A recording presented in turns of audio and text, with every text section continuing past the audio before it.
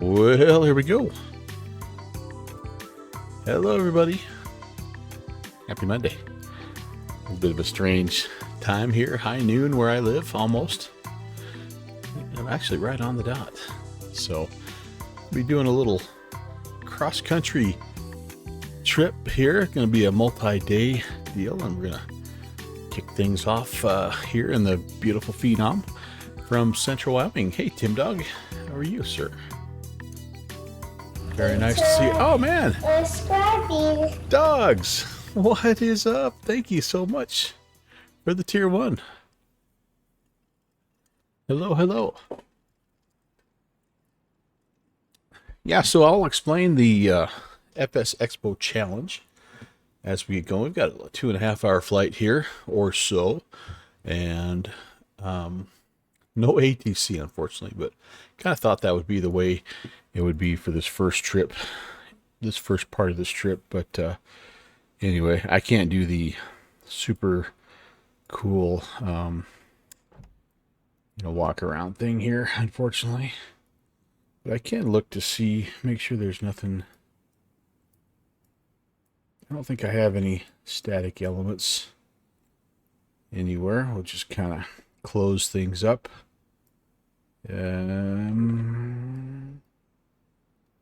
Yeah, what do we have?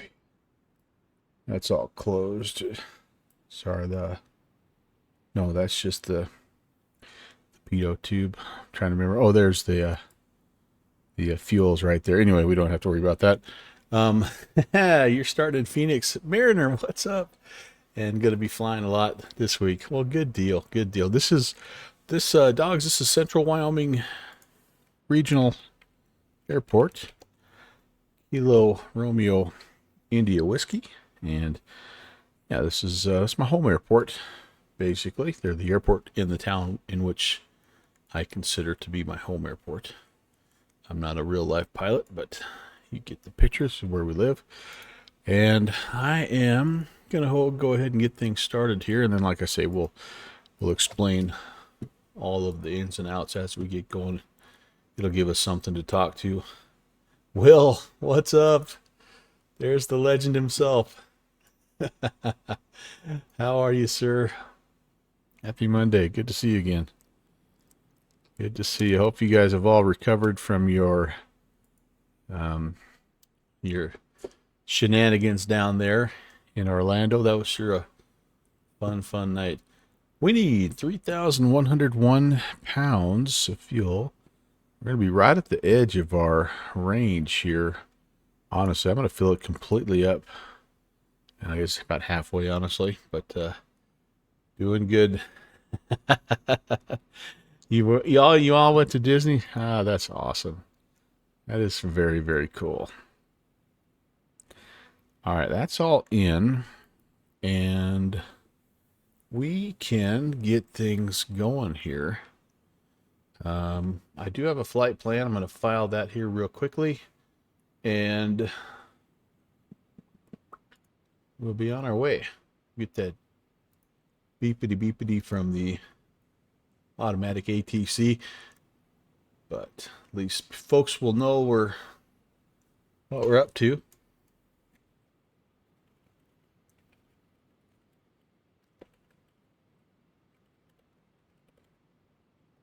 All right, there we go. This is us up to 450. Kind of trippy getting all that way up there.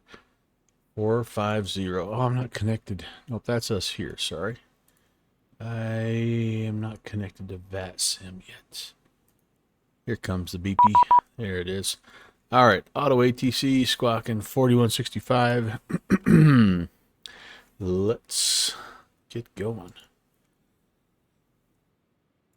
Got to make sure the doors are closed. I am going to be flying on VATSIM, dogs. Yep, I'm going to be flying. So if you want to join me, I just posted the route there. Find your favorite fast jet or whatever it is you want to fly and come along. Be awesome. All right. Trying to remember there's a click spot here. I don't remember where it is. Hey, Mariner, thank you, man. Very nice of you. Thanks for the subscription. Ah, crud. Well, I'm not going to, again, I don't, as you can see, I don't fly this plane nearly enough. So, there we go. All right. Chunkity chunk. And we're locked. All right, beautiful. So, this, I do think the door will close automatically for you if you don't do that, but anyway. So, Mariner, man, I tell you what, appreciate that. And dogs, thank you. What a great way to start a Monday. And yes, indeed. Come along for the flight if you want, you guys. All right, so let's see. Let's start over here. Get the oxygen on. Oh, that's good. Bat 1 and 2 can come on. Gen 1 and 2. We'll get the bleeds going. Hydraulic pump can come on here as well. We'll turn the signs on. Hold off on windshield heat for just a few. And everything over here is okay. We'll turn the pressurization on here in just a minute. Set up.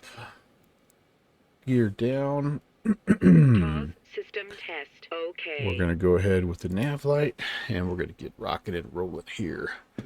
Yes, sir. The great airplane, still a little bit dated, but I still really enjoy it.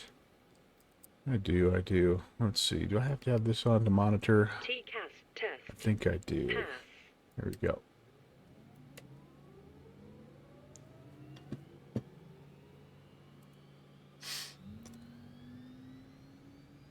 I feel like I'm repeating myself when I talk about this plane or every time I fly this plane, but most will remember that this was probably the first really high quality biz jet in X-plane, all the way back in X-plane 11.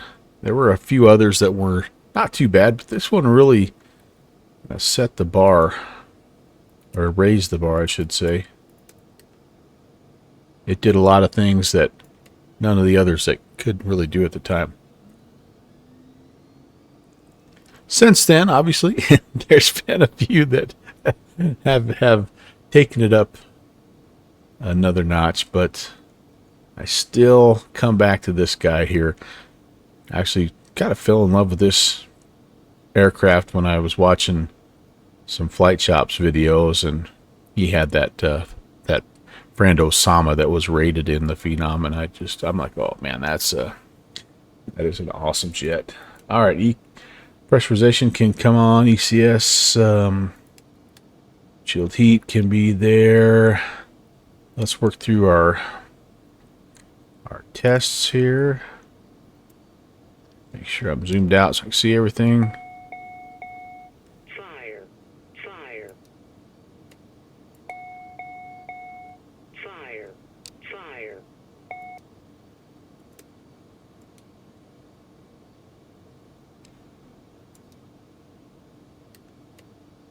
Stall. Stall. Stall. Stall. Stall. Stall. Sweet. That looks good. Okay, let's get the flight plan in, my friends. Here we are, Central Wyoming. No departure.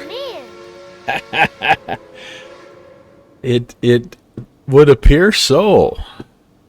Jeffrey, hello. Hello. It would appear so. Yeah. Got a few things done. This is kind of it's only been a week, but this has kind of become my pattern. And 3004, but get some things done in the morning, that need to be done. Walk the dogs, get a little workout, whatever you got to do, and then after lunch, it's kind of time to recreate. And I'm thinking that that's not going to be a horrible, not going to be a horrible pattern. Do that till my bride gets home in the evening, and then at that point, hang out with her. So yeah, what the hey. All right, I have apparently closed my flight plan here, so I'm sorry about that. I gotta reopen that. Somehow I managed to do that. That's not good. Good to see you, Jeffrey. Okay, very good. Very good. Very good. So we're heading out to... We have a pretty good view here, yeah. We're heading out to Jugiv to begin with here. It is Juliet uniform. Gulf, India, Victor. Jugiv. Then we hop on an airway, Quebec 120.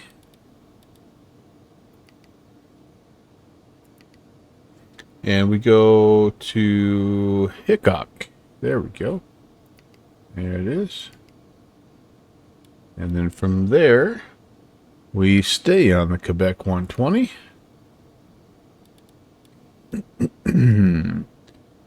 And that exit point is Jasty.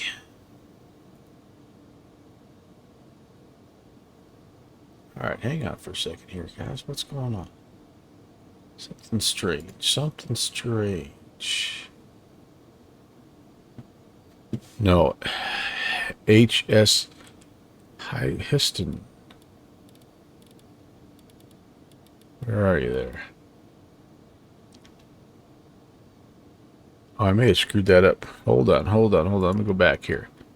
Yeah, I did screw that up. We're supposed to go Quebec 120 to Oofta, which is a much better waypoint anyway. All right, yeah, we don't want to screw this up already. Okay, where, hip, hop. Flight plan. Uh-oh. Now we've went and did it.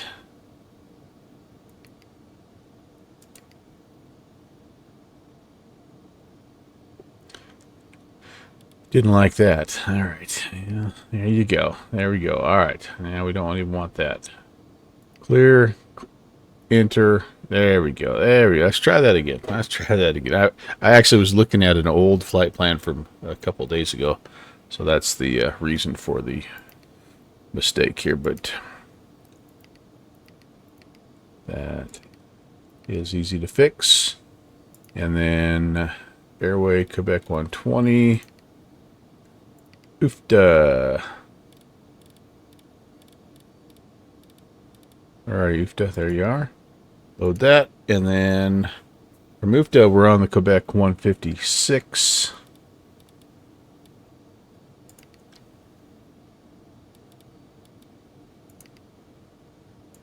Alright, and that goes to Histine.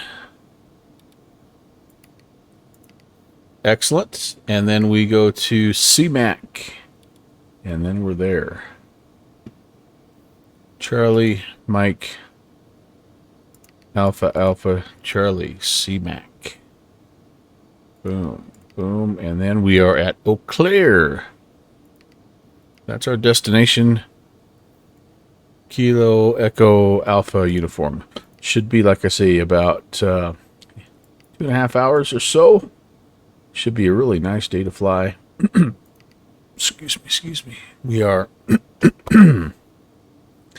actually going to zip up and depart from runway 10 and head straight on out. Should be good. My tech review. What's up? Good to see you.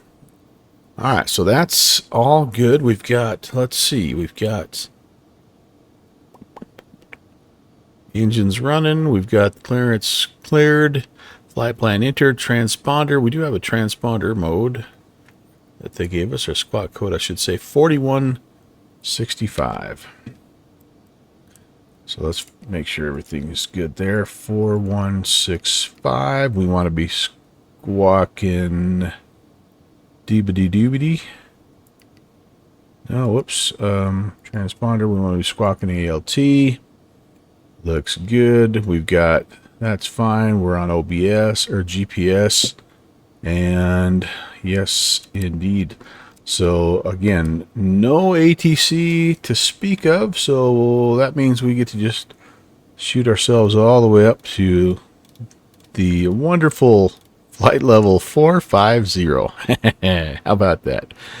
And our heading will be 010. runway heading, at least initially. I'm going to set the speedometer to be about, I like to go about 250, just so I don't overspeed on my way up. And, all right, all of that stuff is set and ready to rock. See if there's anything else here that we need. All of our tests are complete. We could send, you know what, we do need to do this. Let's send our stuff. Hold on, I'm getting a text message here.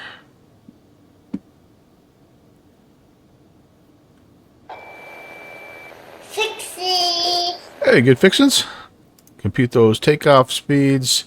104, 111, 135. Let's send those to the PFD. And we'll be ready to go. All right. Transponder's on. Yaw damper is off. Ice protection not needed. ATR is green. And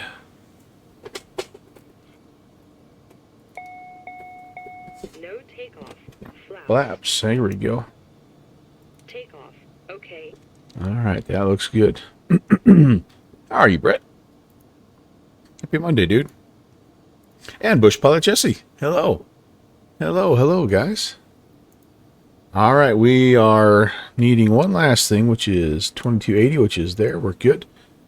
Central Wyoming traffic, Phenom 11816 on the taxi to 10 on Alpha, Central Wyoming. Yes, sir. Yes, sir. She's a beauty. She is a beauty.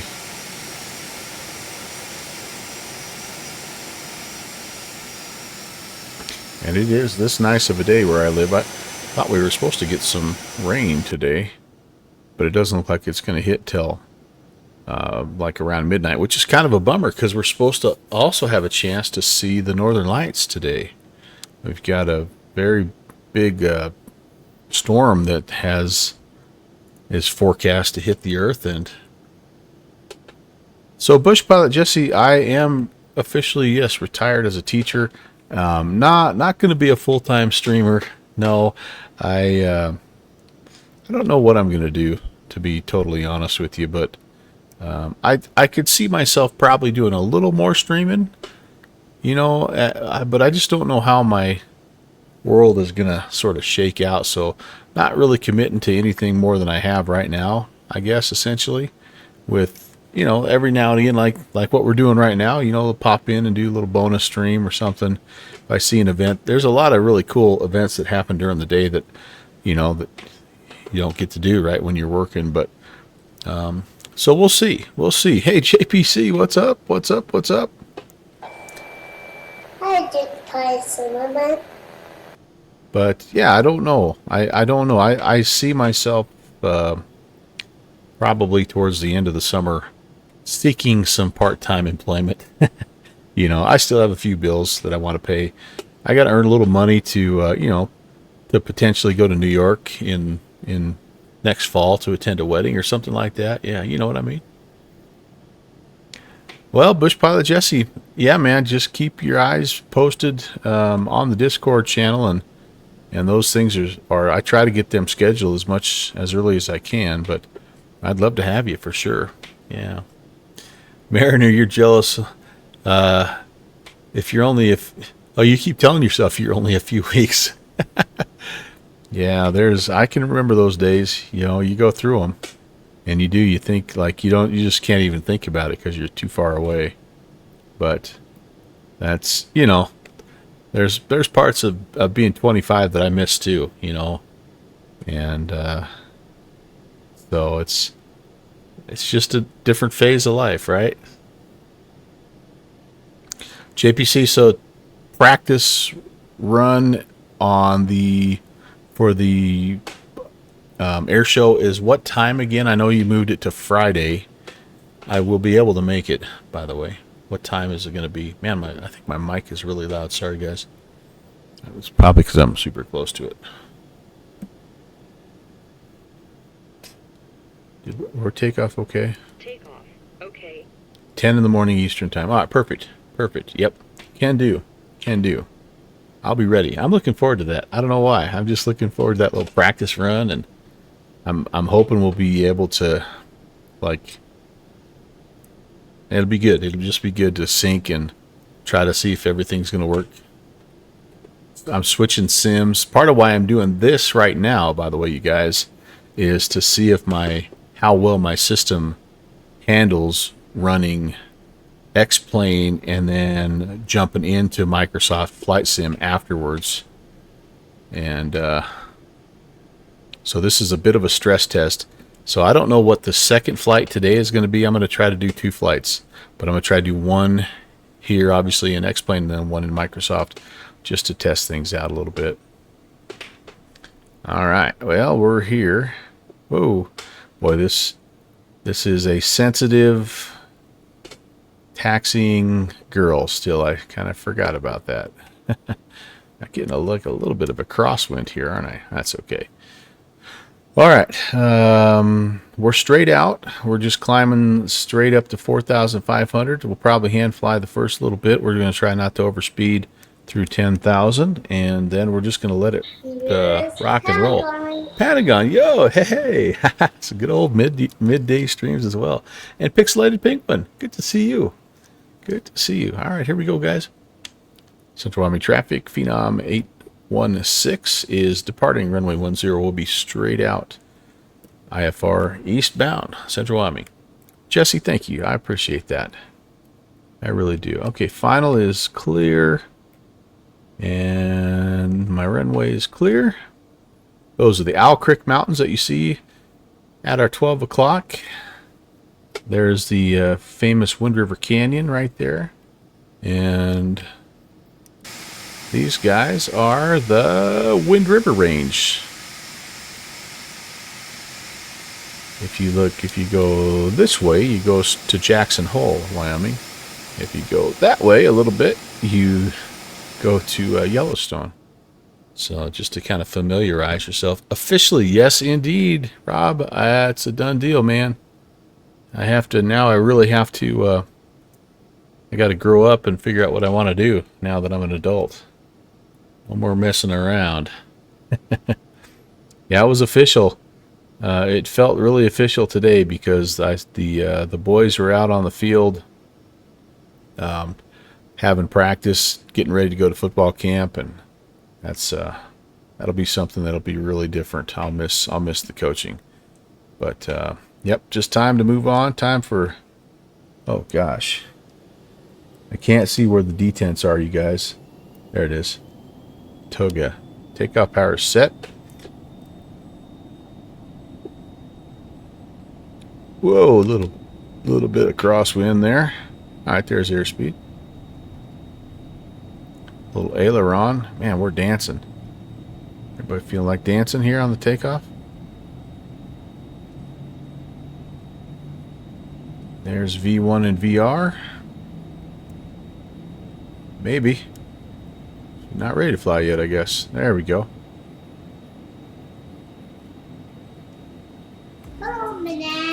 Iowa Scotsman. Welcome in, Ron. Ron, I lurked a little bit and watched you do your iRacing yesterday. That was pretty cool. Looked like you were doing well. 2.4 hours of Le Mans. I liked that. That was pretty clever, whoever came up with that one. Okay, we're up and away, everyone. Since we're in X-Plane, we can do this. Meow. Oh, crabby. We are crabby. I'm going to go ahead and bring the flaps up, pitch down just a little bit. I don't have any flight directors on, do I? There we go.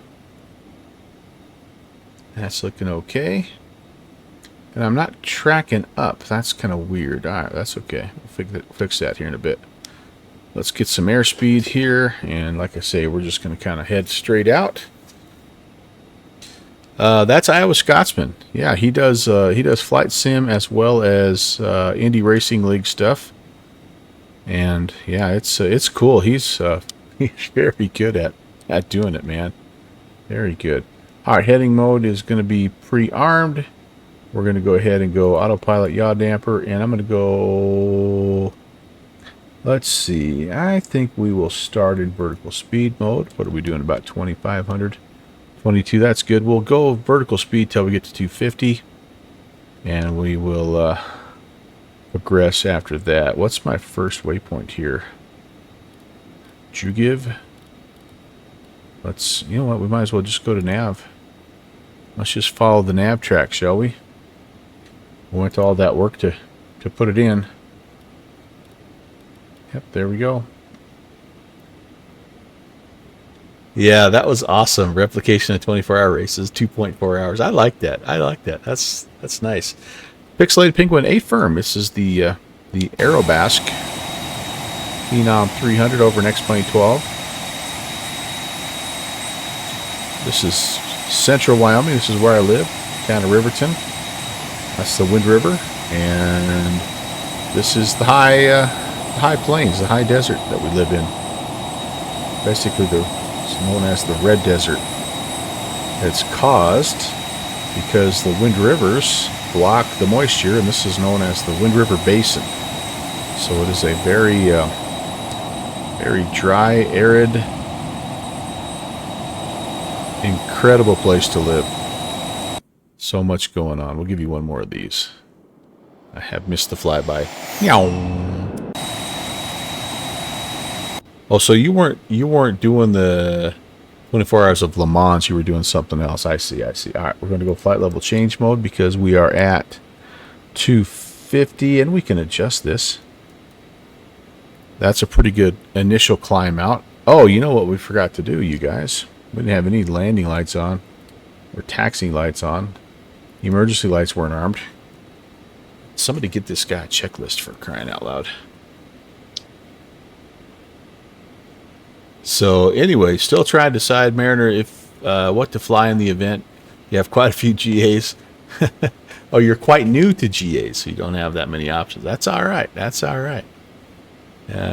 Yes, that's right. I remember what a big deal that was back in the day.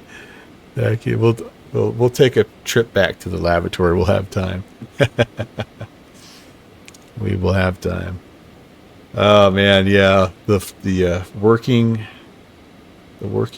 toilet and sink. It was really yeah, it was quite revolutionary back in X-Plane 11. Ah, that's good stuff. Good stuff. Hope I didn't miss anybody. And yeah, Ron, I'd love to have you in here, buddy. It was nice to fly with you the other day, that's for sure. Love flying along. Yeah, so here's the idea, you guys. This is called the FSExpo Challenge. And so what we're trying to do is we're trying to fly, it's like the Alphabet Challenge that you've heard of. So in the Alphabet Challenge, you fly to an airplane or to an airport with an, that starts with the letter A, then you go to the next one with the letter B, and so on and so forth. Well, the Expo Challenge, we're flying from the home airport, and the first place we're landing is an airport that starts with the letter E. So I am going to Eau Claire. So that's where we are. That's why we're on our way into Eau Claire right now, because it's EUC. So I'm terrible at spelling. But anyway, so then the next flight for us is to a town that has an X in it. I don't know of very many airports, at least in the States, that start with the letter X. So we let the aviators kind of stretch that one a little bit. So yeah, terrible at spelling, and yeah, it makes the event, and I make the event that requires spelling. Yeah, I was a math teacher back in the day. So it's Eau Claire, and then it's going to be, after that, it is, I love this one though, Bad Axe. That's a great one. That's almost as cool as Moonraker, right, JPC? And then we're going to, so that's X, then we got the P. I'm going into Pittsburgh. And then O, there is, where am I going to O? Oxford. That's right, Oxford. So you get the idea. So there's your EXPO. And then the final flight is into Providence. So you kind of,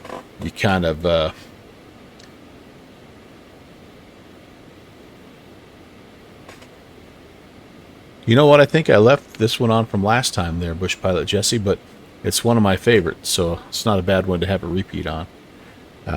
So yeah, so that's the whole idea, and it can be flown in the same airplane if you want, or it can be flown in different ones, like longer legs. You could pick faster planes, and or you could fly the whole thing in a Cessna 150 for all I care. Somebody's going to try to do it. They're flying all the way from Scotland, so they're doing a little oceanic crossing. You're welcome, Jesse. Welcome. Which is way cool. so we're allowing them to make a fuel stop that won't count towards their challenge. But the one thing I did say is we're gonna want to take some pictures along the way, so I think we need to do that.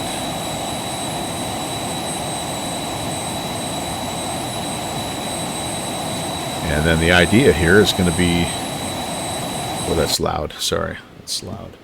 The idea is that we're gonna plug some, like make like a little photo album almost in the flight sim pics. M. Stein, I like that guy.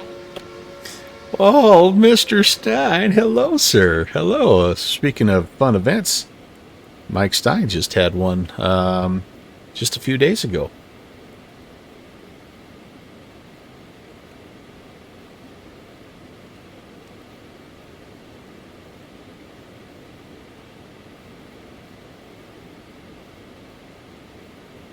Be with you in just 1 second, guys.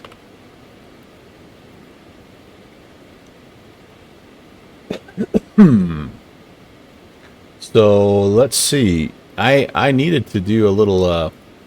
I needed to do this. Oh no, work is interfering. So all right. So who's checked in here? We've got we've had Jeffrey B. So Jeffrey, I need to officially welcome you with your own custom emote. Hello again, Jeffrey B.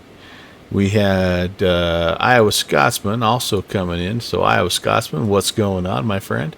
We had Jet Pilot Cinnamon. Hello, Mr. Sananti.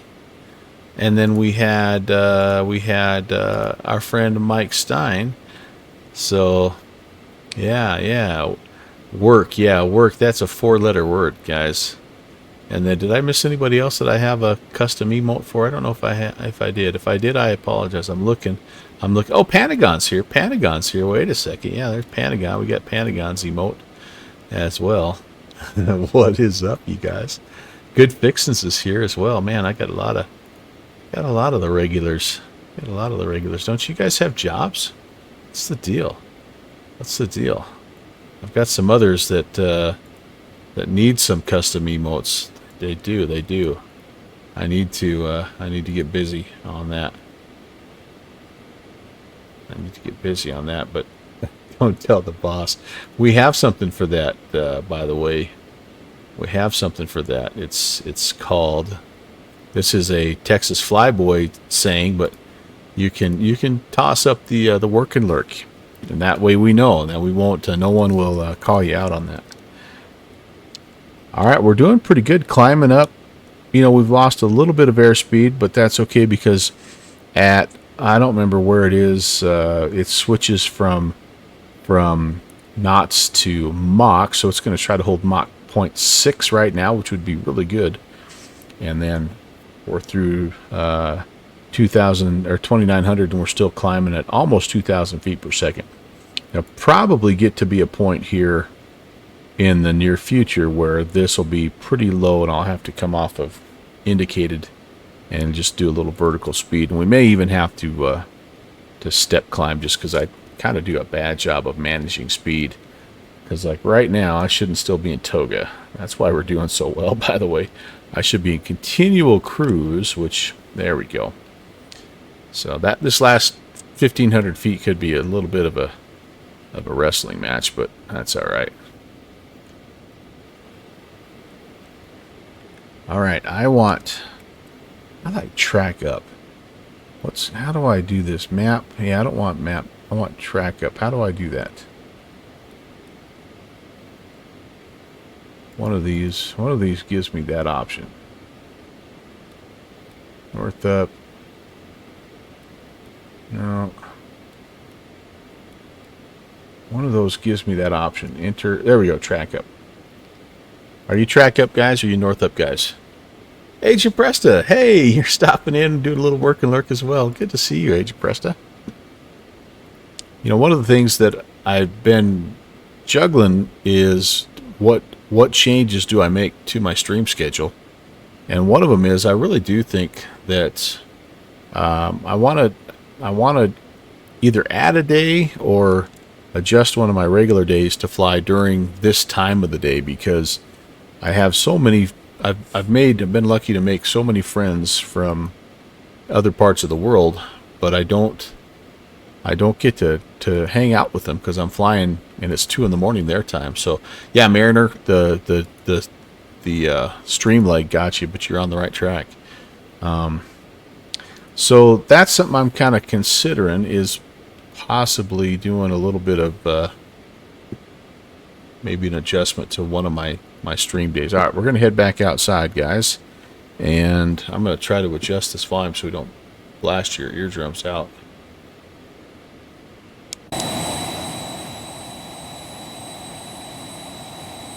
That's why my microphone's so loud. I had adjusted the mic volume and not the X-Plane volume. So, anyway, I guess let me know what you think, because I'm pretty flexible at this point. Mid-afternoon would be great to bring that European crowd, yeah. And it's less, you know, it's just, I just miss talking to some of those guys, you know, that from across the way. Let's see, where are we at here? And I apologize for the shadows. I've got my cloud art kind of on medium, and so the shadows look a little wonky. Oh boy. Yeah. I do understand that there have been some issues with the clouds in the latest beta also. So there is that, but all right, where are we at here? Just going by Casper, Wyoming is where we're going. Casper is one of the only international airports in Wyoming. And yeah, this is the Muddy Mountain VOR that's up in this area here, which you kind of probably remember if you've ever flown by Casper. This is about a 2-hour drive by car, and what have we done? About 20 minutes by Phenom. Hey, thanks, Agent Presta. Yeah, but I used to know how to do custom liveries, so this was a fun one to do. Love the color scheme.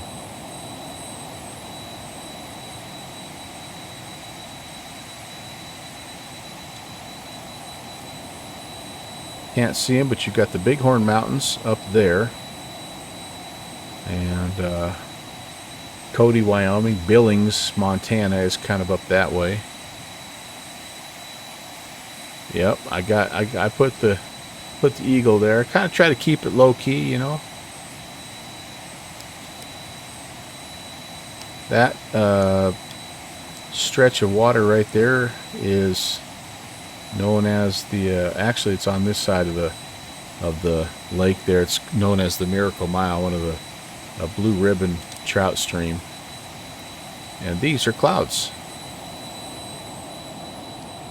So there you go. You get into kind of some Badlands area here, and you guys have probably heard of the Badlands of South Dakota, but we have them here too as well. It's just an interesting geological place. You look at it and it just doesn't look like there's much out here, and maybe there's not. It's sparse in terms of population and trees and things like that, but it's pretty diverse in its wildlife, and it's just got every kind of mineral that you that you could ever hope to dig out of the ground. There just was another refinery that went up, and I'm trying to remember in Cheyenne. I'm trying to remember what it was. I just saw it on the news. Magnesium, and I didn't realize there was so much magnesium in the ground. All right, so yeah, we're getting a little bit slow here. There's our flaps range, and so I don't like that. And so we did pretty well, but I think what we need to do here is maybe let's reduce to 500 feet per minute. Let's see if we can get the airspeed back up a little bit. If we get any lower, we're going to have to just level off and regain. Oh, there it comes. There it comes. And we can do a slow climb up this last little bit. Like I say, we've got a long way to go. 2.5 hour flight. So we've got a long way to go. All kinds of stuff I can show you along the way here as well, to hopefully make it not quite as boring as maybe it's gonna be. Someone asked me, is this the only flight of the day? No, I'm gonna go ahead. I think I'm trying to. I don't know what the next flight is going to be, but I'm going to try to do a Microsoft Flight Sim flight. And you've logged in as your work computer instead of my phone. Fortunately, you're the IT guy. Gotcha. It's always good to know a guy, and especially when you are the guy. But yeah, so I don't know exactly yet what we're going to do for this second flight. I'm going to just kind of play it by ear, and I do know that, again, I want to just I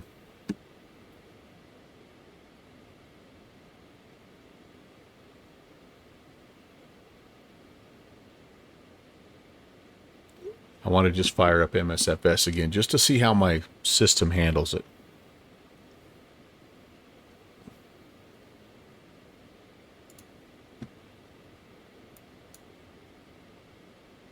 So where we fly today, we're actually going to be flying right over the top of Mount Rushmore in the Black Hills of South Dakota, which is kind of interesting. You can't really see anything from 4,000 or 45,000 feet, but you can kind of see the area, although we might not see diddly squat with all these clouds. I don't know. But if you get tired of looking out this way, you can always come back here, get a little beverage. Oh yeah, we were gonna hit the bathroom. So I don't know if you guys remember this, but back in the day, this was like a big thing. This was one of the first add-ons that did this kind of stuff. Let me turn up the sound now that I'm out here. There we go. So I think there was no, nothing on the soap. Wait, was the sink? I thought the sink was part of it. Yeah, there we go. Yeah, look at how cheesy it is right now, but man, back when that first came out, people lost their minds. And then even better was this. No animation there, but just the sound. And people were like that was the thing back then. I mean, little things like that, who would have ever known? And then it became coffee makers, right? After a certain point, it became coffee pots. This is kind of cool right here, I think, honestly. We're getting there. And yeah, heading to Chippewa Valley. Yeah, it was a neat. I mean, like little goofy things. I think some of these might have opened. I don't want to click on the door accidentally. Oh no, it had the fold out. And I think there were a few airplanes that already did this, you know. So, oh, what does it have on that? I forgot what it have on the tablet. Oh, it has the nice. It has all this stuff on here. Cool. Oh, heck. But yeah, you know, the things that entertain us as flight simmers, right? All right, how do I close these doors? I don't remember.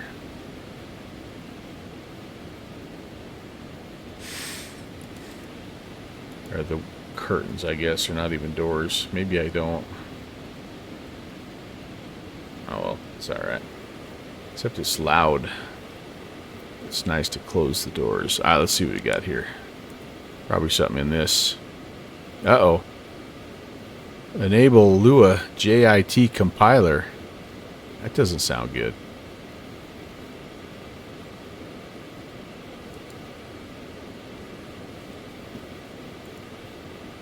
It's good to know, yes, that our passengers have access to the V-speeds. Backseat pilots. Oh, ended up being tricky. What'd you end up doing, M. Stein?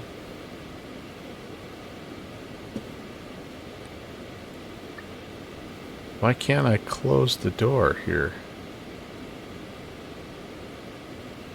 I'm actually afraid to click on any of these things, if I'm being honest. Alright, we'll pretend we're putting the Bose headsets on. Jesse, you're out of here. Alright, buddy. I'll give you a little send-off. Well, Thanks for stopping by. bye. Appreciate you being here. Have a great day, dude. Alright, we're inching. Oh, hey, look at us. About to overspeed now. 1,000 to run. And, yeah, as soon as you... oh, Orange. Yeah. Yep. Orange Municipal in Massachusetts. Very good. Very good. I love it. I love it. I'm glad it was a little bit of a challenge. You know, that's the whole idea with the alphabet challenge, right? It sort of forces you to fly to places that you don't normally fly to, right? So that's cool. I like that. I like that. That was a soundbite from Tombstone, my favorite Western of all time.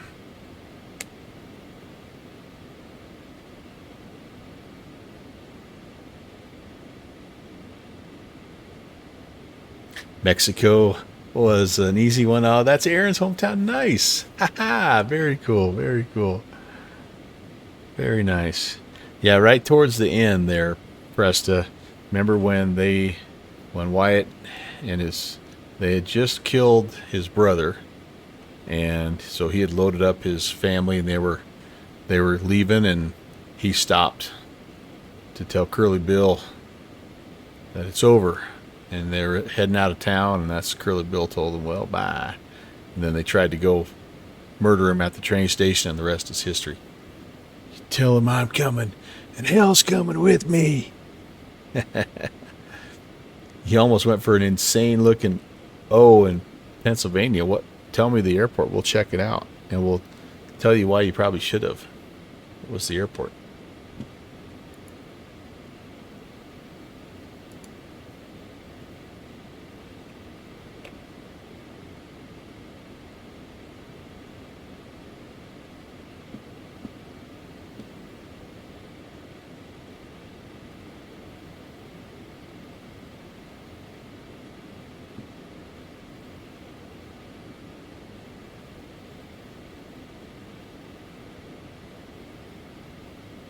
No, I'm trying to look for Mexico, New York airport here, and it keeps wanting to show me Mexico City's airport. Mexico, New York airport.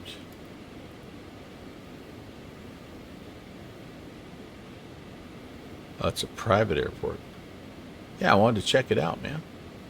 What's the code on that, if you don't mind? I'm not finding it here.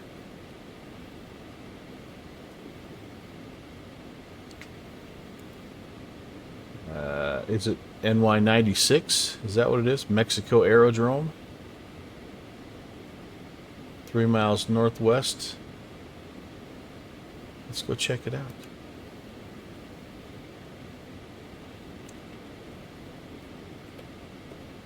Alright, we're going to have to keep a real close eye on things now, because this plane will want to overspeed. So I'm going to just be slowly nudging back the power settings here. We're going to go right about 84 to see what happens. And yeah, let's see if we can get some pictures of the Mexico aerodrome. Some of these places don't have a lot of pictures.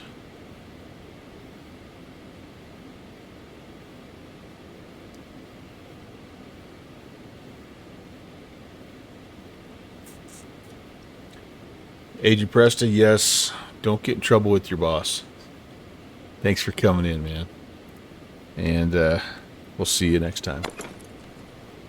Well. Bye. By the way, you guys can use that anytime you want as your sign out. Yeah, where is it? I can't find it even on the map here. I'm afraid to take my eyes off the airspeed ticker here. All right, I know we're here somewhere. New York, NY96.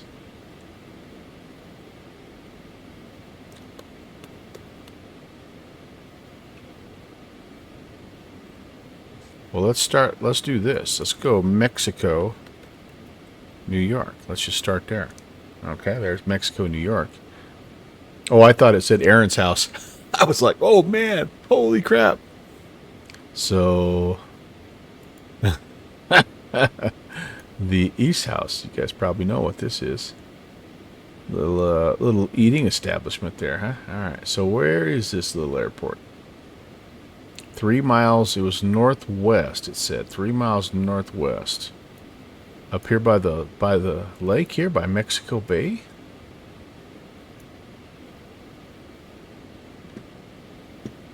Where is it? The harder this place is to find, the more I must find it. Grass field. Oh, I'm like, I can't even. There we go. Maybe what do we got here? Nope, this isn't it. Oh, we need this. We need this airport now. All right, let me do it again here. NY96 airport. It is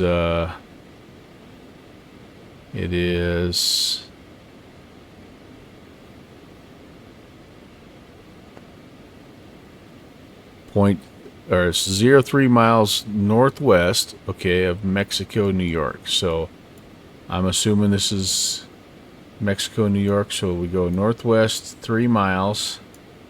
It's hard to tell distance here. And then you got all these little cutouts that you think is the airport. All right, we're gonna find it. We're gonna find it. All right, I will keep checking. Wait, what do we got here? Is this it? Possibly. This looks pretty airporty, doesn't it? I guess I could do this. Let's just, it'll mess up my flight plan a little bit here, but let's put in NY96 in there, and let's just kind of head up.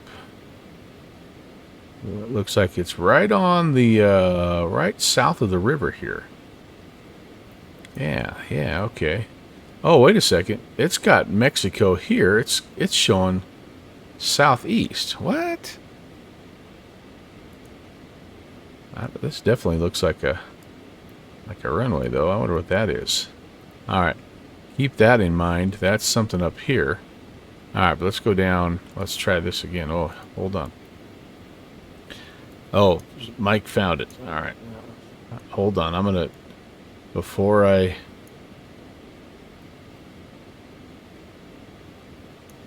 Crap. I've lost Mexico. Where are you, Mexico? Oh, there we go. All right. Come down here. Is it down here? Warmer? Hotter? Colder? Where's that river? I need the river. North. All right. I'm giving up. I'm going to go to the Google Maps that... all right, there it is. Holy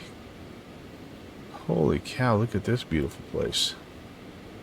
There's the Little Salmon River. Okay, very nice, very nice. Wow.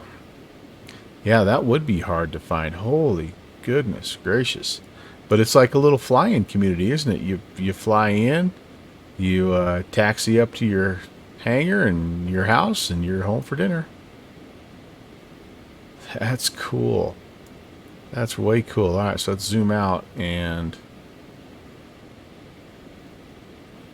little salmon river. Man, I bet this is a beautiful place, isn't it? There's Mexico. Oh, so it's southeast of Mexico, not what AI was telling me. Located 3 miles northwest. Yeah. Oh, that's what SkyVector is saying. What? Huh. Surely it has an ILS approach. Probably an RNAV Zulu. Okay, so I pulled back a little bit too far. So let's increase. Let's go about 88 and see what happens. So this is going to kind of be our dance for the rest of the flight, unfortunately. Wow, that's way cool. That is way cool. Jeffrey was trying to tell me I had it. Mariner, what was your airport that you were thinking about doing with an O in it? That was kind of fun.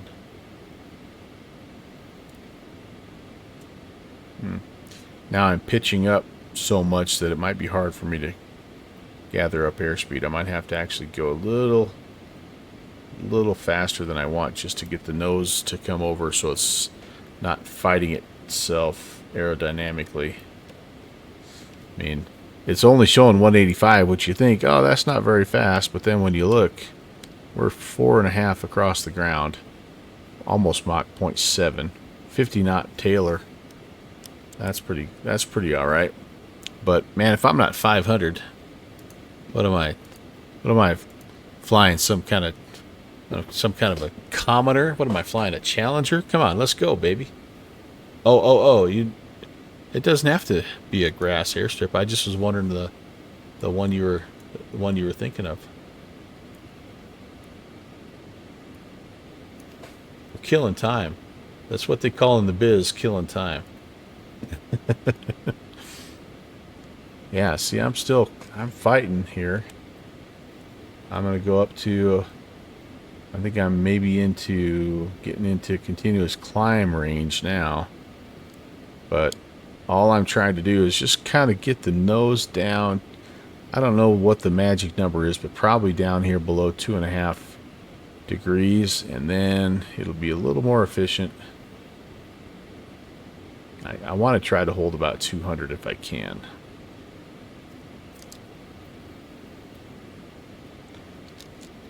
Your airport is Northern New York, right next to the Canadian border. Oh, we're going to check that out. Northern New York.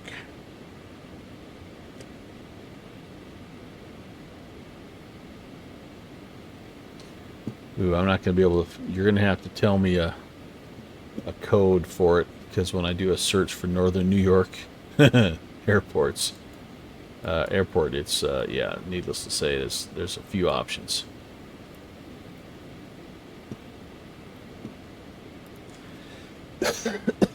Man, I tell you what, we may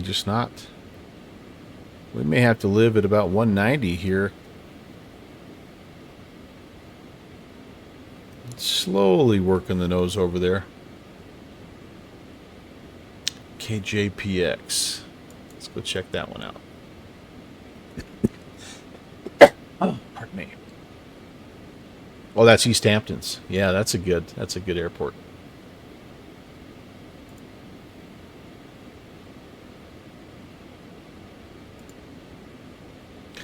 Oswego County. Ah, heck yeah, man. Let's check it. All right.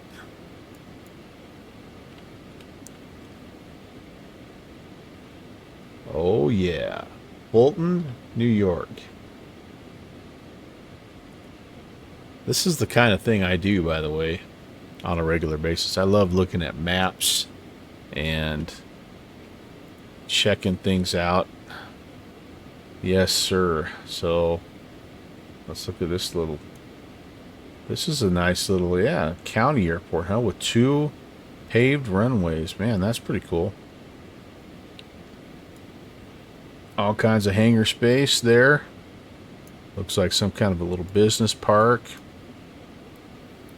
Probably a big maintenance hangar or something there. That's awesome. Very cool, very cool. Yeah. So why didn't you pick this one? Is it just in a kind of a tough spot, or right up here by Fulton? The Oswego River. Yeah, I imagine this is somewhat beautiful as well. Right off of Lake Ontario. Oh, wow. Right up, yeah, Syracuse. I'd love to go to the Syracuse, Rochester, Buffalo area. I really would someday. That would be cool. Let's check out the pictures. What do we got? This is an interesting. What in the name of V-Tails is this beautiful creation? Who knows? What is this? And why do I want it right now in the sim? What is that? What type of aircraft? Holy cow.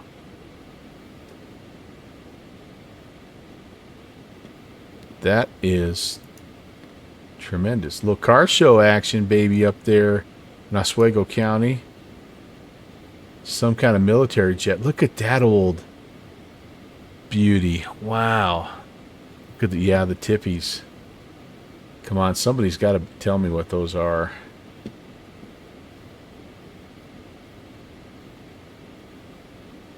Is that an old Soviet or is that a Korean? I wonder. They must have just had, like, either they have a collection of old jets up there, or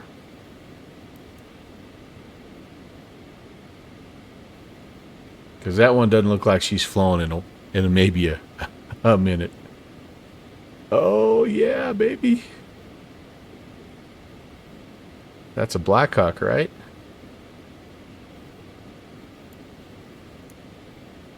There we go. We got a little Mooney.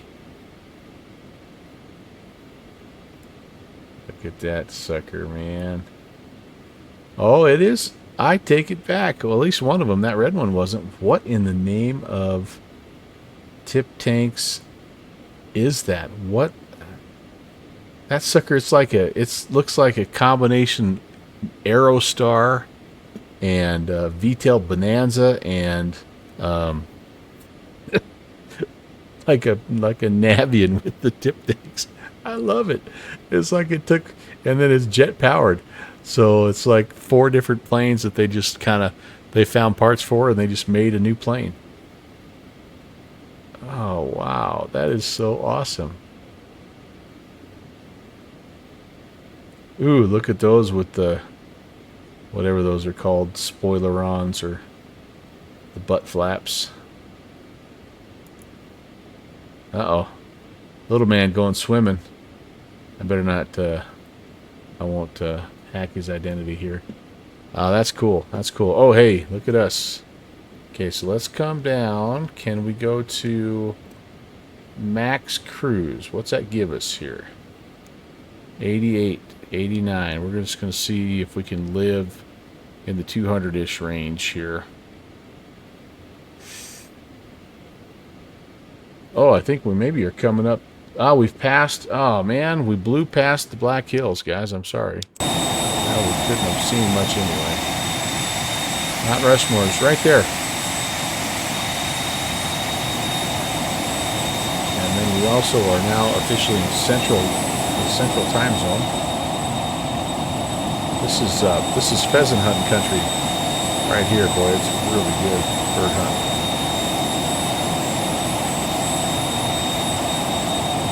Capital of South Dakota. Jeffrey knows this part of the world. Capital of South Dakota back here, Pierre, South Dakota. Missouri River that runs north to south. Can't see any of it, but trust me, it's there.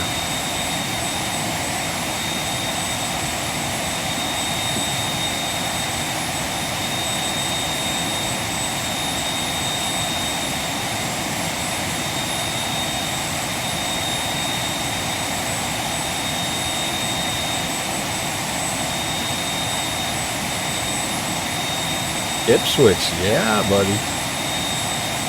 I know Ipswich. Alright, sorry, let me make that a little easier on your ears.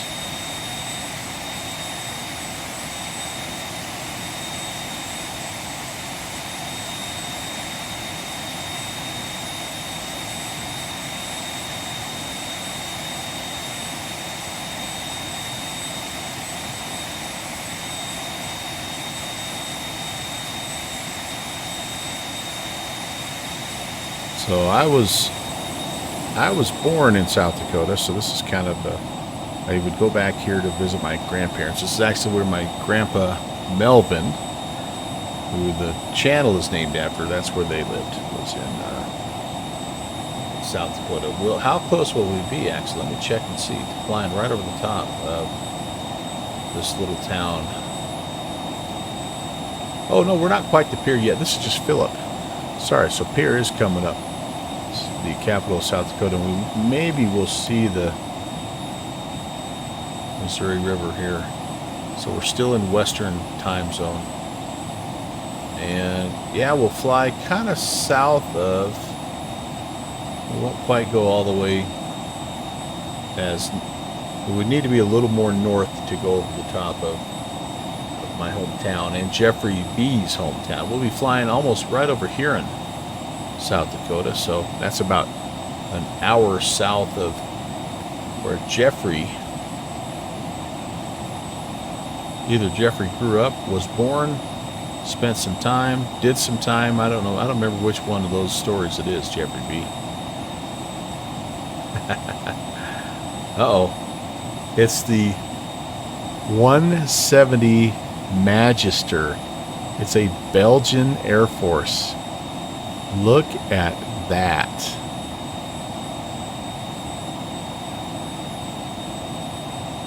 Wow. Wow. I think I'm in love, you guys.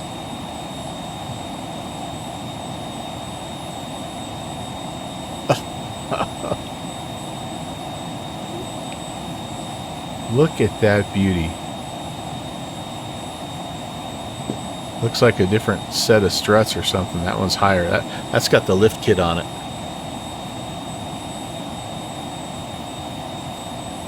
Wow. I'm assuming it's some kind of a training aircraft, probably. Finnish Air Force. Has that look about it, right? Has that training look about it, right? Nice find, Jeffrey.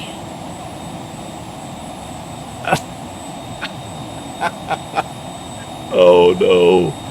Look at that X-Flight 11. Do you suppose that our friend Down One Sim would mod this for us? Look at that son of a gun.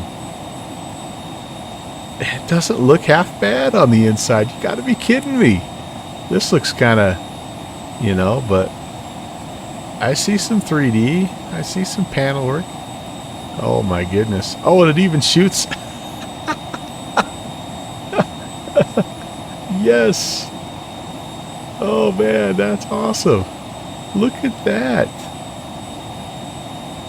Well, there you go, guys. You can fly your own CM170 Magister here if you have X-Plane 11.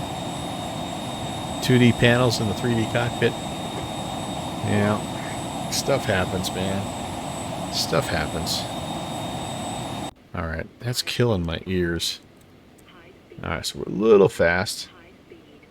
What did we say? We're going to try to go about 80. Let's go to 86 and see what happens. This is really hard to keep in a decent range. It just is. Alright, so coming up on...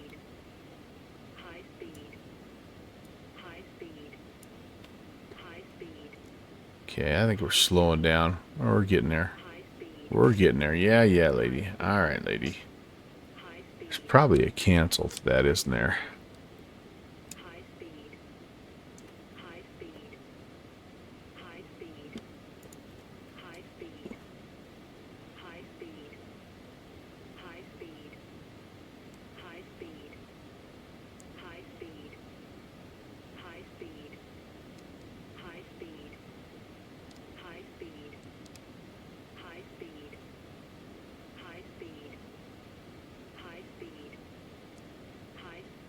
There we go. High speed. There we go. Expect that for the next hour. I'll go between being too slow and too fast. Oh, that was really cool, Jeffrey. Great find. Great find.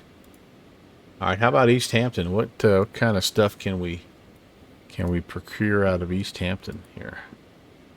Let's take a look at the photos.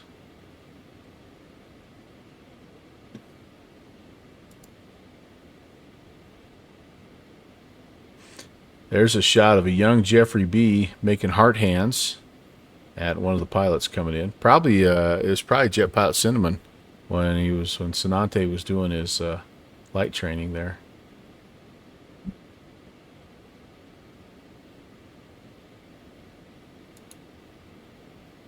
Ooh.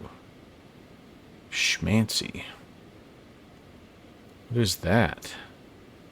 Is that that kind of has a little bit of a phenom profile to it.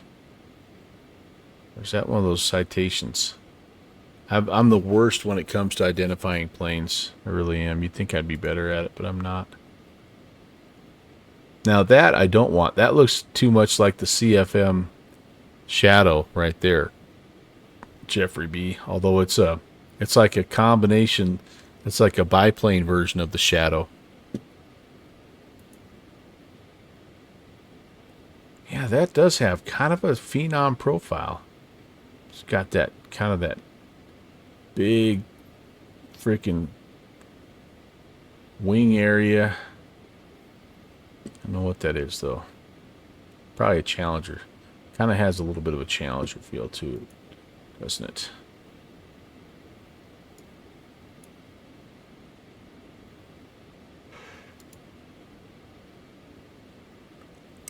Comanche. That little Comanche.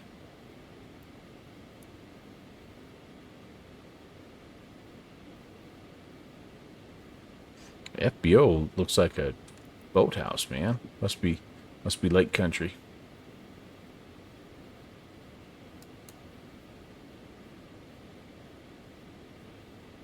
That's a nice shot. Yeah, very cool. That looks like a Chally right there. Short, stubby nose. Yeah, man. Cool. Very cool. Very cool. All right, so here we go. Yep, we're coming up. Here's the Missouri River. Here's Pierre, South Dakota. Somebody's chasing us back here. Somebody else up here. Got a bogey there, 6 o'clock. But I don't have much I can show you outside, you guys. It doesn't look like anyway. Oh, you can see it a little bit.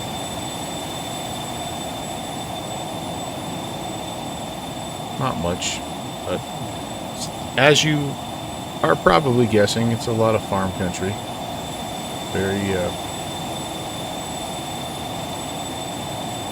Very rich, fertile farmland down here.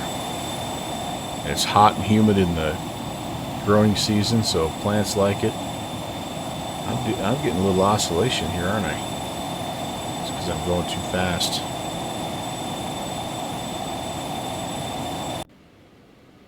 No, I'm doing okay. Doing okay. My yaw damper on?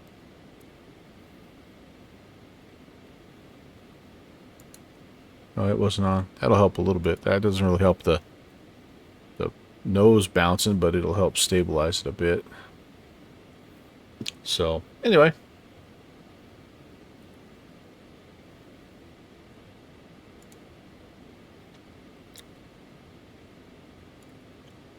Alright, let's do this. I'm gonna hop out.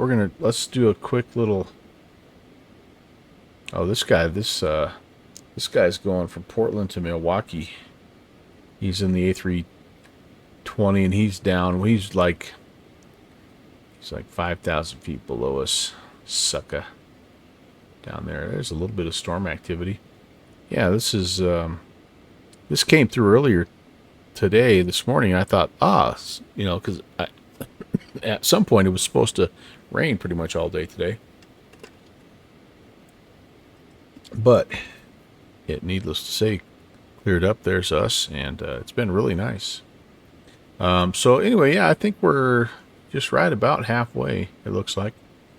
There you can see where Eau Claire is. Maybe not quite halfway. What do we have left here? It's saying about 48 minutes. All right, cool. Yeah, we went 371 and we have 369 to go. So just over halfway. So why don't we do this? I'm going to take just a quick stretch break and have been going for a little over an hour. So you do the same. And when we get back, we will continue on through the great state of South Dakota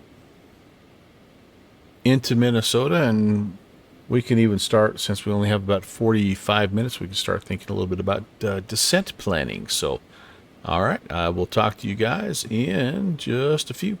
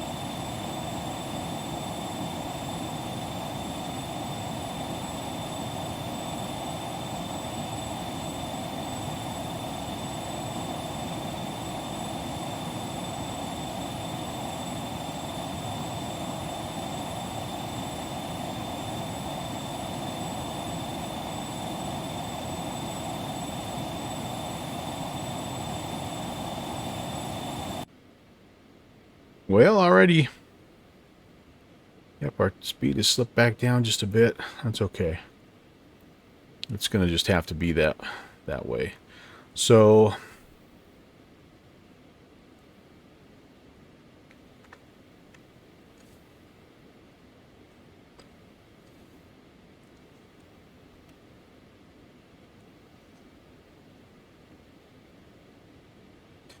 and there's looking fine.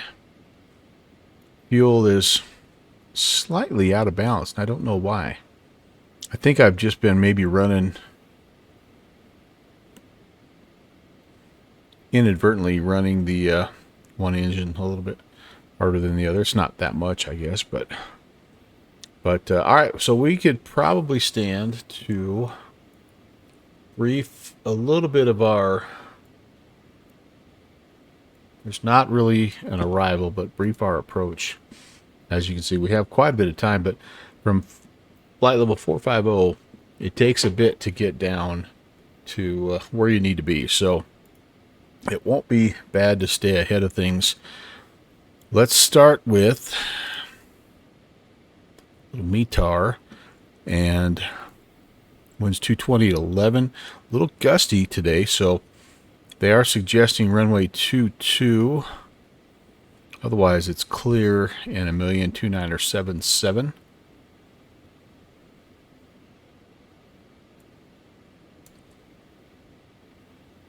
Yeah, runway 22.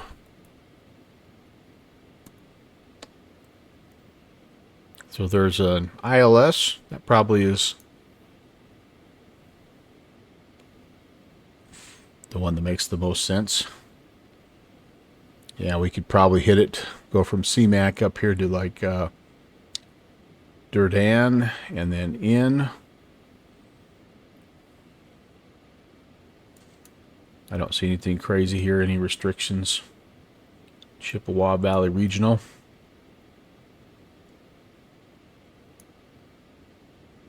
There's an RNAV, which is similar, honestly. Yeah, I think we'll plan the ILS. So the ILS 22.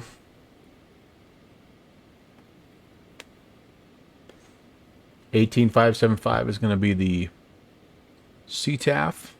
1095. 224. Final fix there. 2,900. Looks like our decision altitude is 1113, which is decision height of 200. Elevation almost 1,000. If we go missed, you climb 1,600, and then you take a right-hand turn to the outbound of the Eau Claire VOR 047. That takes you out to IROC. And IROC is 13.4 miles away, and that's where you will hold. Okay, cool. 3,500 is the climb there. Okay, yep. That's all fine. Let's put all that stuff in here.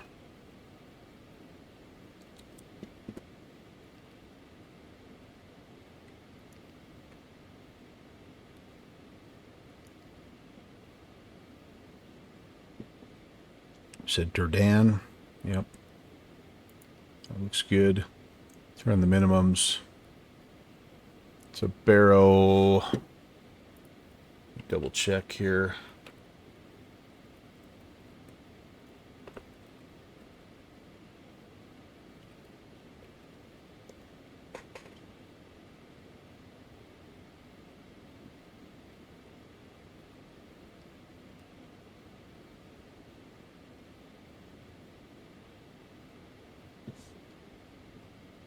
Sorry, I closed my page out accidentally. The Barrow was like 11, yeah, 1113. All right.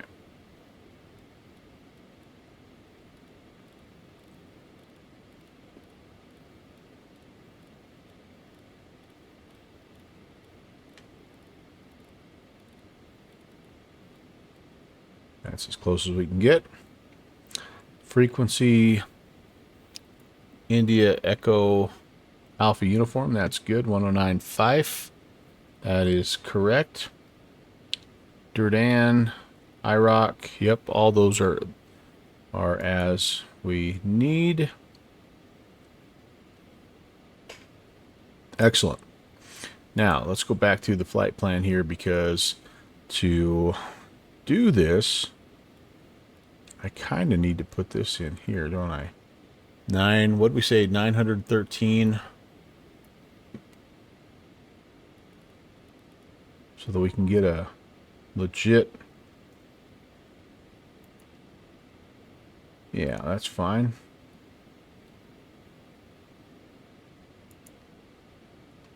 Okay, that'll give us a legit top of descent here.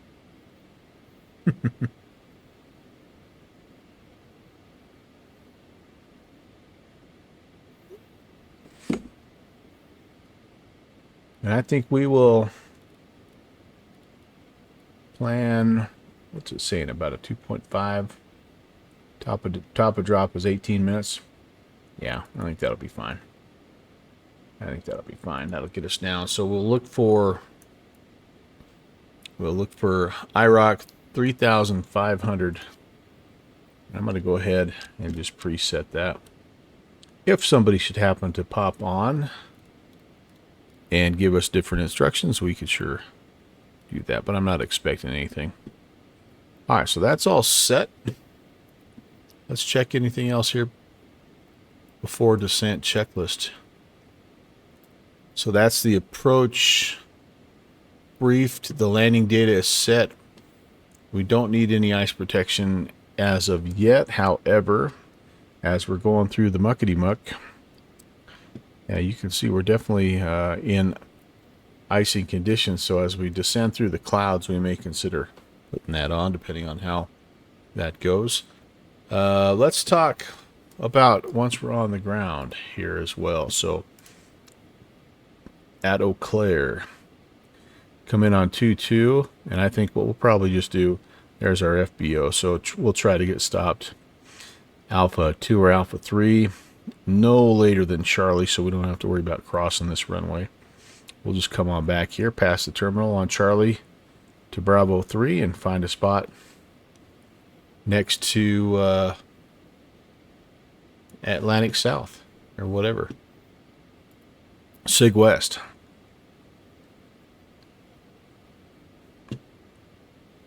Jeffrey, if you keep controlling that Teterboro long enough, I'm going to actually learn that airport.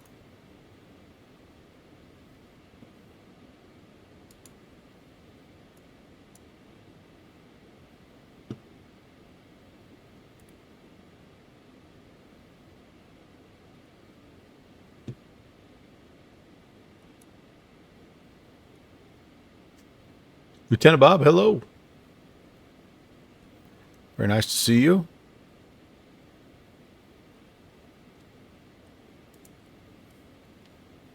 So I've got to figure out if I'm going to do a midweek stream, like a middle of the day midweek stream, like what day to do it on. Monday is really a heck of a day for ATC. You have Dusseldorf Monday. You have Nuremberg Monday. You have Bratislava Monday. Turnaround Budapest. Vectors to Copenhagen. Bergen Monday.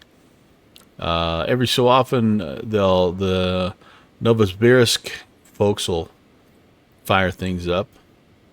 And I always forget about Milk Run Monday, although that's 2 in the morning my time. I don't usually... I'm not usually awake at that point. But Monday is a strong candidate. You guys. Let's go to Tuesday. And let's see what the common events are. So I'm just kind of looking here. If you guys don't know about this little map, it's really nice. The MyVatSim, not map, I'm sorry. MyVatSim calendar. Let me find it now. There's an event calendar here, and it's really kind of cool. So there's a VAT USA calendar. Oh, this is not the. This is an interesting one, but I never use it. This shows you what's currently going on, but there's one that's a little bit more of a no, this might work. So lots of stuff and most of these are regular weekly occurrences. This Bratislava is one I think that's kind of every now and again. But the rest of these are pretty much, of course, we love our Moncton Mondays, but that's actually more towards the afternoon, evening-ish.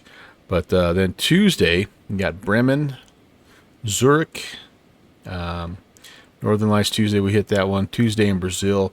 I think Tuesday, my normal evening time is good just because of either Northern Lights Tuesday or the Brazil stuff, or there's generally an event happening in the U.S. on Tuesday night. So let's go to Wednesday here. It's a little less check online. München.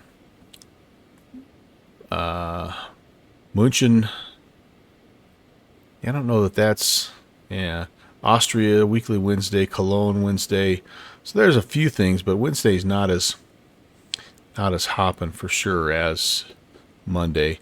Thursday, again, we kind of have our normal evening time. Although Thursday for me is Friday morning for Europe. And so it might be, I don't know. We've got Lisboa, we got Berlin, Mexico. Yeah, gosh, I'm thinking right now Monday during the day might be, if I'm going to add, it might end up being the day that I add. Might give me the most possible events that are outside of the regular U.S. to hit. There's our top of descent mark. Very cool. No, we're not going over the Great Lakes or anything like that. It's just my map hasn't loaded in yet. I'm at the maximum there, but we could do this. Compute our landing speeds. 111 looks like. And BFS 126. Send those to the PFD.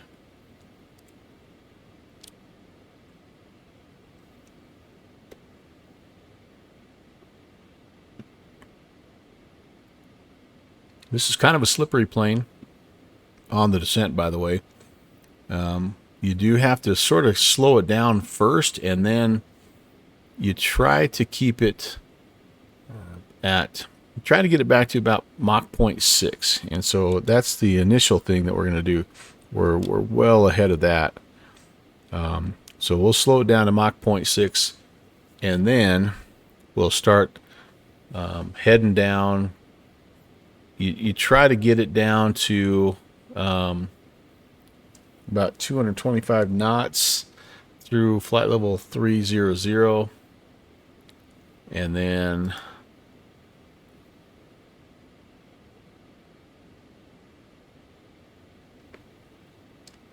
actually that data is wrong. The data is wrong.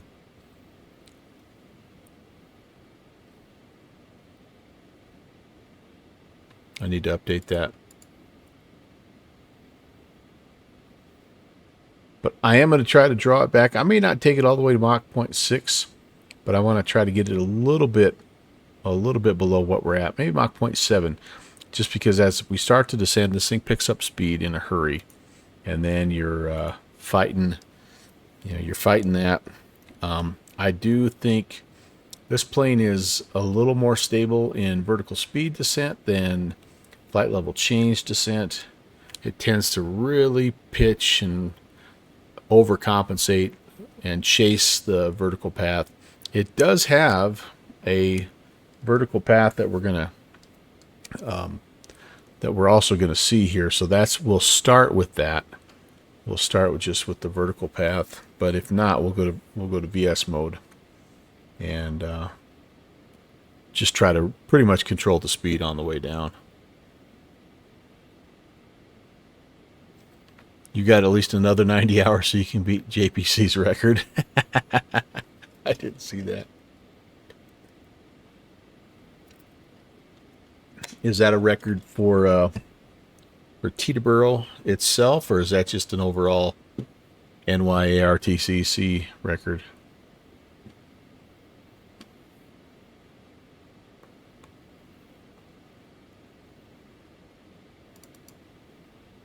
There you go. There you go. That was cool the other day when you both were on. I don't think it was Teterboro. You were on Reading and he was on. He came on somewhere else, was controlling. He was like he was approach and you were tower. That was really fun. Really good.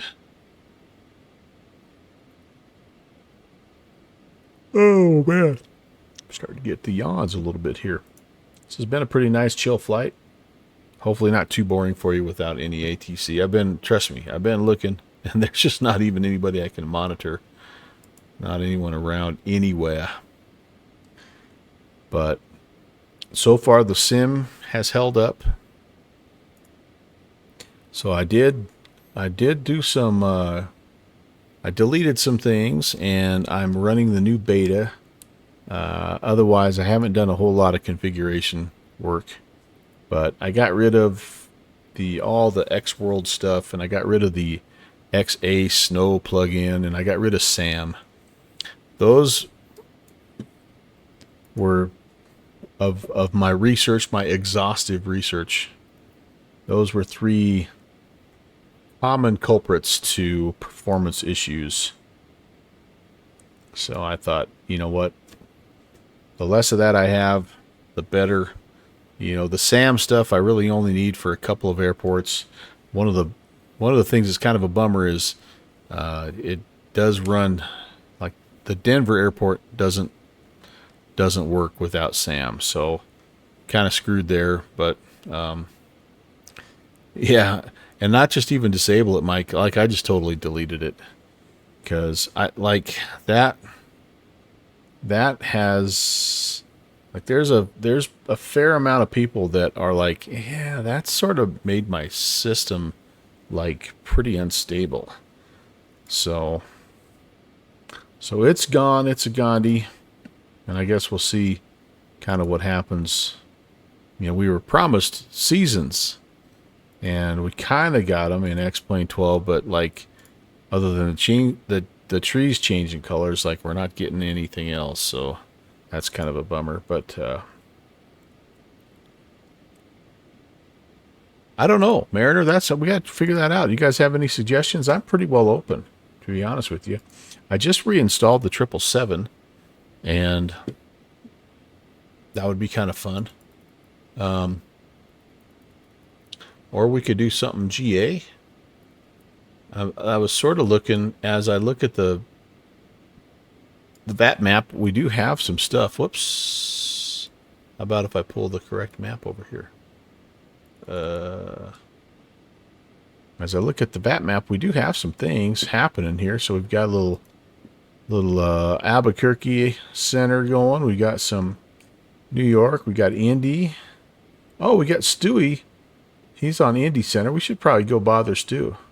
What do you think? Should we go bother Stu? We could do like a Indy to Atlanta or something.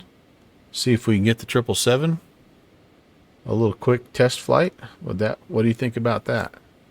I have to set up my control bindings and things like that, but I think, would that be all right? You guys be down for that?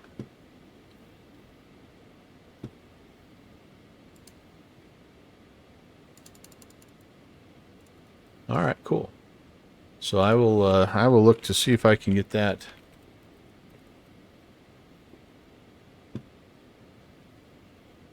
sort of figured out. Oh, there's an Indy. I didn't realize there's an Indy scenery.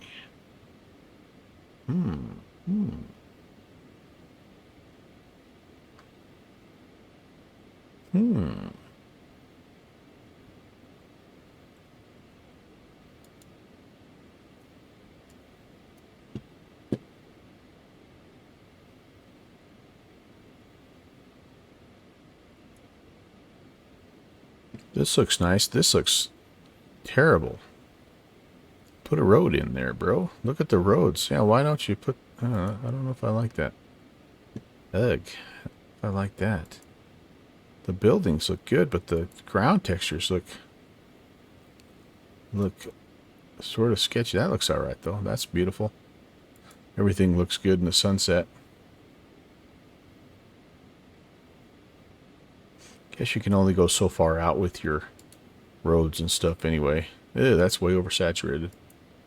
Alright, this is that looks really nice though. Can't argue with their airport modeling, but yeah, those ground textures look okay. $22. I don't have an Indy scenery installed just yet, so I'm kind of just weighing my options here. I think there was an Indy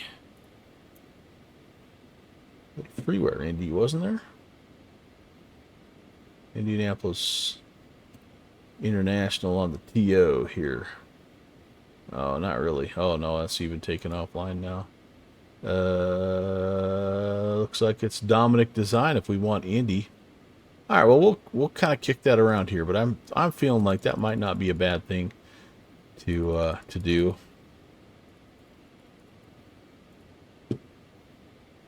There is also, oh, you know what else I do have? I have Columbus, and Columbus is there. They take 777s into Columbus.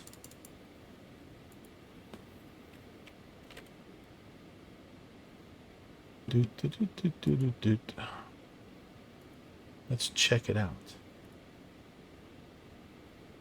Top of drop is coming up, you guys. I'm going to do this so I don't miss it.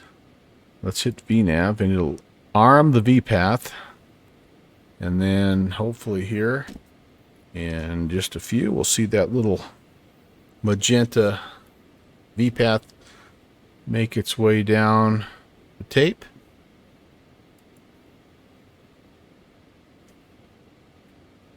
All right, looking at Columbus to see what they take out of John Glenn. I bet they don't take 777s out of there, do they? 737, A320s, Challengers, CRJ 700s. Yeah, I think we'll probably, yeah, no 777s, Fixie's saying. I think I bought a scenery for LCK gets the big dogs, huh? Okay. I want to see I have a scenery for that. All right, well, I'm gonna have to do a little. It'll take me a second, but I think we can load up and do a little 777 flight. We can just make it up. Surely Indy gets that, right?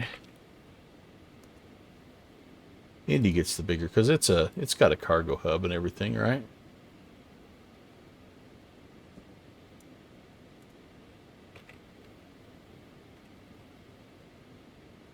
Rickenbacker. Ooh, Rickenbacker. There's a little sim market Rickenbacker. I don't think I have Rickenbacker. All right, here comes the V-path, by the way. This is the predicted vertical speed that we're going to need to follow the path. Oh, it's by the FSX scenery dude. Rickenbacker. All right, I got some decisions to make. I got some value judgments to make here soon. All right, coming down. I'm going to back off now. I don't think I have a detent for descent, but we're just going to back off, try to get to about 0.7. Whoops, and we were a little late doing that. We should have probably had the power pulled back a little sooner, but that's all right. Stay underneath the barber pole and we'll be good.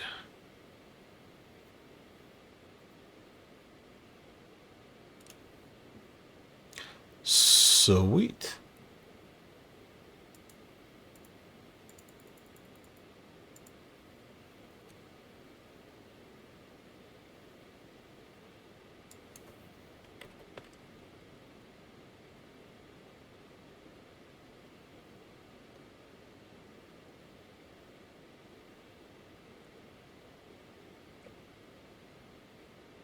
Oh yeah, that'll be just about perfect. A little over an hour.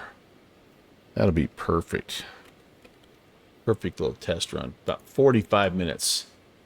Perfect. Indy to, all right, so start. So get your flight plans ready. We'll go Indy to Atlanta. And I'm going to go 777, but you can do whatever you want. And I'm going to give that first little run through of the 777 reinstall. By the way, the new PMDG Ops Center is nice. It has like everything all in one. It's really nice. I like it. It was fast, but so far the 777 is the only thing that works in that. I think it's Ops Center version 3 or something like that. The 7.3s are going to come over soon, I think, and then hopefully the DC-6 also. Okay, awesome.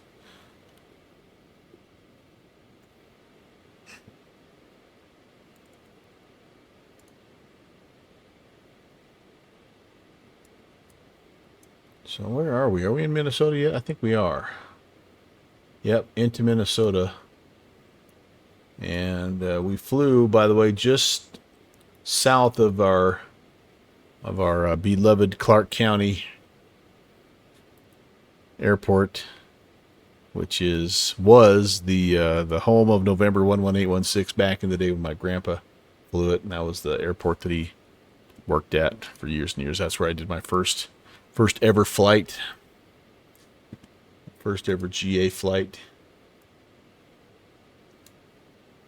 My 0.5 hours that I have as a 10-year-old. It was fun, really fun.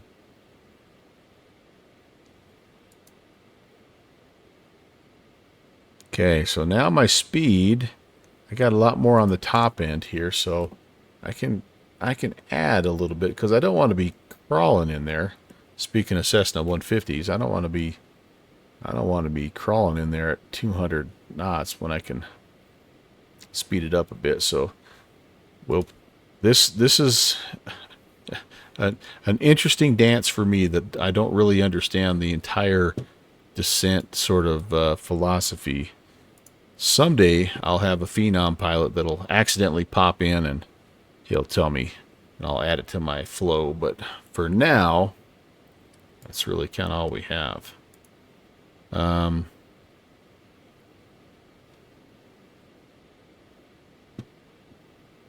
That's okay.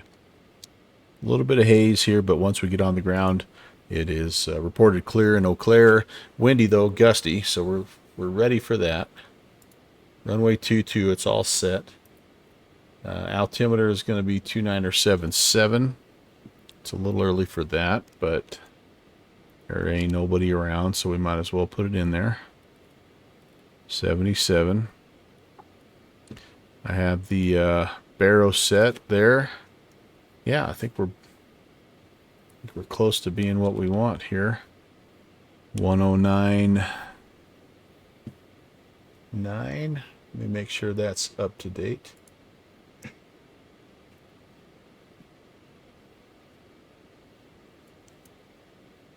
Well, that's 109.5 is what we should have.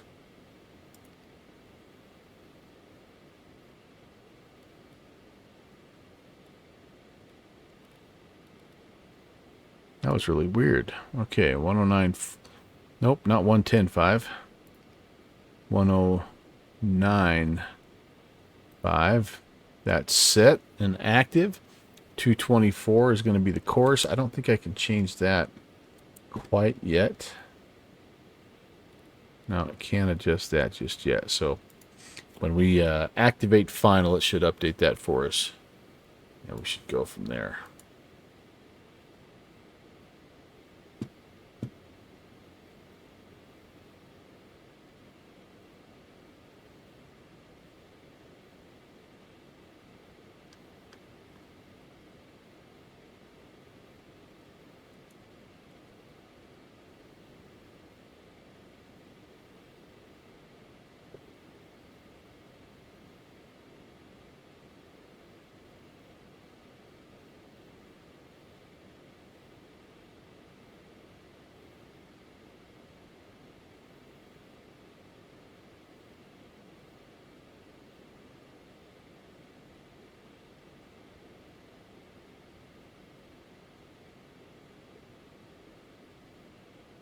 Ooh, I also, we're gonna be close. We're gonna be close to dog feeding time also, so that might throw a little bit of a wrench in there, but shouldn't be too bad. Maybe I can do that while I'm swapping sims out. Probably gonna take me, just as a heads up, probably gonna take me a good 10 minutes, maybe a little more, to get Flight Sim 2020 pulled up and make sure everything is a go. Just kind of looking ahead here. I think we have Atlanta already.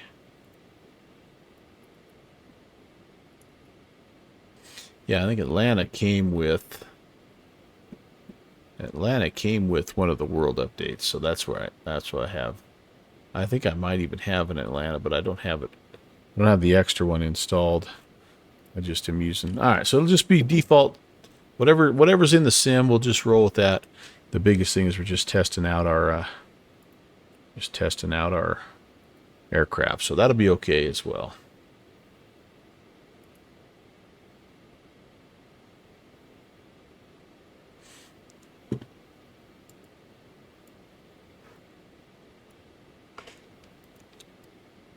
All right, 18575.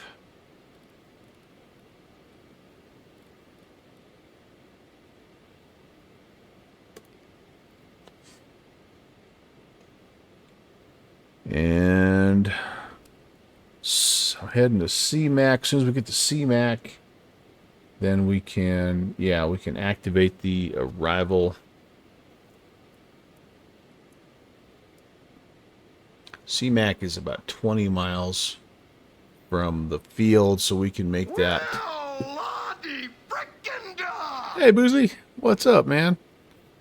How are you? Good to see you.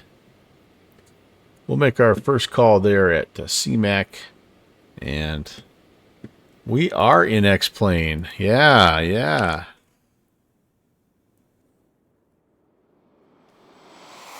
Flyby cam and everything. Shift F1 cam. Slow flyby. Meow. Yes, sir. Yes, sir. So, yeah, little bit of a stress test here today. And so far, she's running very nicely. I better get a quick screenshot here. Nope. But gonna hop over to Fussy Pants here in just a few. Part of the stress test is to see how well my sim holds up, or my system, I should say, holds up switching between sims.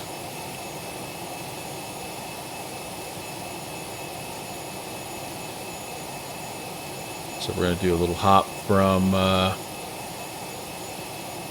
Indy down to Atlanta.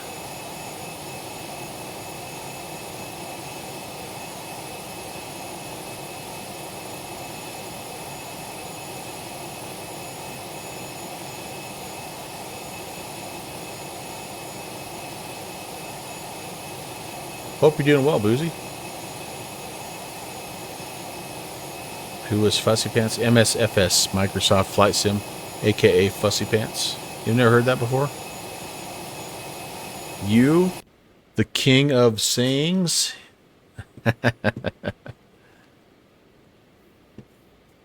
So, yeah, we're going to hop in there and see how that is working. Oh, yours was very fussy today. I don't want to hear that.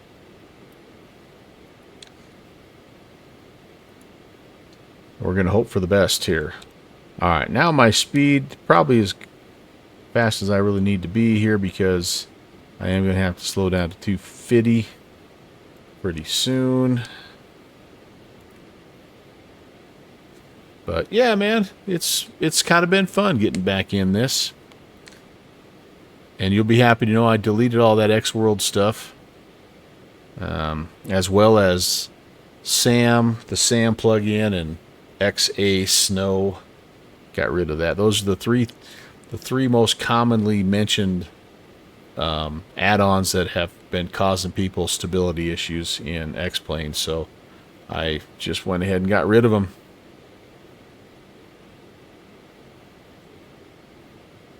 Yep, Sim Heaven. Yeah, I mean, the coding is essentially the same that Microsoft Flight Sim uses to create all their auto-gen, but it doesn't interact with the sim quite the same. And so, yeah, no more auto ortho, no more mapping. Oh my gosh, Boozy, you got to be kidding me, dude. I'm not going to keep telling you that your old high school girlfriend is pretty then. I don't want to hear any of this. Oh man, X-Plane looks awesome, doesn't it? While you're flying through the rain at sunset. Yeah, you did some experiments. Okay, yeah. Hey, your trees, they do this. I know, right? Good luck, dude. You might as well load up P3D, buddy. With your auto ortho and your map enhancement, there's always some blank space. Yeah, no, I get that. And I had that same problem. So with the default, there should be buildings. Well, theoretically.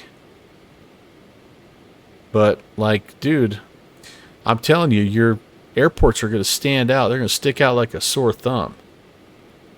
It'll fill in the trees and stuff probably better, yeah. But like you remember the old FSX days?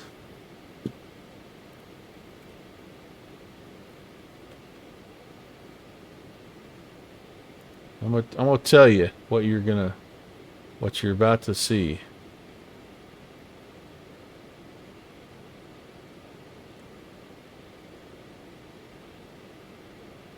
If I can find a good example.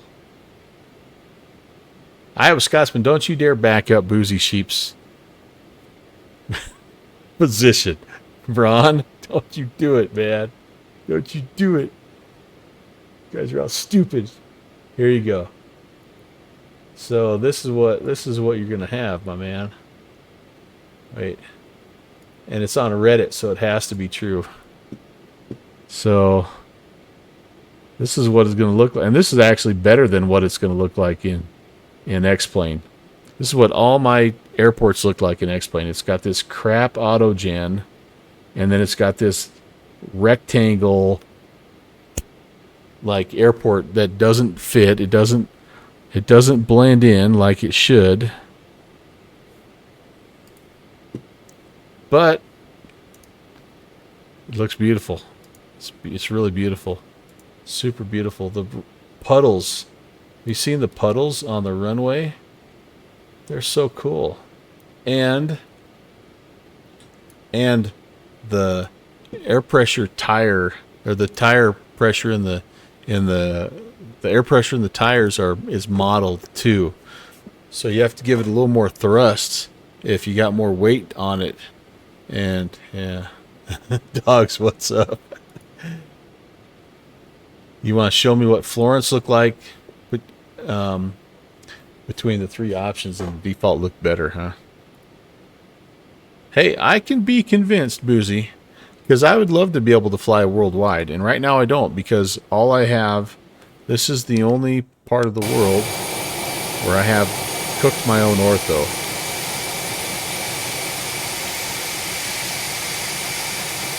And creating your own ortho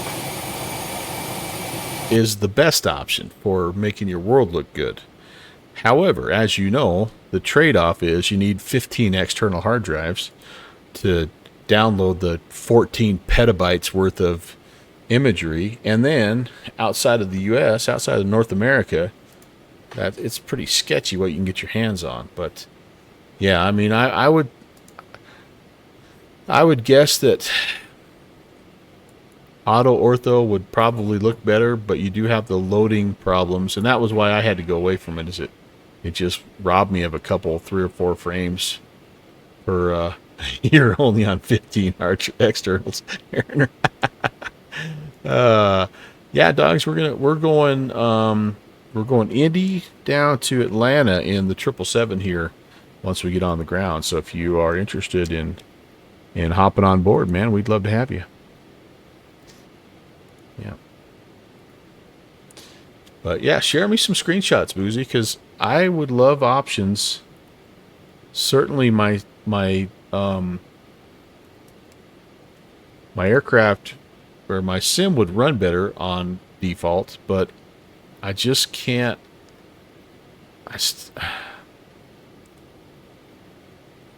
Like it when I look out the window, that's important to me. But yeah, so I don't know. I won't completely shut it down, but I'm skeptical. I'm just gonna say that I'm skeptical. Default is better. You mean the mountains and the ground don't look good, but it's doable. Yeah, okay, so you're kind of making my point for me. Boosie, you deserve better, my friend. Toby, you deserve better. You need a friend that's telling you the truth, not telling you that your college girlfriend was hot. Okay, she might have been at one time, but like now that you've met your wife, like you know that old girl that you used to date, she wasn't that good. It's better. I wish I could make 2024 work, man. I'm nervous. So it's installed and I've done a little bit of tweaking, but I went and I tried my first attempt to do add-on linker, and it was a mess. It took me 2 hours to undo what I had done. So I may need some add-on linker support. Is there a hotline I could call? I don't know. So dogs, you're going to be in the Phoenix 321 as Delta 258. All right, very nice. That'll be awesome. That'll be awesome. We got some ATC.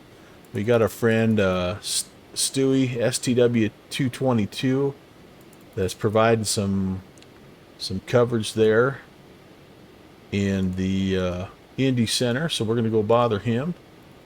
And I thought we had, yeah, we got a little something down here in ZTL as well. So we're going to pop out of Indy, head down to Hotlanta. It's only about a 45-minute flight, so that'll be a perfect second flight for me. And yeah, it should be good. Should be good. Yeah, what I thought I did it correctly. I thought I did it the way that the documentation said, and it ended up completely unmapping all of my 2020 add-on links. So I had nothing. Like it was giving me errors when I tried to run add-on linker. It had made duplicate copies of everything, and it was a moment, man. I was having a little bit of an out-of-body experience, but I worked through it. My usual calm, collective, Tom Landry way. Worked through it. Got everything back, but I had made this commitment. I'm like, all right, what I'm going to do for 2024 is I'm going to spend 1 hour every day just working on configuration, right? Getting familiar, maybe doing a little test flight in the 170, learning about the cameras and all that stuff. And then maybe I'll dip my toe into the SPAD, pool for a little bit and try to learn that. And then I'll try to mess around. Maybe I'll try to bring in a payware with add-on linker, just little baby steps, right? So the first time I did it, the 1 hour that I spent in Microsoft 24 turned into 3 hours that I had to spend in 2020 to undo it. So just delete 2020. It's a big commitment, guys. It's a big commitment. Part of me thinks that's what I should do, but if I'm being honest, 2020 for me right now is working the best of everything. So, and it has the most available aircraft. No, Mariner, everybody's saying that. Everybody's saying that.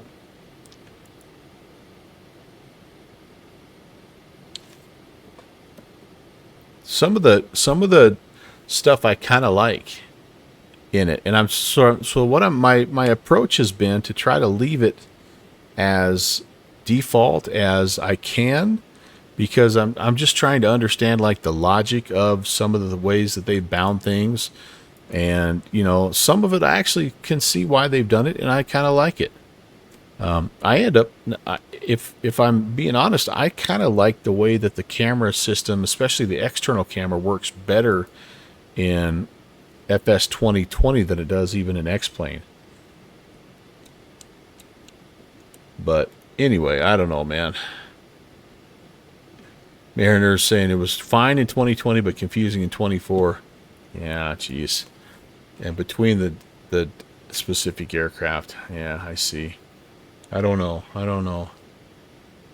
I do like X-Plane's camera system, and I think it's pretty easy to configure stuff, which is really nice. But I don't know. It's just a different philosophy, different mentality. Eau Claire traffic, Phenom 11816 is about 20 south of the field, descending 6,000. We are planning approach runway 22, Eau Claire traffic.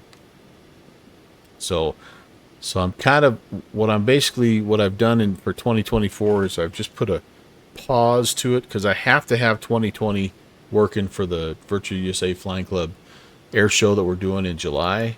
Once July passes, excuse me, I think then I'll be able to commit a little bit more and not be so worried about wrecking 2020. And maybe I will even, make the full leap. I know a lot of guys, they just did that. They just deleted 2020 and ripped the Band-Aid right off and went to 24 and just kind of went through the growing pains, and now they love it. But I also can remember a certain Southern gentleman on stream saying, that's why you have to keep 2020. That's why.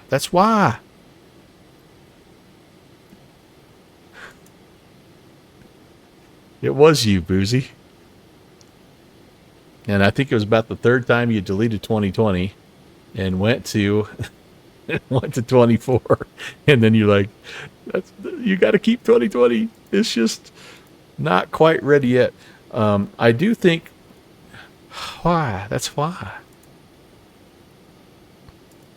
I can't do Boozy's Southern gentleman accent justice, but it's a good one. It's a smooth one. It's like a little bit of, it's just, kind of like a little bit of Tennessee whiskey. You only deleted it twice. Okay.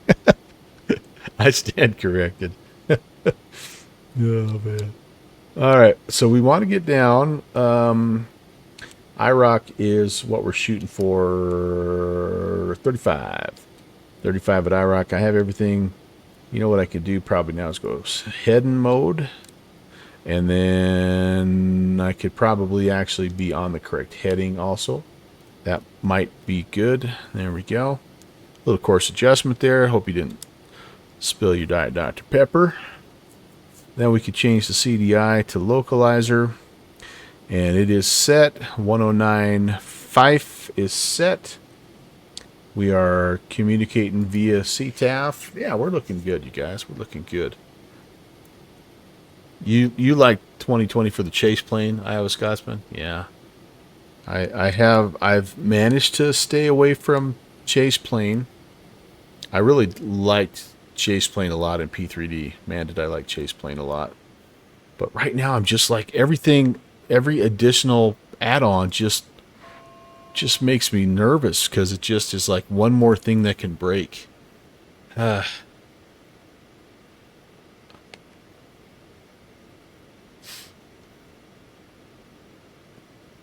You be doing a little DCS tonight? Yeah, right. So there you go. No wonder you think default X-Plane is good, because that's what DCS looks like. They should call, instead of digital combat simulation, it should be default X-Plane World Simulation. Or something. DCS. Default crap. Something with an S. Yeah. Like your ex-high school girlfriend. Oh man, is your wife's probably gonna get physically violent with me at Expo, isn't she, Boozy? I hope she understands that through all of this, I am actually complimenting her because you learned the error of your ways. You recognized that the default scenery that you dated in college was not the photogrammetry that you have with your beautiful bride right now. Dilute 5, what's up, man? MSFS has brainwashed you with my ortho. Yes, I admit I'm a photogrammetry convert. Yes, I am. Actually, no. The one that brainwashed me was Knucklehead that created or that created Ortho for XP. I love that guy. He ruined me forever. I love that guy though. Techie saying won't delete 2020 till you feel like you can use most of the things that you have on 2020. Yeah, still going to be using 24, but don't want to go completely. Yeah, I'm with you too. But I did like though, that sounds like the third update coming is going to allow you to actually download some things on your system instead of having it all be coming off of the cloud or whatever. The MD-11 works. Nice. That's a plane I want. I really want that plane. Oh, I do indeed.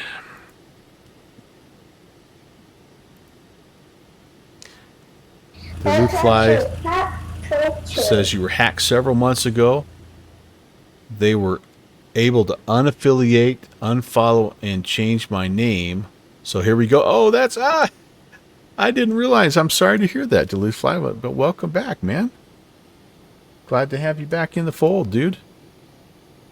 Kind of wondered why I hadn't seen you around, but good deal. Good deal. I'm glad you're back. Sorry you got hacked. That's no good. Okay, so we are 35. That's what we need to be at IROC. I'm going to take it out. I could probably fly the Visual, couldn't I? Let's do that. Let's go Visual. What am I doing messing around with all this Autopilot. all this ILS stuff? Eau Claire traffic, Phenom 816 is turning right base runway 22. Eau Claire. Good deal, man. But back at square one, that sucks. Well, at least you kind of have the basic idea. You know what you want to accomplish. You probably have your setup, all that good stuff. You've got all of your stuff, you know, installed and all that good stuff. But yeah, that's still a lot of work. All right, Eau Claire, I know you're over there. I don't have any. I'm going to go down a little bit to pick up the Visual. Where am I? Hilpo. Yeah, 2900 at Hilpo, which is kind of what I'm aiming for is Hilpo. 2900 there. Okay, that's good. I'm slower than, oh, get out, slower than freaking January right now. 145.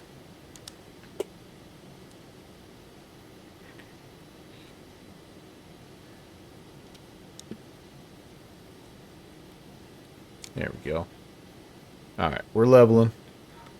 This is a fun plane to hand fly. It's a squirrel, but I do like it. And it will undoubtedly be the plunkiest landing that you'll see me do in quite a while, just because that's how I roll. There's my localizer finally. Alright, and I don't know if we're below the glide. No glide just yet. So we're going to hang. Yeah, because there's Filpo or Hilpo. I'll probably start turning in towards that here. I don't need you, Mr. Flight Director. Let's just try to capture. We're not really flying a pattern per se. We'll just see if we can grab the localizer because I don't have the field in sight. Kind of a hazy day here in Eau Claire, Minnesota. Kind of a neat little approach though, over the lake and everything. Very nice, very nice.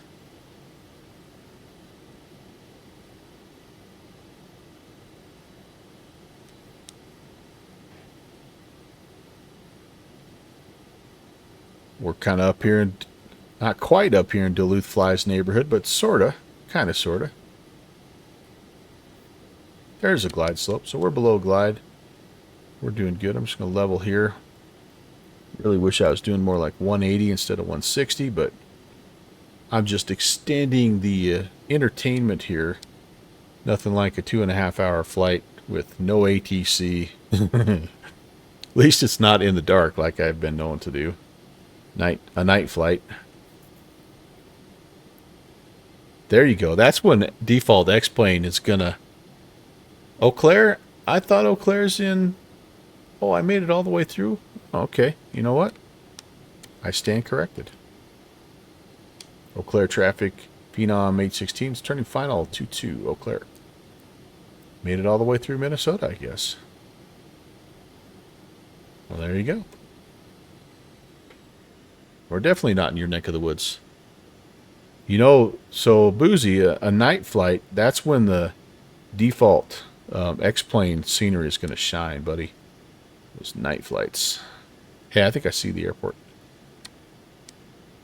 Boozy's going to stop chatting with me here. He's going to unfollow me.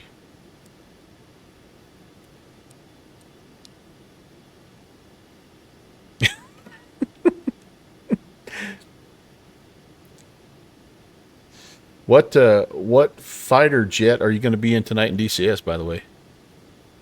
Techie, yeah, you're right. It's nice to have multiple sims. It really is. It's kind of a pain in the neck to keep more than one sim sort of up to date and all that, but invariably one or the other, for me anyway, is always kind of being... Oh gosh, I'm about to stall here. One or the other is always being a little janky, so it's nice to have a backup there. Ah, the F-18. Very nice, my friend. Very nice.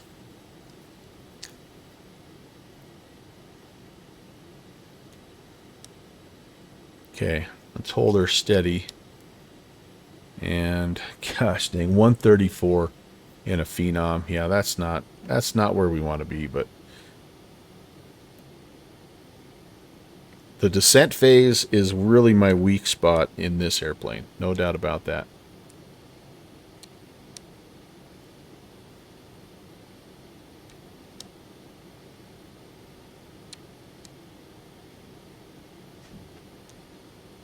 Okay, so again, we want a left-hand turn if we are successful in getting on the ground. Otherwise, we are climbing up to 1500, making a right-hand turn back to the Eau Claire VOR, climbing to 3500 out to the holding point. I don't remember what that is, but we'll figure it out if we have to. Hey, C.R. Thomas, what's going on? You're about to go Greensboro to MCO to Orlando. Very nice. Sounds like a fun flight. And we've officially got ourselves above the glide slope now, so that's cool. Second notch of flaps. We'll put the gear down to go down. Eau Claire traffic, Phenom 816, short final 22 Eau Claire. Yeah, that's definitely not how you do this. This is a slippery enough plane to, let alone to be 2 dots above the glide. All right, let's get her down here. I may or may not have ended up in the cornfield in a cornfield in South Dakota in my test flight last night, basically doing this exact same thing. So, oh, what? New job? Holy crap, dude! That's awesome, man. I can tell you're excited. I don't know what it is, but I can tell you're excited, and I'm happy for you. Congratulations.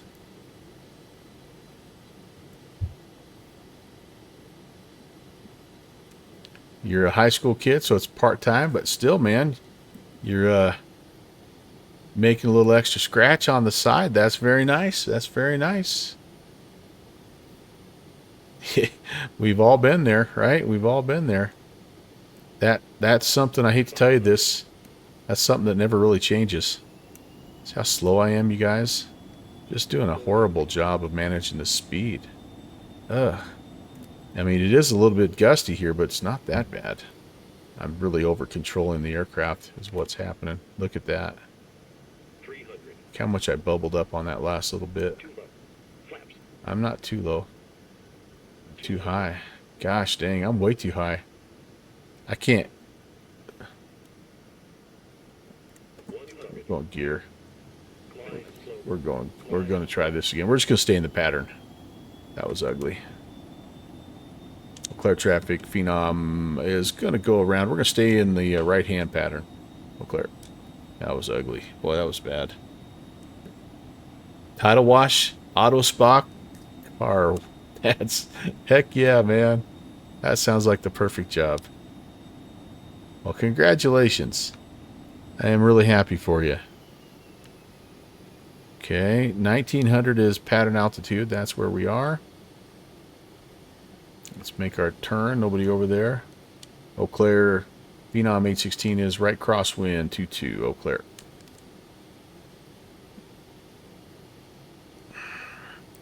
So, I'll give you advice from my own experience in various careers. Is what you want to do is you want to take the crap job that nobody else wants to do. You want to volunteer to do that. You want to bust your ass doing that crap job and do it at a high level, because you'll get noticed and you will move up fast, buddy. I'm telling you what. Eau Claire traffic, Phenom 816 on the right downwind 22. And it might not be, you may not get noticed at your current job, but the word will get out. And before you know it, you'll be doing things you never even knew that you were able to do at jobs you maybe never even knew that you were interested in. But that was a 30-year career, and that's how I started every single one of my jobs. Is there's always that job that nobody wants to do. It sucks, but the boss needs it done, and he's always having to frickin', convince somebody to do it. And if you'll step in and just say, "Hey, I'll do that, boss," and just go kick some ass, man, I promise you, you'll move up way faster than those other knuckleheads that have been there for a long time. So anyway, just for whatever. Some of us can't be bums. Yeah, I learned that fast. All right, I think I'm a little high here, but I've got a notch of flaps in. So let's just start heading down. Can't sit around playing flight sim all day. That's right. All right, let's see if we can do a better job with this one. Eau Claire traffic, Phenom 816 is right base 22. Eau Claire.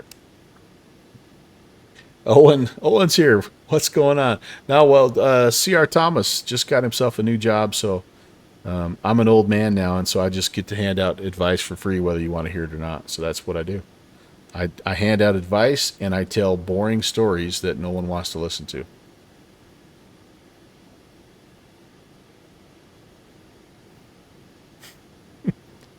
It's not just a game. It's not a game, man.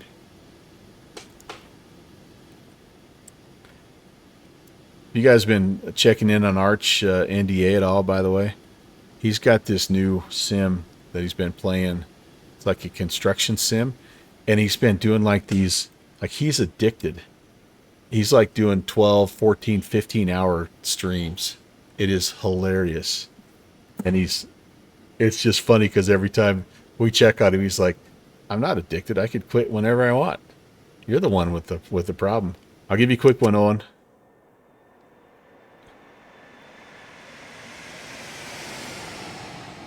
Overshot it. Oh, not bad. Okay, how are we doing? A little better speed-wise. A little below the glide slope now. Yep, he's not happy with me there. But speed's better. I was really out of trim before on the last attempt, so I think I'm better there too. Yeah, I'm way below the glide slope. That's bad. Oh, goodness sakes. All right, second notch of flaps. That's going to bubble us a little bit here, but that's not actually a bad thing with where I'm at in relationship to the glide. This looks a little better. It was not the best pattern in the world, but we're going to be more on profile anyway.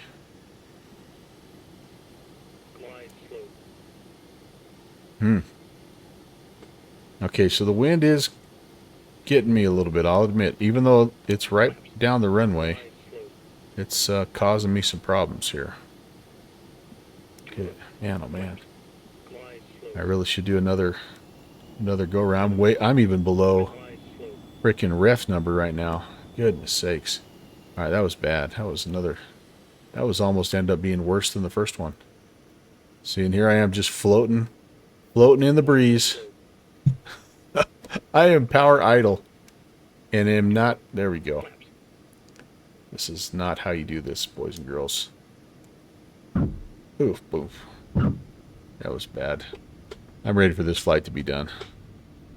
Sorry in the back. I've got a good chiropractor I can recommend to you.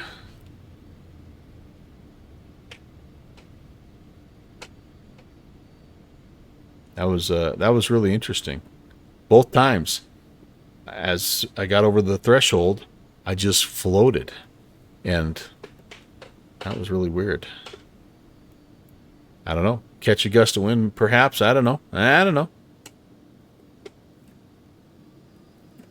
Yeah, I can send you to Boozy. He can take some images of that back for you. All right, I'm ready. I'm ready to be done with this flight. That was 2.5 hours. That was a long flight. Long flight for me to have to keep you entertained without any ATC or anything. Thank goodness Boozy Sheep came in to I could make fun of him a little bit. That helps. Let's go find an FBO here in yeah, no, it does. And I honestly wasn't trying to flare. I was just trying to keep it on the profile. But my speed got a little low. And I don't know, maybe I added too much power.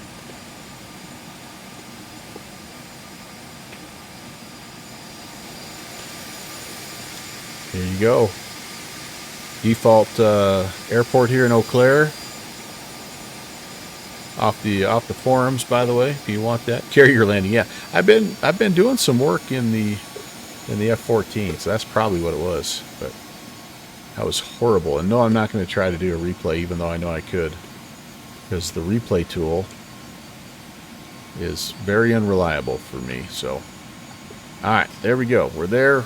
Welcome to Eau Claire, and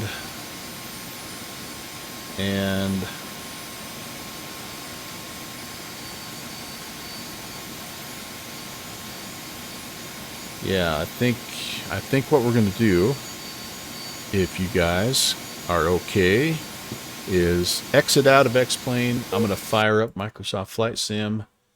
I will get loaded up in Indy and also take a little stretch break. You guys do the same. How are you doing on your 100 push-ups today, by the way, guys? We've got a little 100 push-up challenge going, and I just got myself up to 60, so I'm going to probably do 20 more here in the break as well. So get your push-ups in, and I'll meet you back here in just a few. See you at Indy.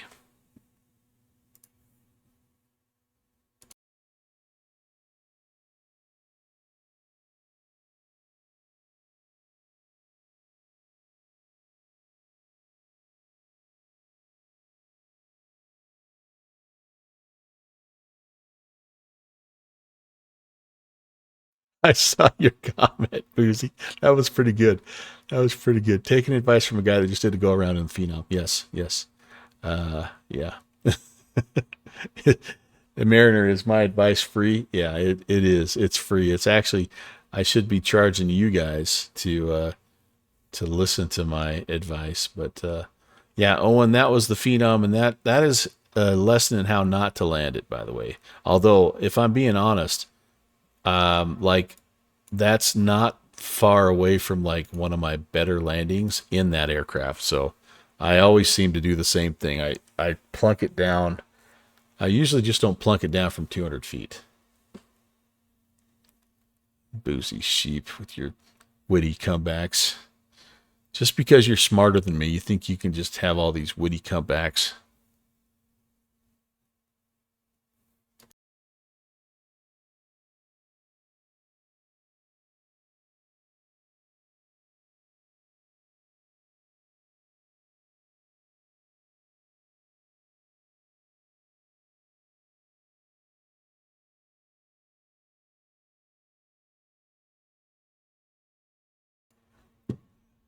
No, you're not. Well, let's see. What would I have here? I think I have United. So I'm loading up in the United 777, and we're gonna do just a little unscheduled hop here from Indy to Atlanta, just as a little test of my system, as well as a test of the reinstalled, I should say, 777, and so just plan accordingly. Sounds like we do have some folks that are going to fly along with us, and looks like they're going to be in the 20 or the A320. I'm trying to find where that is. Dogs is going to fly with us in the 320. That'll be cool. That'll be cool. Yeah, that'll be cool.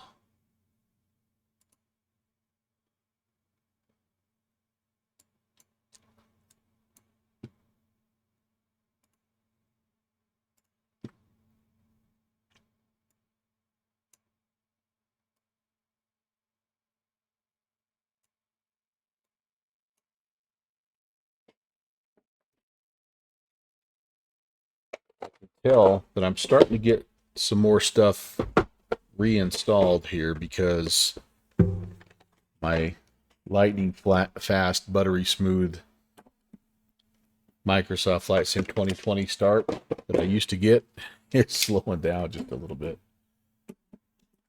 That's all right. I'm not putting in anything that's not payware, and I'm only putting in little bits at a time that I'm going to use on stream.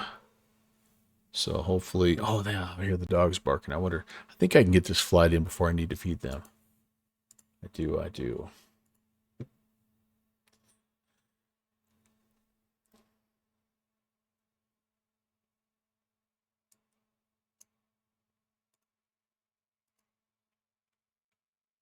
There's what I'm going to be doing, by the way. You learn from your chat too, but usually after 1.5 skulls. You never remember. Oh, man. Hey, Flying with Mike. Welcome in. I didn't get the chat bot didn't tell you you're coming in. I'm so sorry. Welcome, guys. We're just doing a little wardrobe change here, so bear with me, but we're hopping into a different sim, and I'm getting all the stuff changed out here, all the boring stuff. Welcome in, you guys. Good to see you. Flying with Mike is a guy that I'll be able to watch a little bit more if I do, a bit of a during the day stream. That's been the main. I'm gonna keep it. I'm gonna keep it a secret until I get there.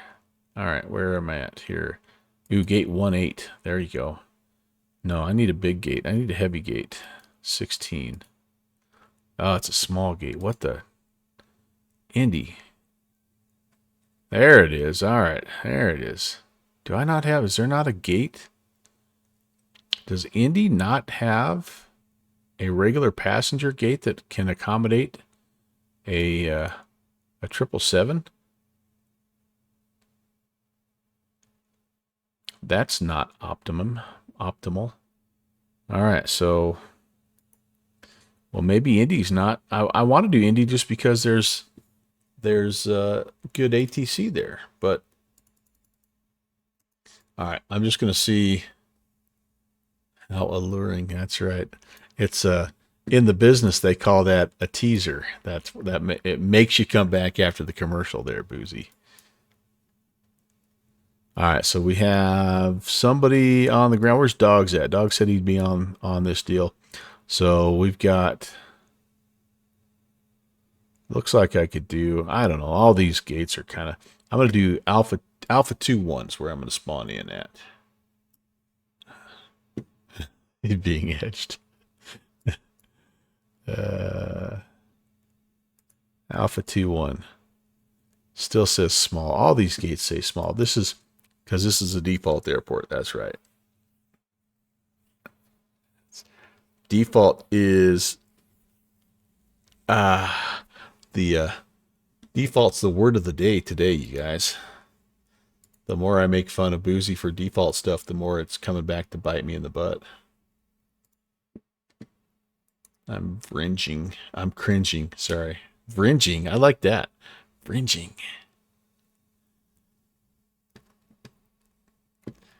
Mike, how the heck are you, man? What'd you fly today? You guys, if you don't follow Flying with Mike already, give him a follow. He flies a lot of stuff, a lot of big, heavy, old stuff like the Fearless 747, which, by the way, I hear Boozy is considering picking that up. FedEx has some heavy spots, no jetways. Yeah, I don't have the cargo variant of this plane just yet. I just have the PAX version. So I'm just going to go with the gate, and I'm just going to make them, they're just going to have to accommodate me. I'm going to just have like a little bit of a princess complex here, and they're going to have to just do what I want. In the Neo today, flying into Dubai from somewhere east of Dubai. I don't know where VABB is.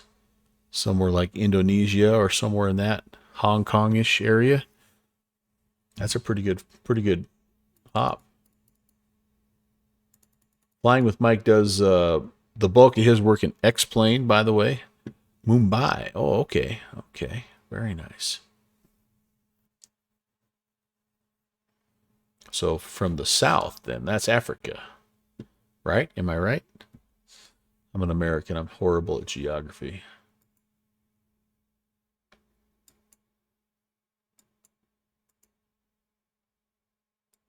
Okay, just about got it loaded in, you guys. And again, oh man.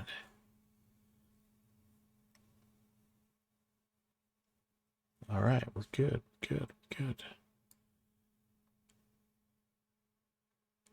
Yeah, that 747-200 is a treat.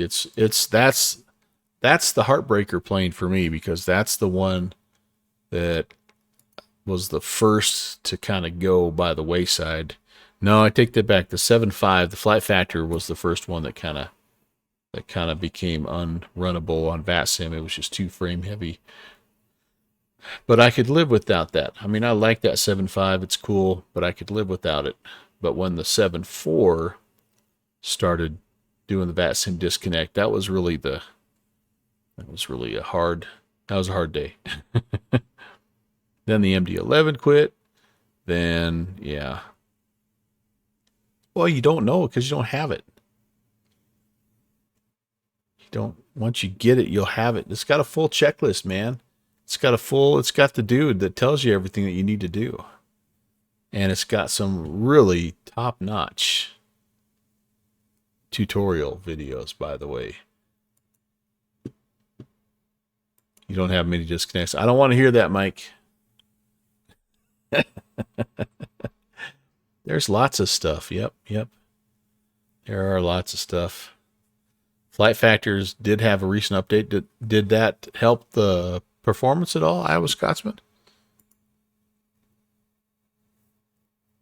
I'm keen to give those planes a fresh start, another look. But every time I do, it's It's just further disappointment. I see Conti flying, but he's not streaming. Curious. Well, all right. Okay, y'all. I am gonna. So it's gonna take me just a second here to, you know how it is when you first load in, it always loads in powered up and all that good stuff. So I'm in, but I'm gonna have to get back out and then come back in again. So I'm getting there, but it's probably going to be another 5 minutes or so. So if you need to refresh your beverage or stretch or whatever, feel free. Thanks for staying with me here. All right. We are there.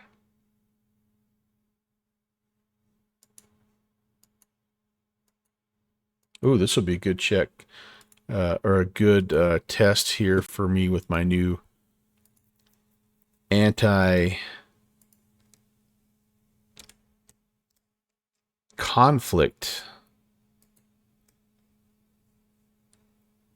Okay, so I want, oh boy, I don't know how to do this. I don't remember how to do this. I don't remember. Do I have to go? I think you have to pick your, I guess I can show you this.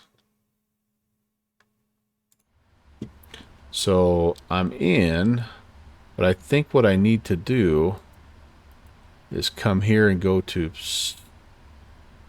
panel state, and I want to be cold and dark, right? And I want to save that load state, right?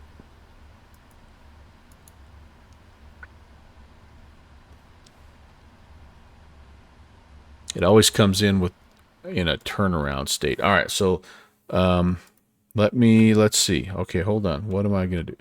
I guess I could set some views up here, couldn't I? So that's my default captain's view. Sorry, I have to do all this. I know if I had SPAD, I wouldn't have to, but I don't have SPAD. I have SPAD, but I don't have it.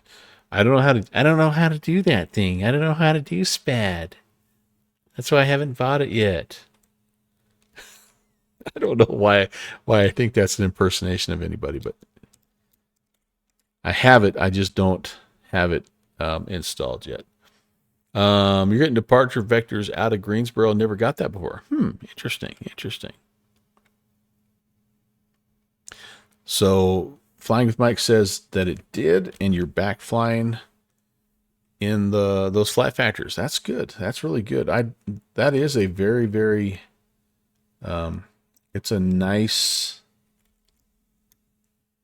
do I need any of that down there? I don't know if I do. No, what I need is kind of this, right? Let me try that again. I do like those flight factor aircraft, and that 7.5 it's a cool airplane. I like it a lot. It just was getting to that point where I couldn't run it. That looks like a good number 2 view. Ah, geez, some cramity. There we go. Well, there must be some kind of weird like event or something. Is there something going on? I know it's Moncton Monday, but that wouldn't affect, I wouldn't think anyway. How do I get rid of my yokes? Do you? Can you? I don't know if you can. Okay, we're here for 3, 4, 5. This will be good for 5. All you VR guys are going, what is all this that you're doing? All this camera preset stuff. 7. They just raise and lower. Well, that's okay. I wouldn't mind that. Oh, there you go. Okay. That's all I need. I mean, I don't know why. There's nothing that you click here, but it's just hard to see those menus. All right. And I want to be able to get to the top of this. No, I don't need to get that high. Like right there. Probably all I need. Something like that. Sweet. Okay, there's my views. And I guess we could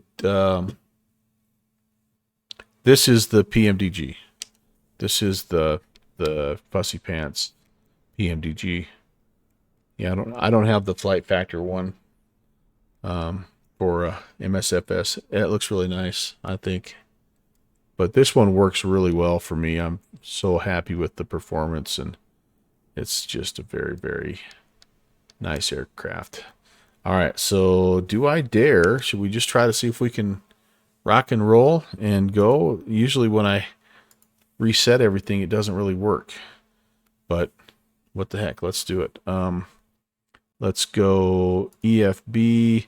Ooh, I need to file this flight plan before I can request it here. So pre-file on VATSIM. It's not going to like that I have another one up. Let's see if I can delete it first and then pre-file. United 816, 777 Heavy, Indy to Atlanta. Oh my gosh. It wants me to go to 400 in an hour flight. Okay. Well, I don't think that's very realistic, even for this plane. I'm going to go 340. That's what I'm going to file. 340. I was even thinking that was going to probably be a bit of a stretch. So let's just see. Now I should be able to request that. Indy to Atlanta. Cool. Very nice. Very good. Very good. All right. Ground ops. Let's get a ground power device here. And gosh, I'm going to have to hold on. I actually have a checklist here that I need to follow. I didn't take my break. Dang it. I was going to take a break. I am going to take a break. I got to take a quick break. But I'll get the plane going first and then I'll take a break.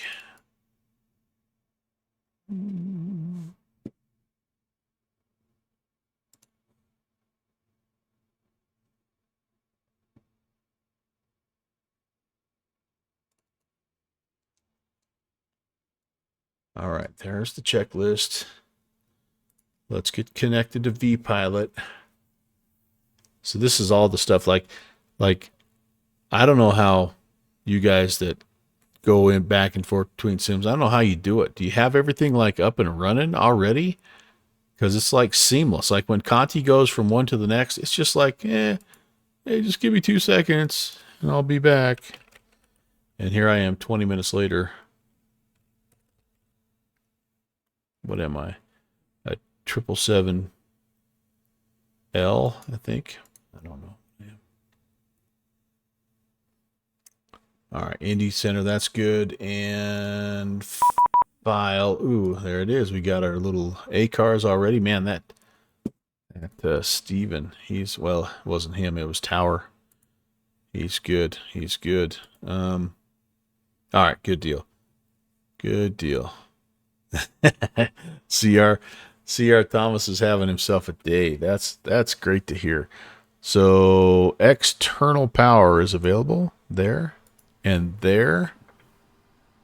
Let's get the sim sounds. I jacked the sim sounds way down because Xpilot was making my ears bleed. And then we have battery coming on. All right, let me get the 80 IRUs aligning, and then I'm just going to take a quick break. Do we, I'm trying to remember.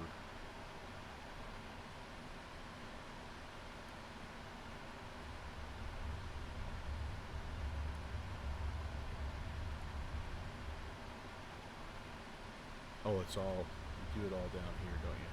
Okay, I'll be right back.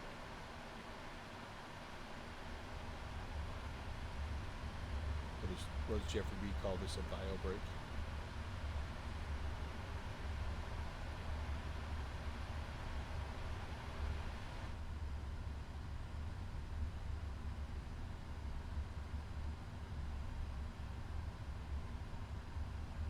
All right, yep, I turned the wrong thing down there. Thanks, Boozy. I'll be right back.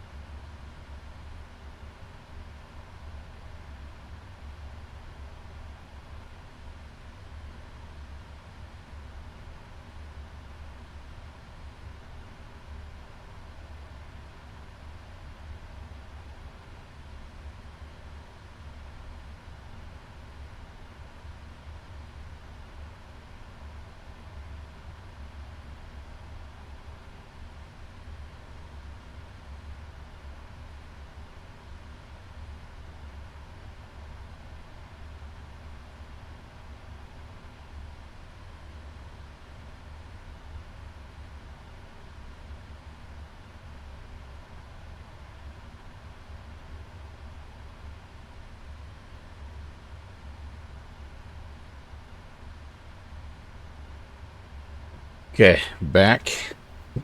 Slightly out of breath. Finished up my last set of 20. Got my 100 in for the day, baby.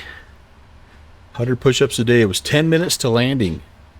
Who challenged, kind of got me going on that. He was doing it for a different reason, but I thought, you know what? Why not? Let's do 100 a day between now and FSExpo. And yeah, just cuz. DCM 260, what up? Good to see you. Okay, I would like a logo light, please. Okay, let's just work through here. Don't worry about any of that just yet. Emergency lights, window heats. I think come on. And thank you for the follow. It's is it Linux? Is that how you say that? LNX. Good to see you. Nice to meet you. We do have our flight plan approved. So let's come in here. Oh, my nav data is out of date. Yeah, that's right, because shoot. Yeah, hopefully that won't be an issue. It's these bigger airports where you need all this updated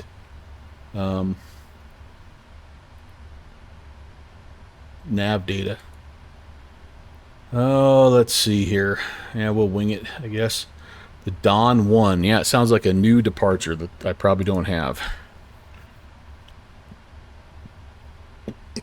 Oh well. We will make it work. There we go.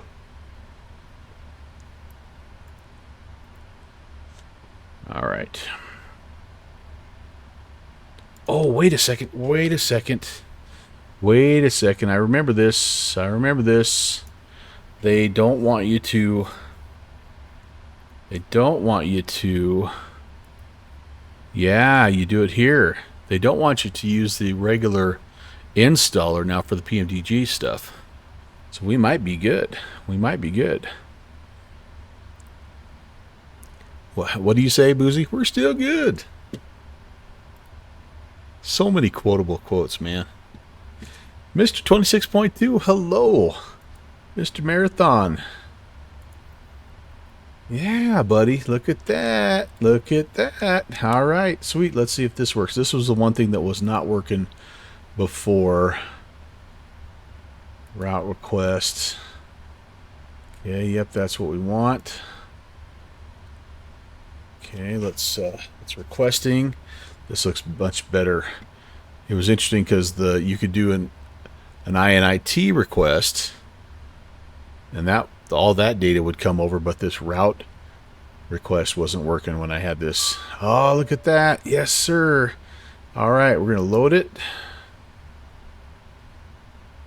Hey, hey, hey. Boom, boom, boom. Don't have a runway in yet. That's okay.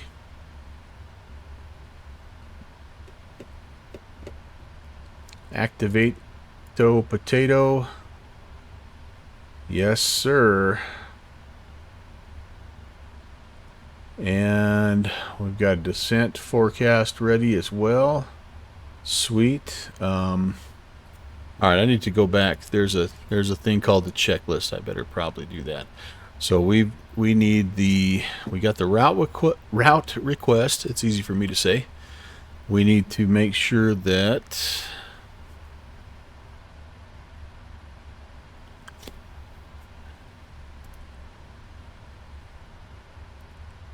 okay, we got the Dawn 123 runway 23 left. MYS transition. Okay, that's in. That's good. Clear that out. Wind is ready as well, and performance in it is ready. Very cool. That'll be good. That'll be good. All right, and then so let's just double check here. We go.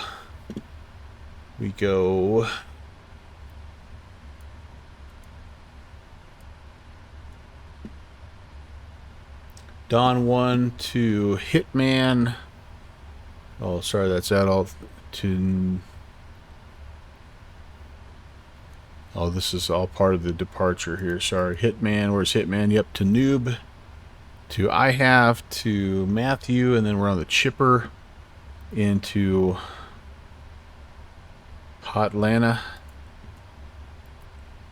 Chipper 1, runway 26 right is what they're telling us to expect. Since it's such a short route, we will do that. Matthew transition, Chipper 1. Chipper 1. Man, what would we do without Navigraph? I wouldn't want to go back. 26 right. Best $9 a month or whatever they charge that I've ever spent in flight simulation. All right, Chipper 1 off a heavy, or no, it'd be Zelo, I think, is what they'll give us here.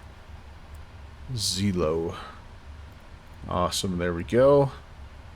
Let's have a peek here at the plan just to make sure. Heading out to the south. Pretty much straight south, and then we get vectored to the east. Yep. Like on a right downwind. We come in. If we go missed, we come back up here to Dallas. Everybody good with that? There'll be a quiz later. Hope you're good with that.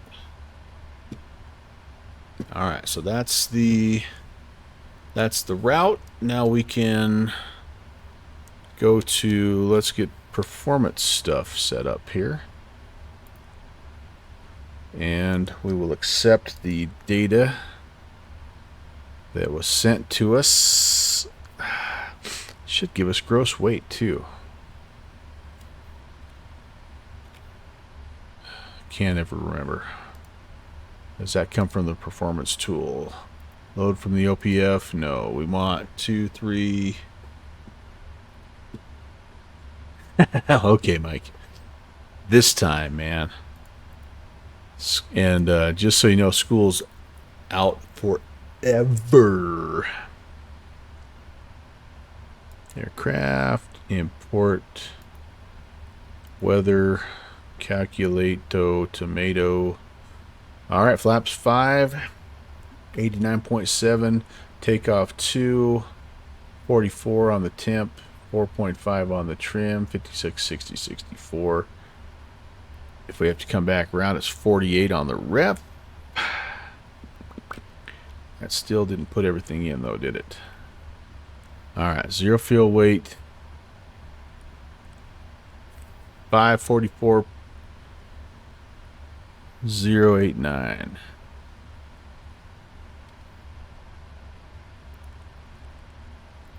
Pretty much that. Oh, well, that's wait, this is, it auto populates. That's right, 524. Sorry. Okay, cool.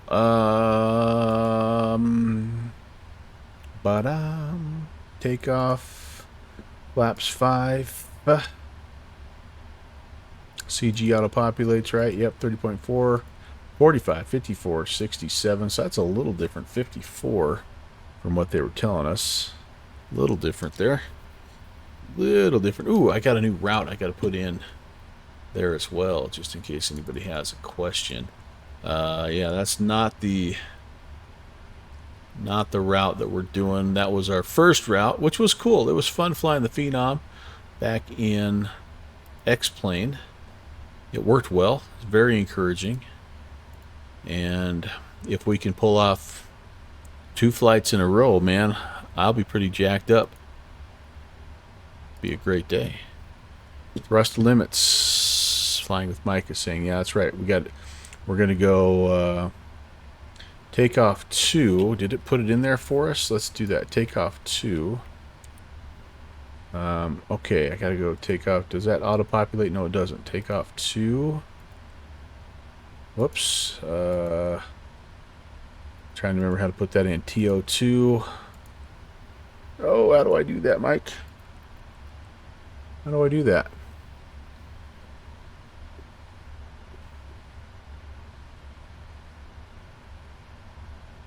Thrust limit. There we go. Takeoff 2. D-rate. Okay. Oh, that's why the speeds are different. Yeah, 94.1. Very good. And then it's the outside air temp is 26 and it's telling me to use 44. Okay, we can do that. 44. All right, now let's go back to the takeoff speeds. There we go. Now we're a little, well, it actually didn't change it a bit. Interesting. I figured that would change that a little bit, but that's all right. Next plane is either the 777 or the 737-800. That's all right. We'll roll with this. That's okay. Okay, so I guess Thomas, it just depends on what you prefer. Do you like the little shorter kind of passenger hops? You know, like the 1 to 5 hour type flights, or do you prefer the longer routes like 5 to 12 hours? Because that's the difference really in the plane, is the 777's designed to be a little longer haul aircraft. That, you know, you can certainly fly, like we're flying a 1 hour flight here with these guys, but yeah. So I would think there's there's probably more options in the 737-800 than there is the 777. The 777's kind of old. It's starting to get phased out, kind of like me, kind of old. They're kind of phasing us out. All right, I got to go in here. Wind data, load that. Okay, accept that. Then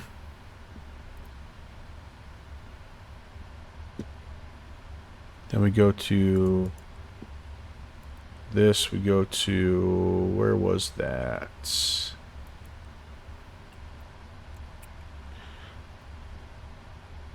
Are they pretty close? I thought the 777 was a little bit older. Maybe not. Maybe not. You might be right. I thought that 800 was a little newer, but they're roughly the same, I guess.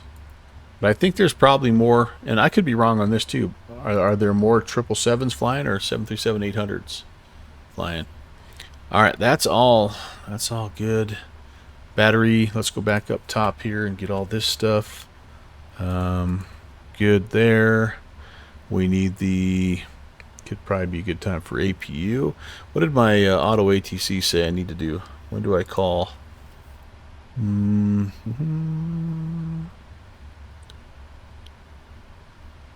Just says I'm cleared. I probably just doesn't say I need to call for push, so I'm going to call when we taxi. 2495.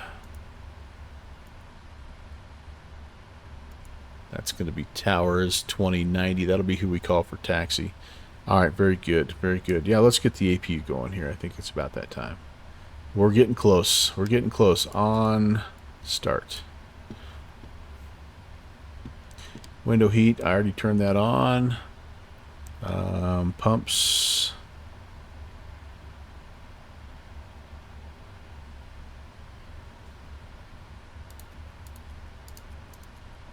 Can come on. I think I got passenger signs. FedEx 1707, contact departure. On departure, FedEx 1707. I'm blanking on my passenger signs. There we go. Auto and on. Interior lights are on. Recircs are fine. Radios are set. Clearance. Transponder code is 3420.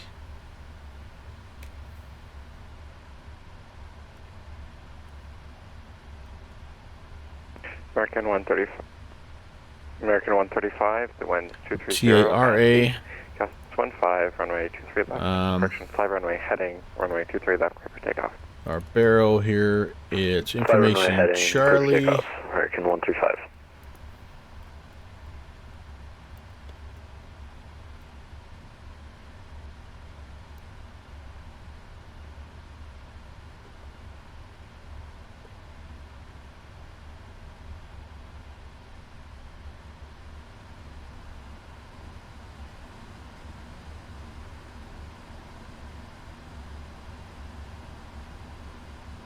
Sorry, I'm just getting caught up with some things here on my scratch pad.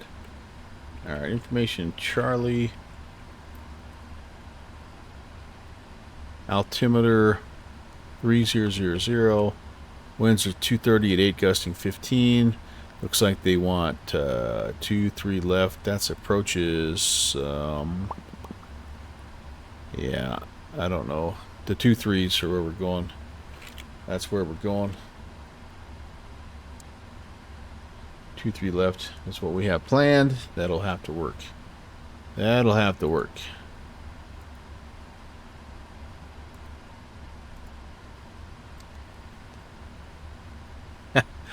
It's hard to not want the Boeing equivalent of the A320. Yeah, that's true. It's the same. It fits the same niche, right? For sure.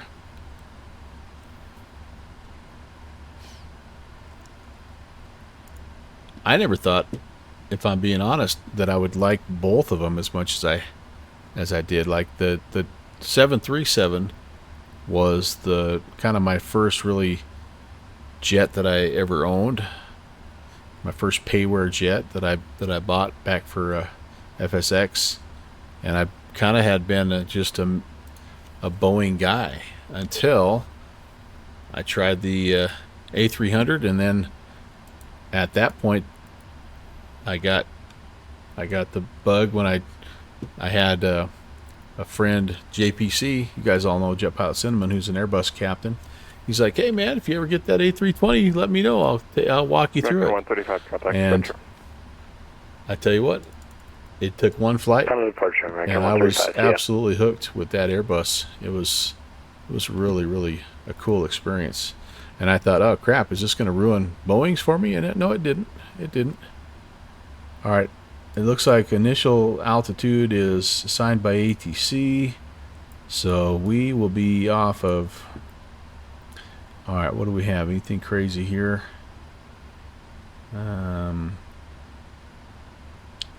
boy, so there's all kinds of transitions. We are the MYS transition, which is, which one of these? Good Lord. I don't even know. Down here, so well, we're gonna depart to the west here, and then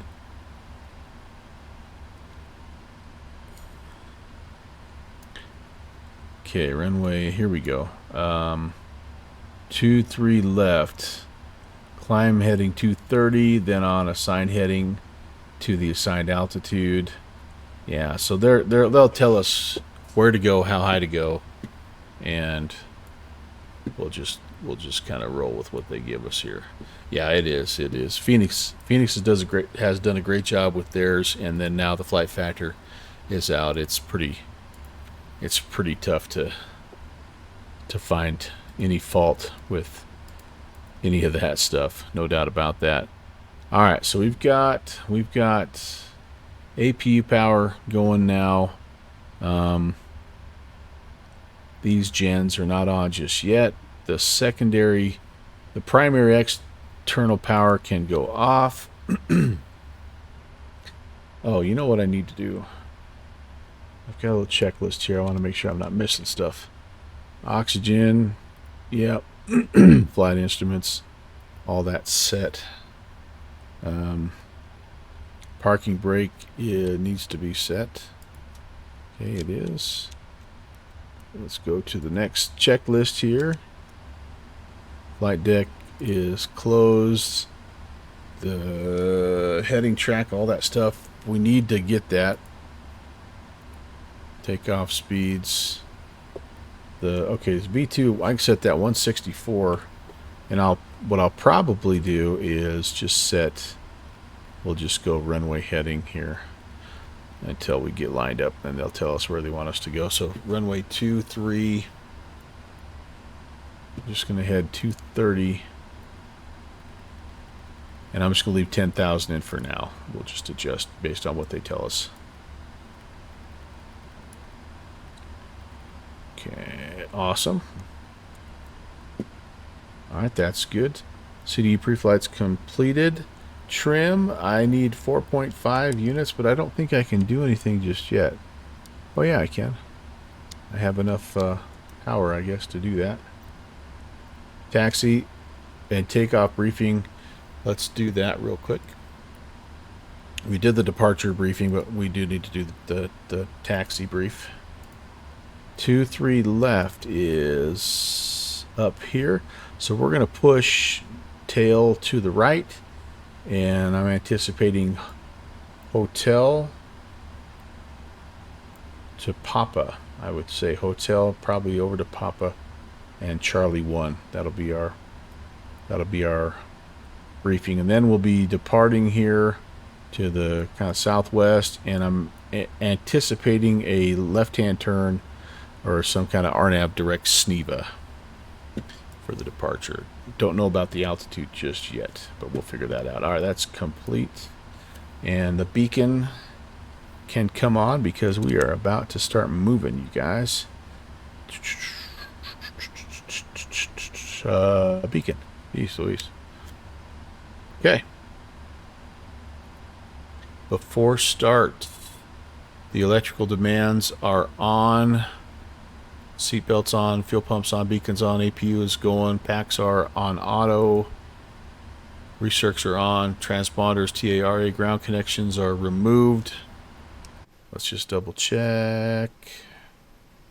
Yep, ground connections are gone. Oh no, chocks are still on. Hold on. Hold on. Hold everything. Ground connections, remove chocks. And oh, release ground power. Wasn't showing, but I do need to release that. Okay, cool.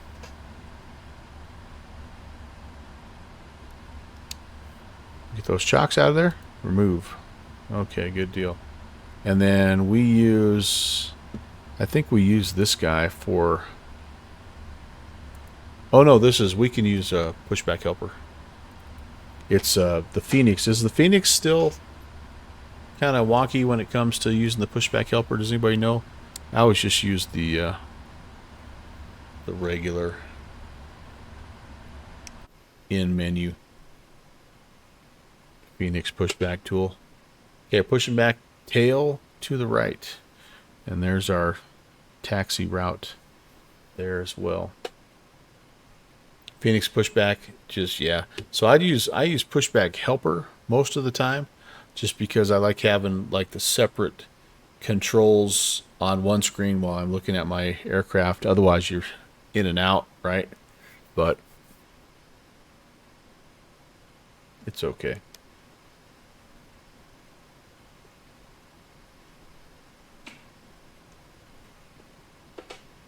No, it's free.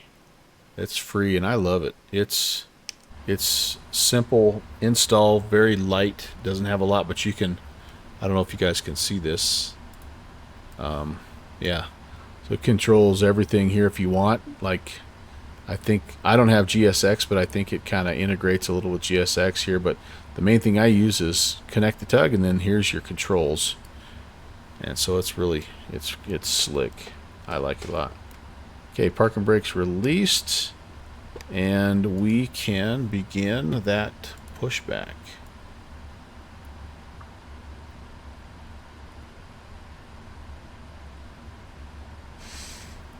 Pushback, tail right. I want to go that way, right? So I do. I'm gonna start the tail going right now. Don't have a lot of room. And we'll probably just kind of get ourselves positioned, and then we'll start the engines.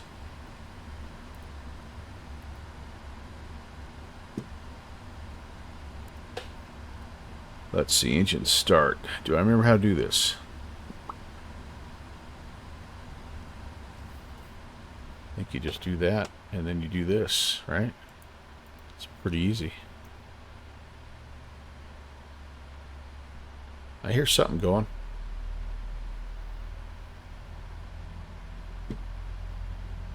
Almost where we need to be.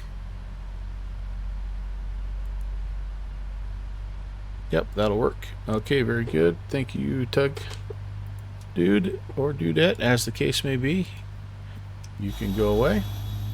Oh, I didn't have much room left.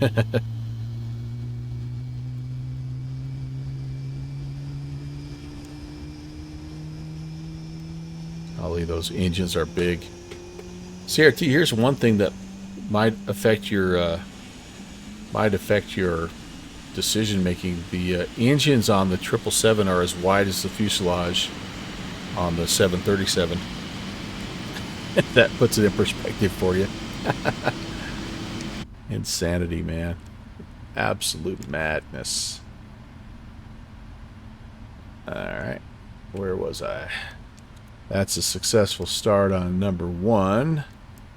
Let's get number 2 going. Bing. So, pushback helper. Let me see if I can find it. I just got off the TO, I think. Let me see if I can find it for you. Ooh, there's a version 2.0 even now. I think this is what I have right here. Looks like it. Yep. I use it for everything. Insufficient fuel. Why am I getting insufficient fuel?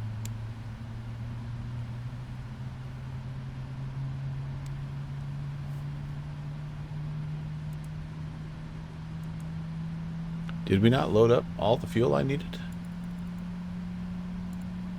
I need, oh yeah, I need 34,906 pounds of fuel, and I have... Frequency Indianapolis Tower will be closing in 5 minutes. And I have, how much, I don't know how much fuel I have. Okay, I gotta get going, so he's got a chance to get me rocking and rolling here. Shoot. Oh, the pressure. Oh, the pressure. Fuel. How much fuel do we have? Yeah, I only have 19,000, so that didn't work right. Alright, so 35,000. Just going to put that in there for now. That freaking is going to change everything, probably. And maybe not. I don't know. Alright, we're going to roll with that. Anti-ice is not needed. Recall is checked. We're going to go RTO. We're going to go flight controls. Make sure they're working. Looks good. The external camera? Like you just don't want to have it or what? Oh, to get rid of the HUD. That's probably something that's like out in assistance, I would think. Yeah, I think that's in your assistance or your whatever that menu is, I believe, if I remember right.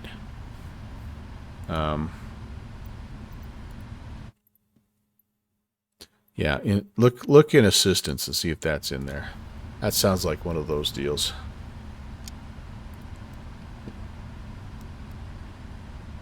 Checklists.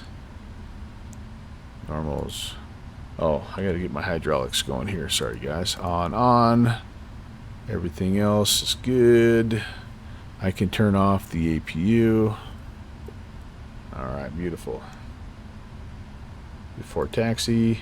Light control check. Ground equipment is clear. Alright, awesome. Let's give Tower a call.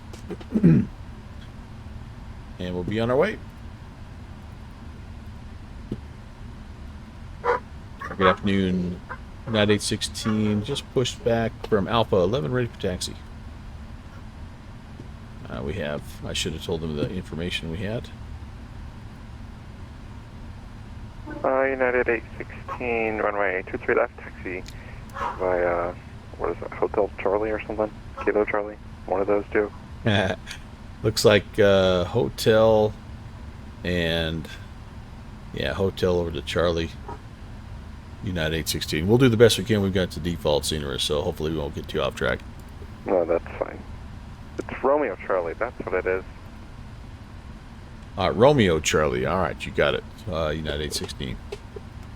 All right, so that's a little bit different than what we thought. We're going to take a turn here. On this first one, instead of going straight ahead on hotel, we're going to turn here on Romeo. Excellent.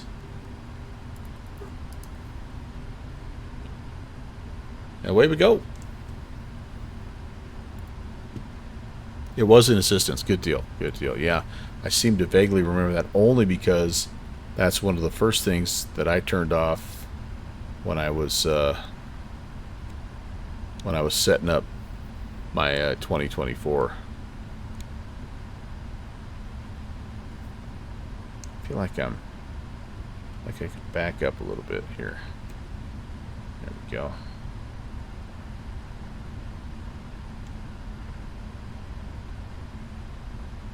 Okay, Charlie, or sorry, right on Romeo, left on Charlie. Indy Tower, hello, December 66 Victor Golf, ILS 23 left, option radar.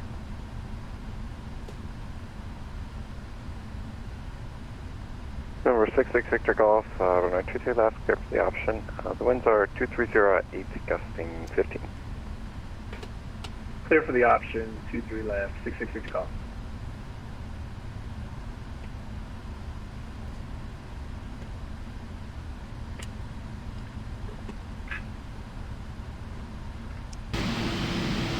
Hello, gorgeous.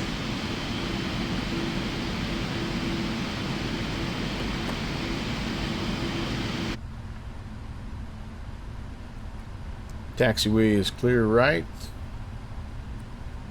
And clear on the left. I really got to get a payware scenery for this. This looks horrible. It looks bad. Dogs, you end up flying along? I know you were kind of thinking about it there for a while.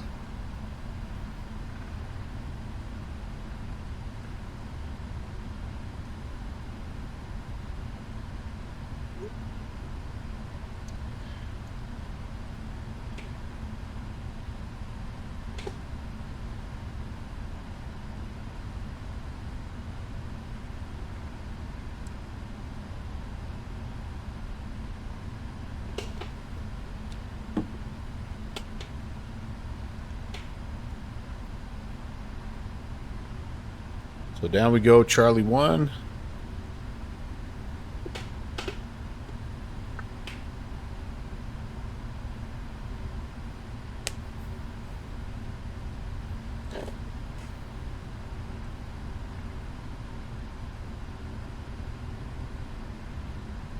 Any tower FedEx 6047 is ready to taxi information, Charlie.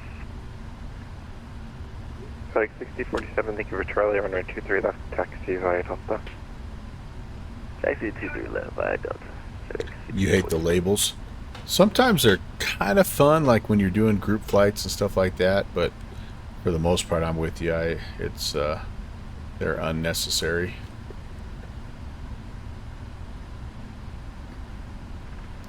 Okay, 23 left. We're going to hold short right here. We're going to go down here to our before takeoff check. Flaps we got set up there. And 66 Victor Golf on the go. Flaps. And actually, that should take here. Number 66 Victor Golf, second. He's on the go. On the go for 660 Golf. Alright, thanks. Contact departure. For the departure, 660 Golf. United 816, short of 23 left, ready for departure. United 816, runway 23 left, line up and wait. 23 left, line up and wait. United 816. All right, here we go, guys.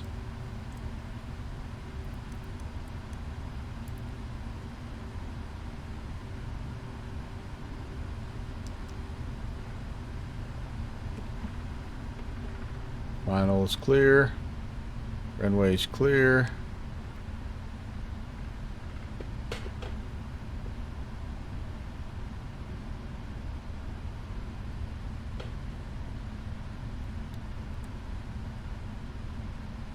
Lined up here.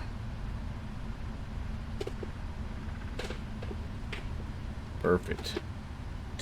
All right. Before takeoff checks all complete. The after takeoff's ready to go here. Never mind. We are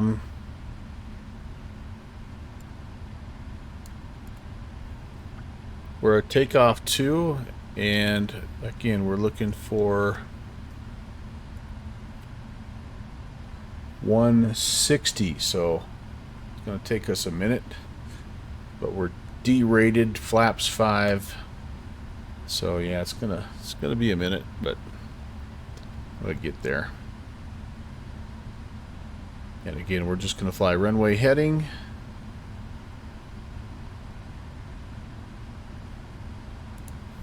Up to 10.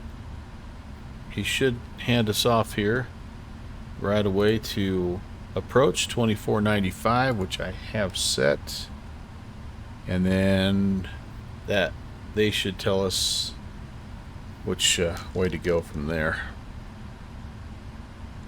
We're expecting RNAV SNEVA, and I'm seeing 11,900, so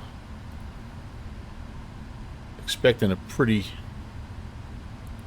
quick Alright, United 816, thanks for your patience. The wind's 2308, gusts 15. Fly runway heading, runway 23 left, clear for takeoff. 23 left, clear for takeoff, runway heading, United 816. A-firm, I believe this is 200. Whatever the first 777 is that And they FedEx 6047 that they released. FedEx 6047, continue holding. Alright, 2 engines. Looking good. There's takeoff power set. That's my little toga screw there. Airspeed's alive. 80 knots.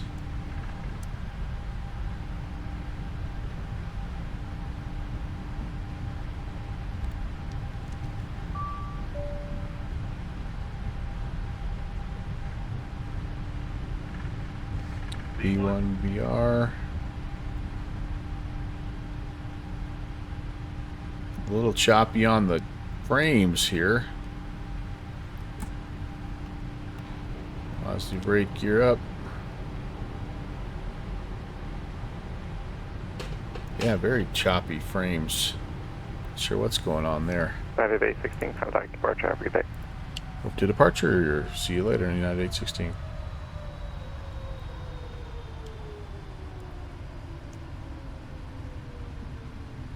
Why am I powering back?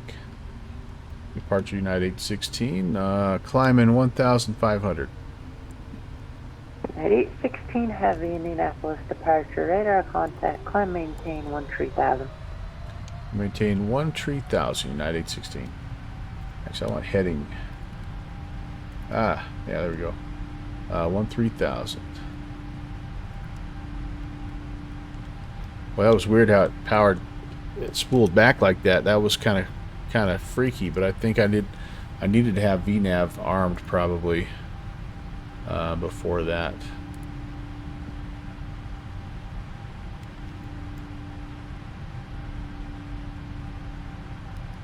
At 816, proceed direct dawn.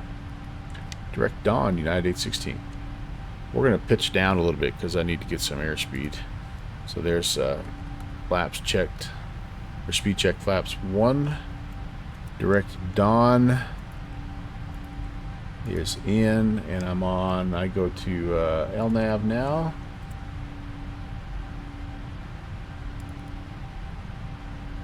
VNAV speed. There we go. Flaps coming up. Making the turn. Outside view.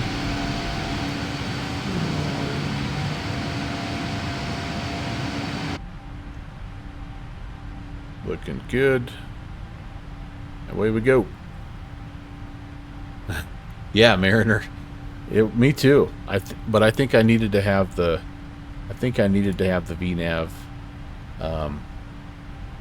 armed. I think that's why. But honestly, I don't know. But I didn't like the sound of that. I'm like, what's going on? What's going on? Now it's still telling me insufficient fuel. Total fuel is 31.5. What did I say I needed? 35,000. Yeah. I put in 35,000. Okay, well, that could be an issue, but all right. After takeoff, flaps are up, gears up, cool. Okay, that's it for checklists. Go put electrics in there. Let's get rid of him so I don't have to look at him all day long. We'll just pretend we have enough fuel, right? We'll be good. Yeah, we'll find more. That's right. That's right. Well, I did. I cheated. I put it. I even threw it in here after pushing back, right? But maybe I didn't do it correctly. What I don't know is why it didn't do it over here. When I did the oops. Oh well. Sometimes, like I say, usually when I fire a plane up for the first time, I'll load it, I'll set the panel state, the views, I'll get out and then get back in, and then that kind of makes sure that these wonky things don't happen. That might have been one of those deals, but I don't know. If not, we always can come down here and grab it in the menu, right? And I'm not above that on this little test flight. Aircraft, what do we have here?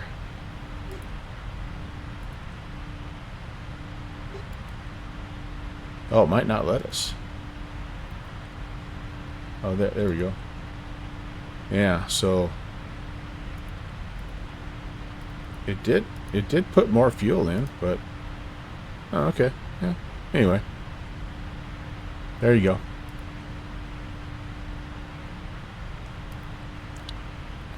It's not. Oh, I hate this because I can't get. Oh, whew. That little hand thing is like it's weird. I don't like it. But see, even now it's saying insufficient fuel, even though I got 34.7 in now. So I don't know. I think we'll be all right. We're only going up to flight level 340, right?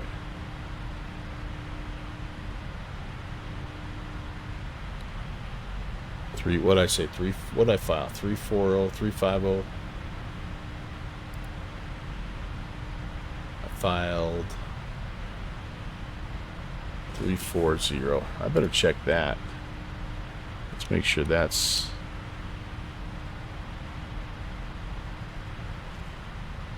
November 6, takeoff, turn left heading 320, vectors for approach. Left 320, 6 takeoff. 340. Okay.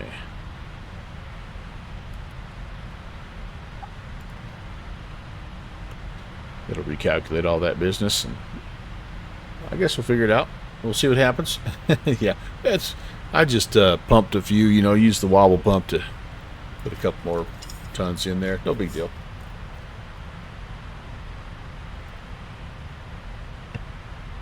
All right, through 12,000. Let's turn the lights off.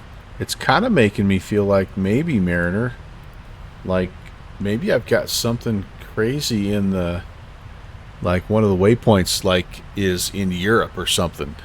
Let me just make sure nothing crazy. I mean, I stepped through it and it looked fine, but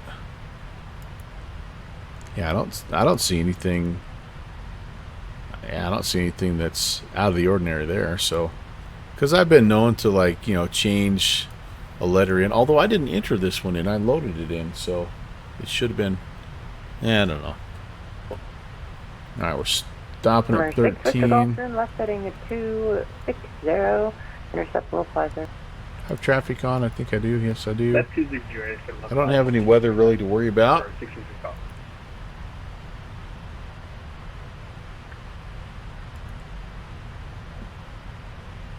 And United 816 Heavy in the center's closed, registered service terminated, frequency change approved. All right, over to Unicom, United 816. Darn it, all that planning to go bother Stu, and he said no. I'm out of here. Well, so that means we can head up to 340, do a flight level change, get ourselves going.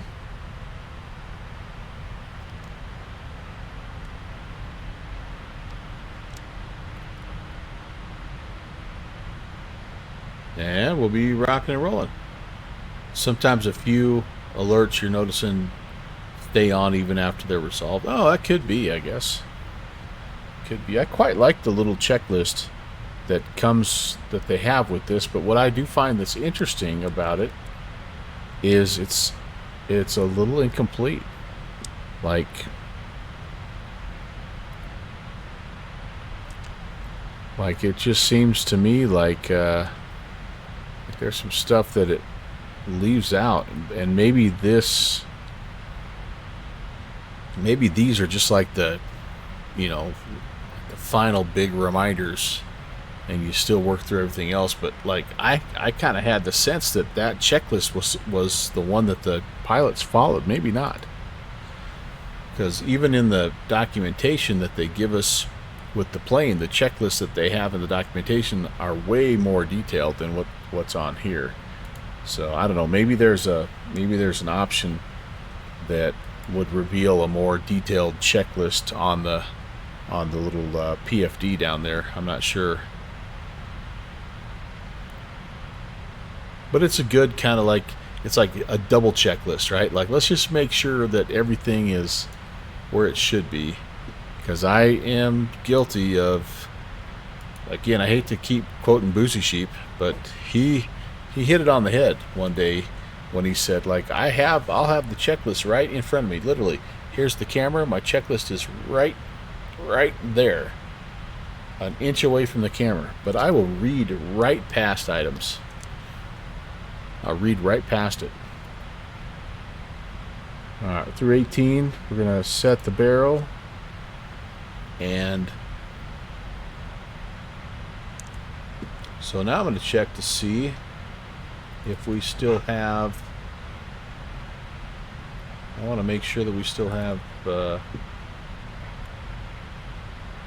Hot Atlanta Center. Maybe we don't have anybody. Word got out. Uncle Melvin's inbound. You might want to go take care of that tea time right now. Hey, Will. Guess who's back? Shady's back. Will, welcome. So, Will, I think the words got out about me because as soon as I got flying, our friend STW222, who was doing Indy Center, he pulled the plug. He got out of there. He was like, peace out. We're expecting the same down here as ZTL. Hopefully not. My dog is ready for lunch, by the way. Hang tight for a second, guys. I'll be right back.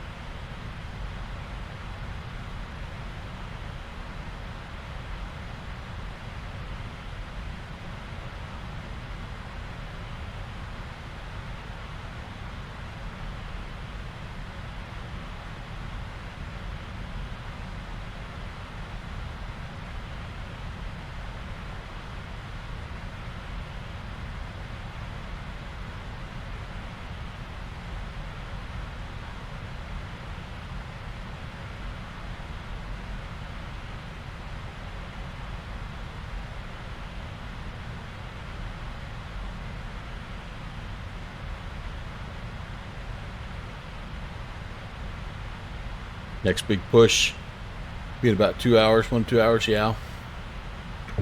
Yeah, it's Moncton Monday, so I don't know if the Indy will be really worried about that, but you're right. About 5 o'clock my time, 7 o'clock Eastern, when everybody hops on.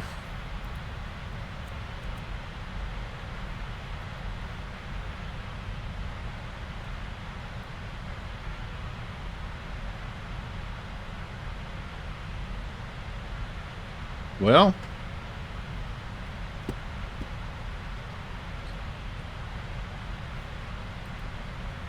let's monitor Atlanta Center. A321, turn right heading 270, descend to maintain 4,000.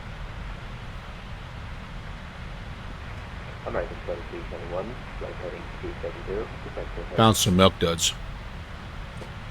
Alaska 305, Lima Space, radar services are terminated, changing investigative phase approved.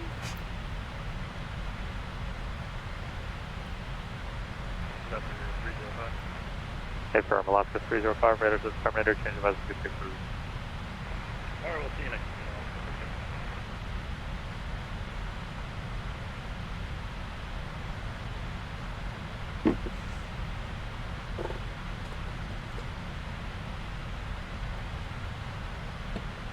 Southwest 2664, do not exceed 280 knots in the descent. I'll say 280 in the descent, Southwest 264.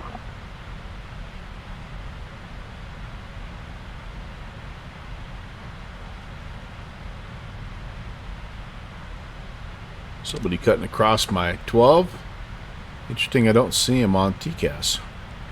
Atlanta Center, good evening, Delta 1355, passing 11,000. Delta 1353, Atlanta Center, climb maintain, flight level 330. Level 330, Delta. Interesting.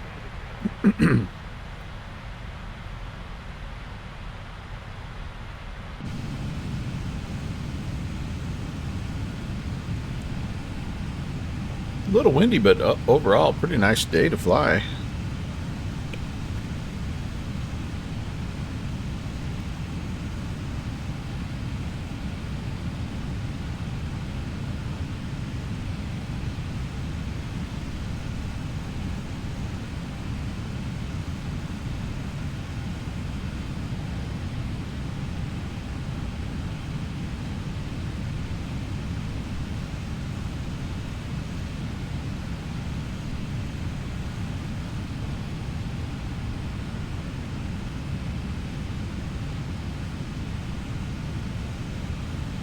American 3059, do you want vectors on, or can I just give you direct Wupple?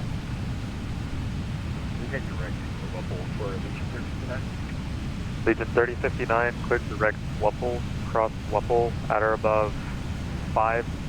Correction, maintain 8,000 for now for the NBA, I'll give you lower later. I'm making 8,000 direct Wupple for Legion 3059.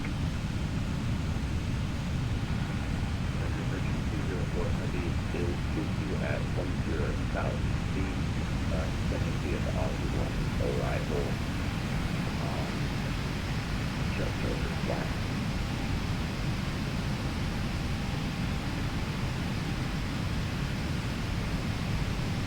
Virgin 205 Atlanta Center, IDEM.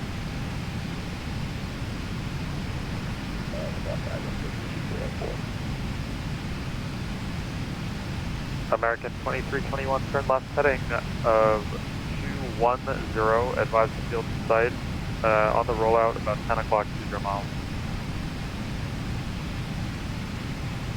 American 2321, we have the gate in sight. American 2321, clear visual approach, runway 18 left, settle land. American 2321, and then we're heading into 310. 1,000 to go. Clear visual approach, 18 left, and clear left, clear to land. Delta 2119, connect line approach 133.47, we'll see you. And we're probably going to need to take a little bit of a peek at the arrival here. Day 347, Far have away. a great day, Southwest 2664, see you. November 4 Victor Kilo, Greer altimeter is 3005. 3005, November 4 Victor Kilo. So this is kind of interesting. 135, descend and maintain flight level 350. We actually end up dipping into Memphis's airspace here for like the middle third of our flight, and we don't even get into Atlanta till Baby right down here. So we're actually going to be in the descent as we get it closer to the airport. Frontier Flight 3499, leave United States to the west, right after this Terminator, change of advisor frequency is approved. Alright, Frontier Flight 3499, have a good day. Cinegraph at Delta 766, 14,000. Delta 766, climb maintain, flight level 370, you're talking to Atlanta Center. Sorry about that. So, Chipper 1, let's look. As long as we're here, we might as well. We come in off of Noob to Matthew. Looks like we've got Cessna calling with a request, go ahead. Chipper at 13,250 is kind of the big speed restriction here. And so let's just plan to be down there. We're going to talk to, we're going to get a contact me at somewhere around Baby. So we'll just sort of be ready for that. Yeah. Right here is the line. That's interesting. Tell you what, just go direct Logan and I'll talk to the next guy. So we'll maybe check in kind of east of Huntsville VOR. Or actually, we're close to the choo-choo.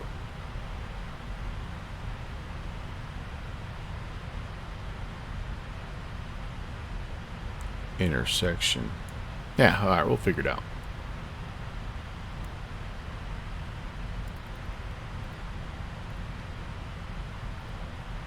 But in the meantime, we do just need to go down and make sure Chipper 13,000. So the only thing different here is 250 has to be the speed. So I'm going to put that in here, and it should affect everything after that. Yep, there we go. Hydro. Okay. And then 240. And if we're expecting 26 right, they'll step us down, I'm sure, but since we're in the neighborhood, let's go to Atlanta. Let's go to 26 right. We need 5,000 at Zelo. So we'll check that 5,000 Zelo to Haynes and 4,000 Bamboo, then 2,700 at AJ. That's where we grab the glide. 110, 1, 275, 1190. Okay. Go mist, climb to 4, make a right-hand turn. Inbound RMG 132 to the Dallas intersection and hold. All right. No, sir, Lieutenant 39. We've Okey cleared the smokes dokey. here if you want to get us down.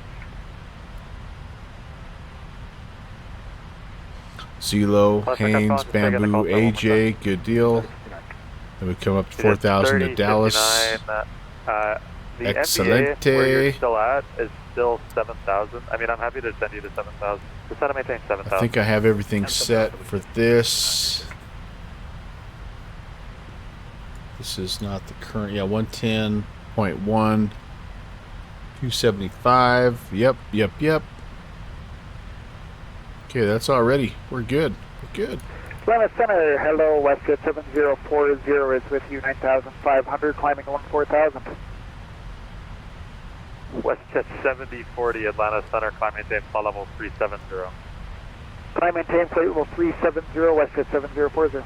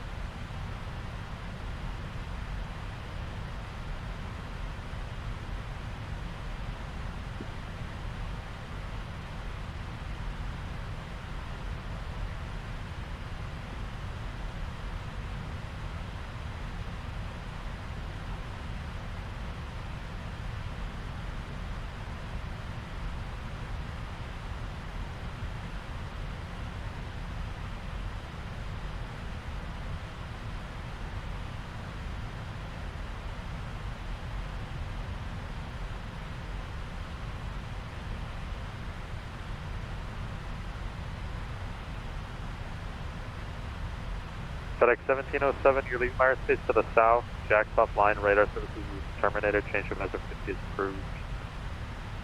Device refix 1707, sector service, have a cleared, have a connect. Allegiant 3059 is 5 miles from Whirlpool, cross Whirlpool at or above 3,100. Cleared RNAV, runway 5 right approach. Cross Whirlpool at or above 3,100. It clears the RNAV running 05 right approach for Allegiant 39. Good evening, American 63, 13,600, climbing 1,000.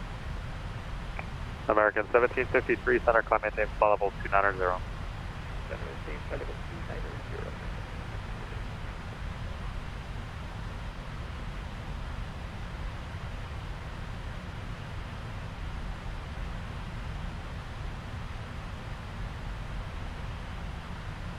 Sometimes it's just fun to sit back and listen to ATC. Love it. Thank you guys for hanging out. It's been an awesome day. Just did a round trip from Las Vegas to San Diego and back. That's awesome. Tech review. I went into San Diego from San Francisco yesterday. Yeah, I was doing a little A320 down the coast. What a great place to fly.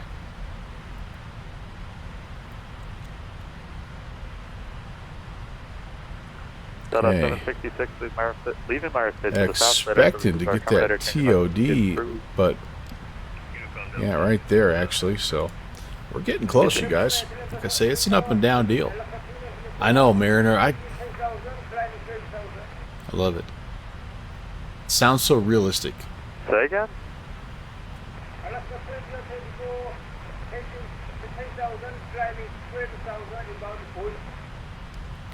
Alaska 2124, Atlanta Center. Wow. Flight level 340. I have no idea what he was. That was really good interpretation. That kid's mic's in a different room. Yeah. American 135, cross track, set to maintain 1,000.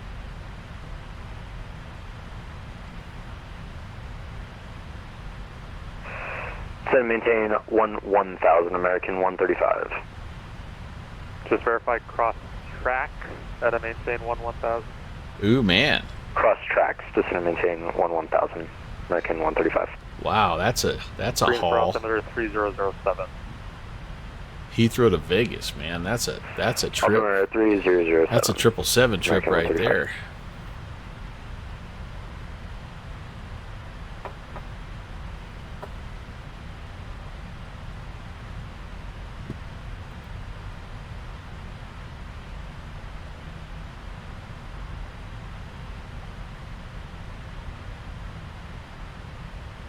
Good afternoon, Nevada Center, American 5137. I'm going to try to pick up here from Test aircraft on the ground at Charlotte. I'm going to be closing here momentarily. Oh no! For the start of your discretion. Did we Feel free to do whatever you want. call it? Did we call it? Montreal. Oh man, doggone it! But like Will was saying, they're probably kind of getting ready to staff up for some Monday evening stuff. So, man, 777-300, huh? I think this one's a 200, right?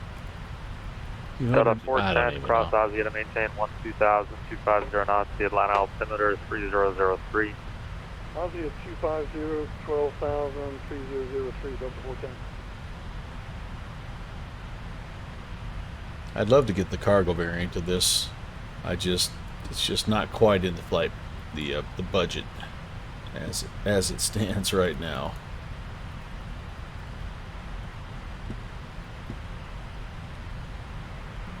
Conversion 204 confirmed from you Douglas to cruise at Nav 85 now. Allegiant 3059, runway 5 right, Codaland. Codaland on 5 right, 30. Last aircraft calling, say again. Virgin 204 is just curious, not conversion on us that after we were up there at flight level 360.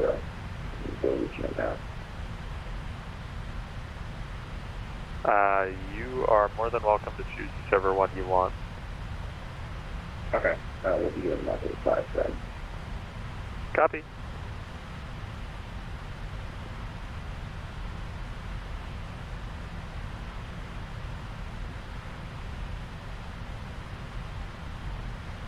We can kind of get ourselves down from here if we had the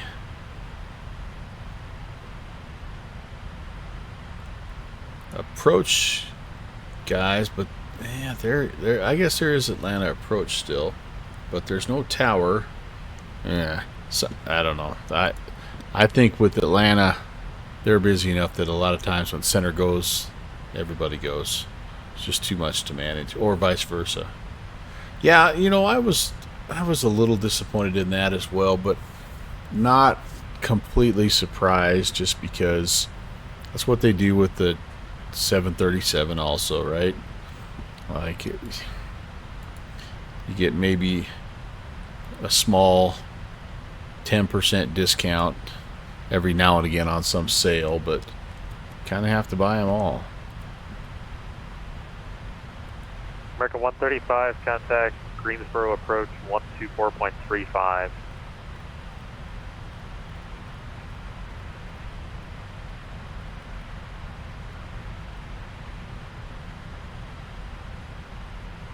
But yeah, it'd be nice if you could just if you could jump on board with one and then just add on, It did. You're right. That's a good point. But the 777's just one variant. Yeah.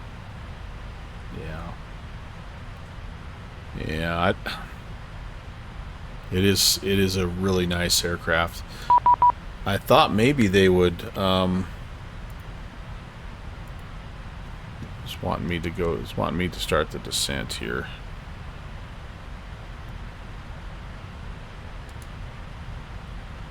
It's auto ATC saying descend at 320.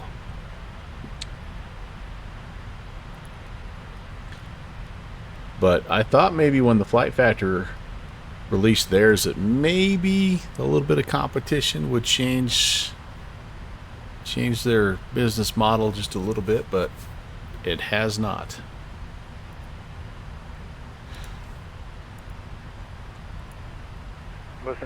I'm just really, like, there's a lot of planes coming out here in the near future that I'm very interested in. I'm just kind of trying to save my money a little bit. And honestly, the next jet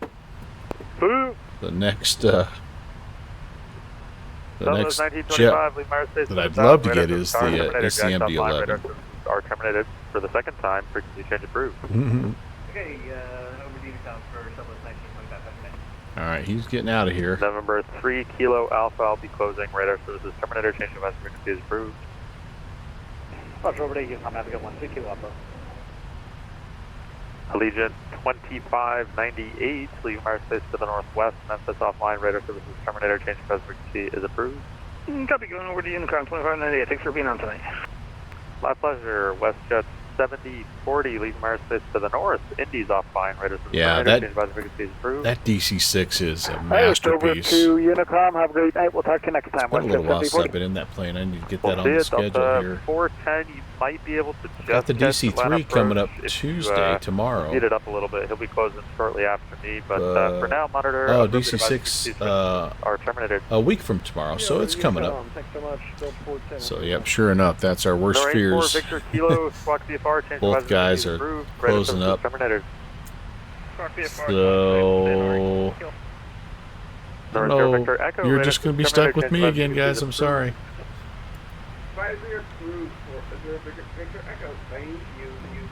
My pleasure. Virgin 204, radar services terminator, change of frequency approved.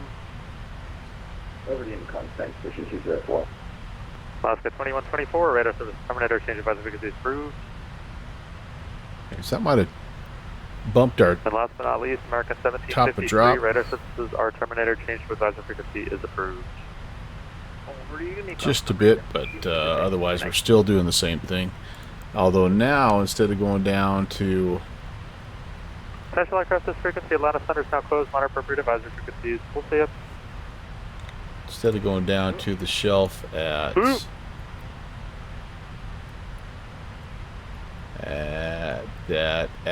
McGriff, was it? Now I'm going to go all the way down to 5,000 at Zelo. Okay, so Unicom and then Atlanta. So there's Unicom and the CTAF into Atlanta is 1910.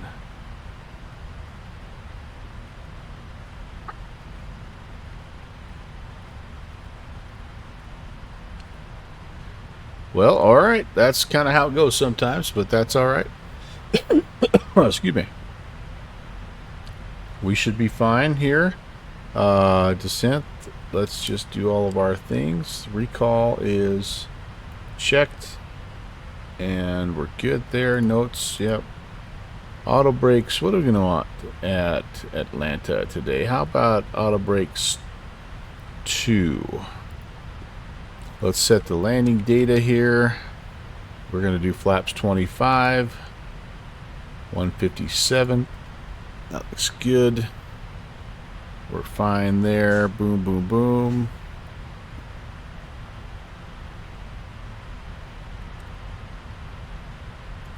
We've briefed the approach. And life is good. Whoops.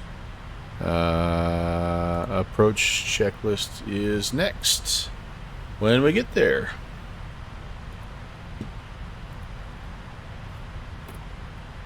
Mariner, you know what I did with the DC-6 the other day? For the first time, probably ever.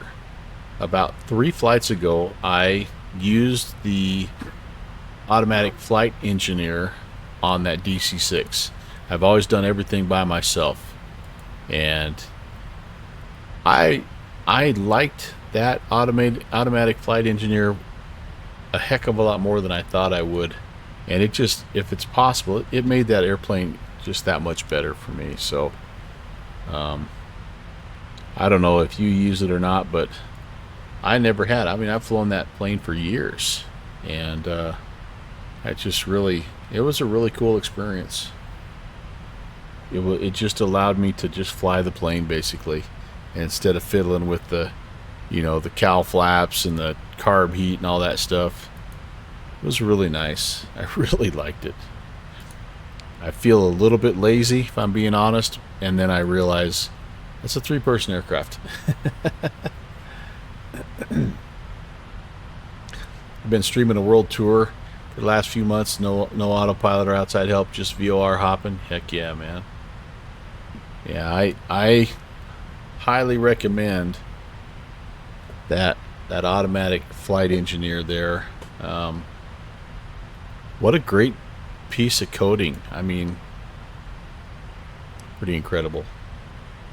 And the way he manages the engines, like you get better performance. Like I was always about 7 or 8 knots slower than I was supposed to, you know, because I was making the stupid engines work too hard or not as efficiently as possible. And then every time I was done, I always had way more damage on the engine than I should have, and you know, I just never quite got the hang of getting all those right where they need to be at all phases of flight. Oh, pardon me. But yeah, it's a pretty cool tool, and I'm okay being called lazy. All right, there it is, top of descent. Are we heading down? Why are we not heading down? We just went past it. Oh, I know why. Because we're not on the nav track here. Dang it. Will she dive now? There we go. There we go. All right, down we go. Down we go into Atlanta. And so far, so good. Testing wise. Well, and you know what? I kind of was, because the auto ATC told me to descend to 320.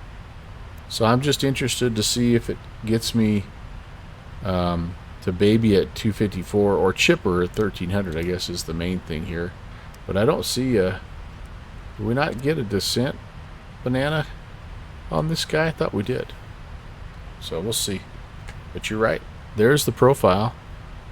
And we're slowly getting caught up, I guess. I don't know. There's another plane flying by, and I'm not seeing him on my TCAS. I don't know what's going on down there. I'm TARA. Yep. Again, I think sometimes when you just first initially load an airplane up, probably should have loaded it, got out, came back in. I don't know. But it's worked pretty well. Oh, you know what I don't have set here? I don't have my my wing view set.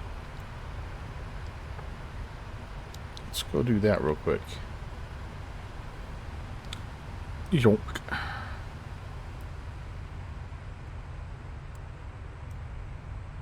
Nice and quiet back here.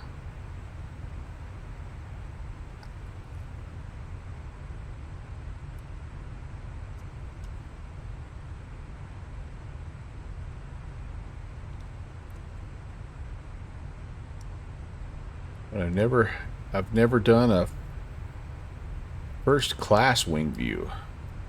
I mean, you don't really see the wing, right? That's why you don't do it. But should we do a first class wing view? Nah. I like seeing the wing.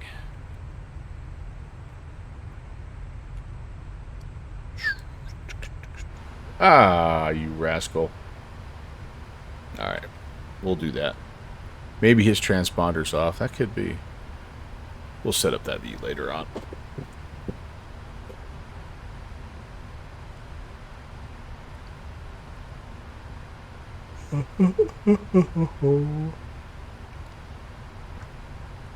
I got to convince myself to go mow the lawn when I'm done flying here, you guys. I got to get it done. It's going to start raining tonight about midnight, and my grass is way too long already. I'm trying to psych myself up into doing it. What I really want to do is fly up into Moncton.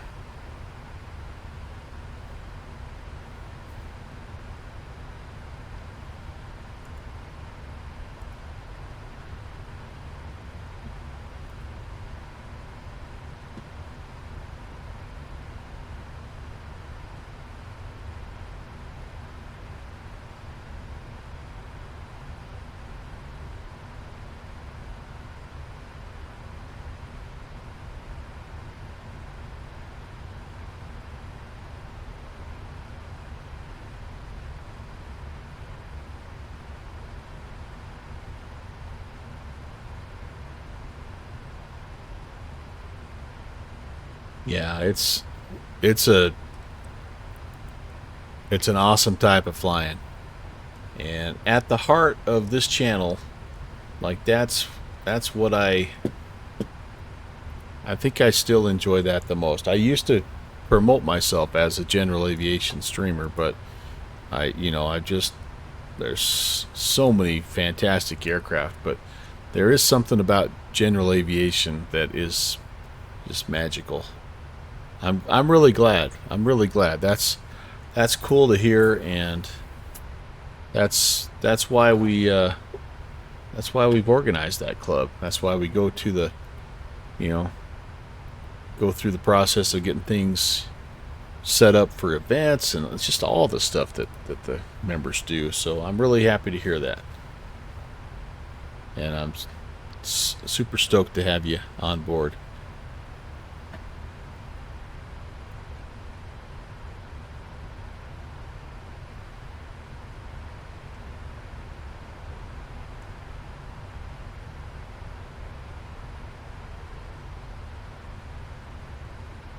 Yeah, I am going to turn the weather on. I don't think we have anything, honestly. Nah, just a quick scan. There's nothing going on down there.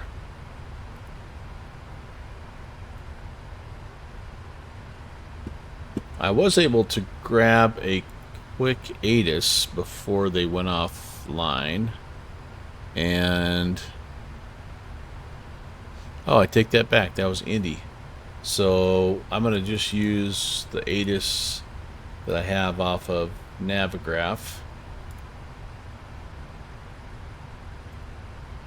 It looks like we're having a crosswind.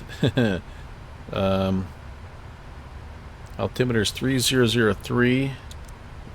We'll go ahead and throw that in right now. I might want to recheck here.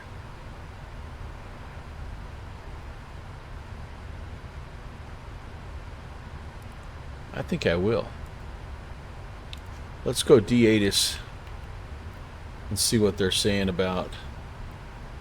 What's D-ATIS saying about Atlanta? All right, Papa, arrival information. Sorry, Charlie. Yep, that's good. That's good. They are still landing to the west, so that's okay for us. Okay, 3003. The main thing is I just didn't want to know, or just didn't want them to have flipped the airport around here. Navigraph does, yeah. So it's METAR, I guess. It's METAR data, but yeah, if you just click on this right here, it's not the ATIS per se, but it gives you the METAR stuff. So you go into your flights menu, right? Pick on the airport that you want. Either click here, or any one of these will give you the same information. I take it back. Information Charlie, it does give it to you. Haha. It's Charlie. So you're right. Never mind. I just learned something. This is a new feature. I don't remember it being in there. So that's cool. That's way cool. I love Navigraph. Gosh dang, I love Navigraph.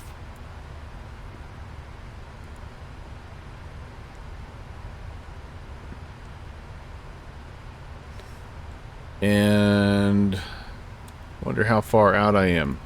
Alright, somebody tell Conti I'm putting in rings of professionalism here. Probably need a 20-mile check-in, I would say. And then what's Zelo? Zelo's 20. And then we want Bamboo is 12 miles.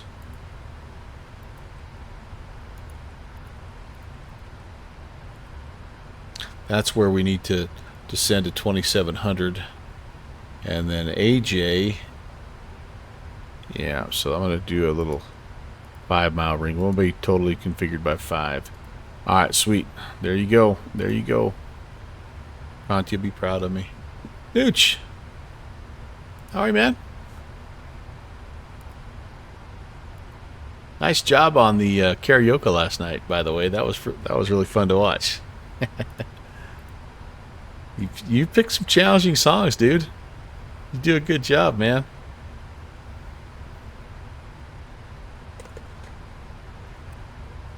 Sorry to hear that your back is causing you problems. Yeah, he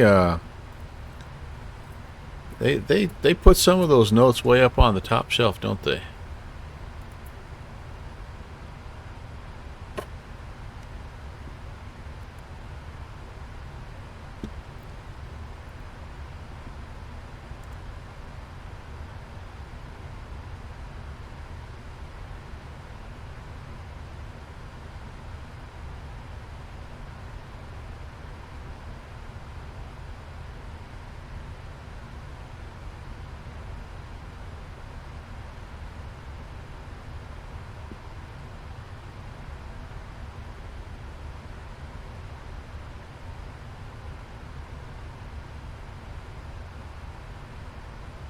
That Columbia River never gets old, does it?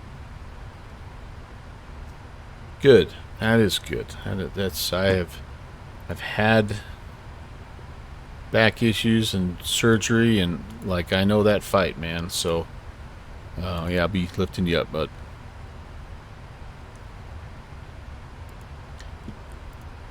You know, one of the cool things I learned about that the last time well, I shouldn't say the last time because I've been there a few times, but one of the last times I was flying, I left the taxi lights on the whole time, just like the pros.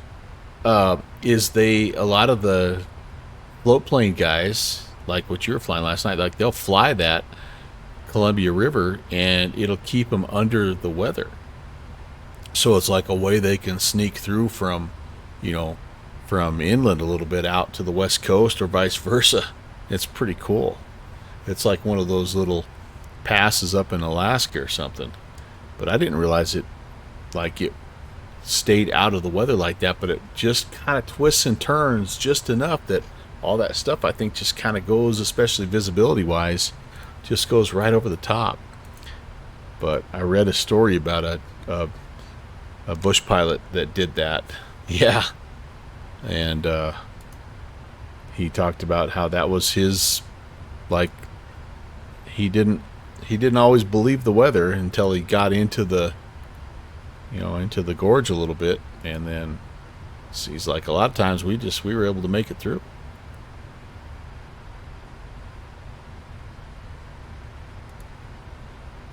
Those old bush pilots, man.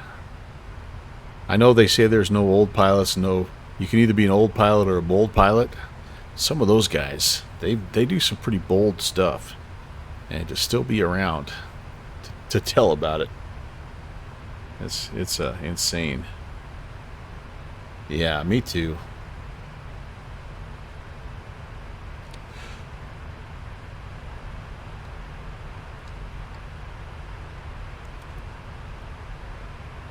A little bit of a photogrammetry tear right there or something weird. Round of golf, anybody?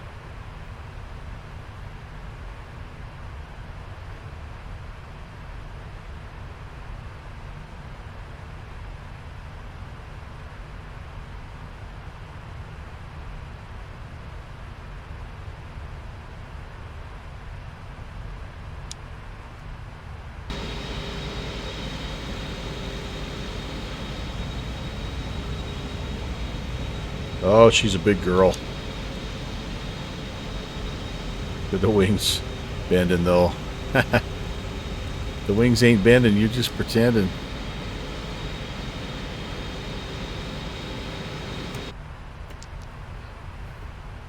I was lucky enough to fly on one of these, and it was kind of nice because I was back in the, you know, the cattle, but I had a seat in between me and the guy next to me, and it was just like the most pleasant flight. It's just you can just feel the power of those big old engines, man.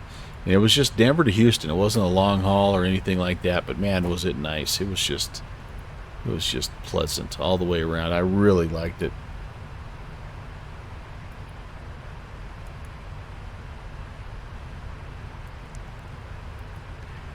And then we flew the 757 on another kind of short little flight like that, and it was same deal. Had a seat in between me and the person next to me, and That just makes all the difference. It really does. I'm sure if we were all crammed in there 3 across, I'd probably have a much different sort of view of the airplane, but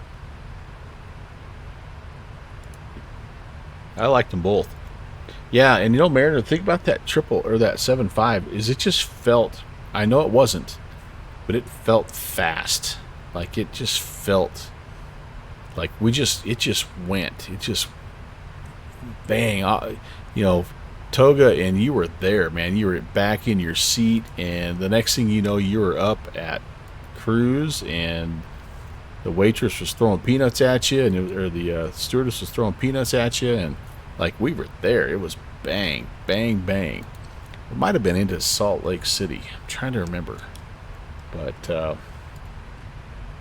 it was just, it's nimble. Like it felt like it just taxied, kind of like a little sports car, and it's a narrow body. You're stuffed in there a little bit, but at least the one that I was in, it had a pretty modern seat with a monitor and plug-ins and stuff. I know a lot of them don't have that, or it's not really functional anymore, but yeah, but I think, isn't the 7.5 kind of starting to phase out as well? I don't know. Atlanta traffic, United 816 is 20 miles to the northwest of the field, 10,000. We're inbound. Atlanta traffic. Oh, there's some traffic. Okay, we're hearing some people.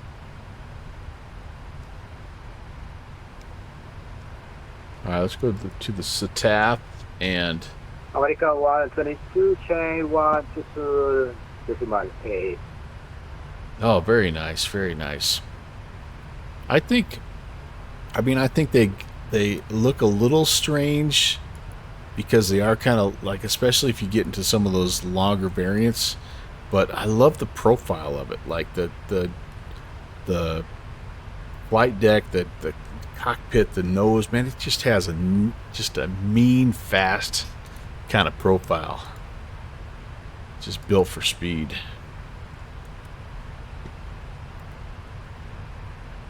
Okay.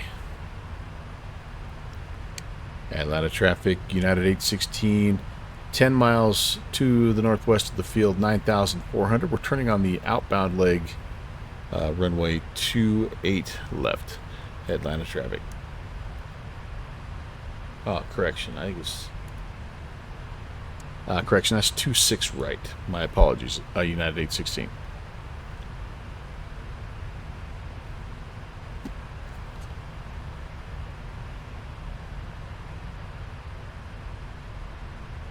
The thing about where I live too is like we get like our aircraft is a CRJ 200, so like when that's your airplane that you're used to, man, everything feels like a jumbo jet. So I climb into an Airbus like an A320 or a 737, man, I feel like I am living the high life. And I remember when we started getting CRJ 200s, I was happy because the plane we used to get in here was the Beech 1900. And I had some rodeos in that plane. Let me tell you what. Oh, that's kind of cool. A little downtown Atlanta. I've been there once. Had a lot of good steak. And I drank Bass beer the whole time I was down there for some reason.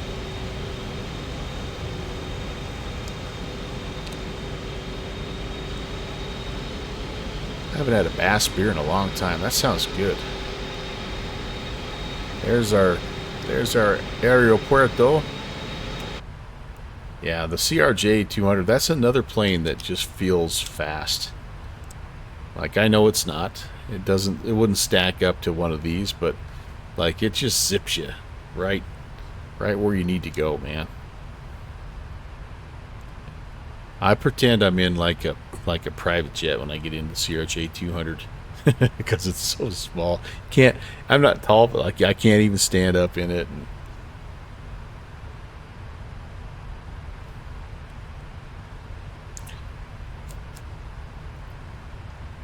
Okay, we're on the heading. We're heading on down here. We need to be... altimeters are set. And the landing checklist is going to be next. Traffic, Phoenix 2-1 heavy, North Cargo ramp, taxiing 26 right via Alpha. Inland. That's armed. We are flaps 25. And, actually, I might change my mind. We'll go flaps 30 here. 148. Oh, I gotta set the... I have set the view so that you guys can see the flaps coming down. Alright, stick with me here, guys. Stick with me. We'll get back here. Won't take us long.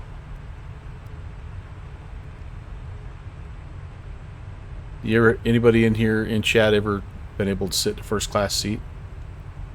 I never have. I've never even been in business class. Always just been in economy. I think we got in economy plus one time. Again, I thought I was pretty big time.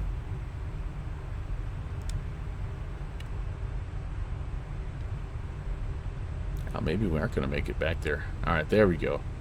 These are my people. Oh, this is still business class here, isn't it? Oh, getting chunky on the frames. Must be getting close to Atlanta. There we go. Now we're getting to it. Now we're getting to it. Now we're getting to it.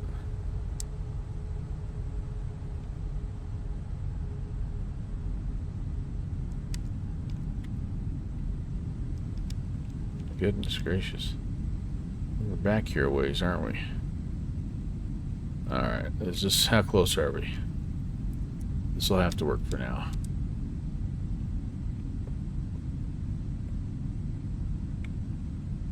I mean, I can give you a little view of the flaps coming down there. In fact, let's do it. Go flaps 1. That's just slats, though. Yep. Love the sounds.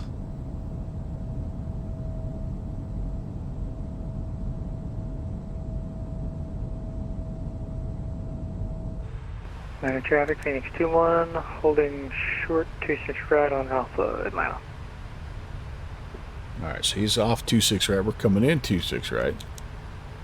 We're going to turn inbound here in just a few, but we'll be on a long 20-mile final.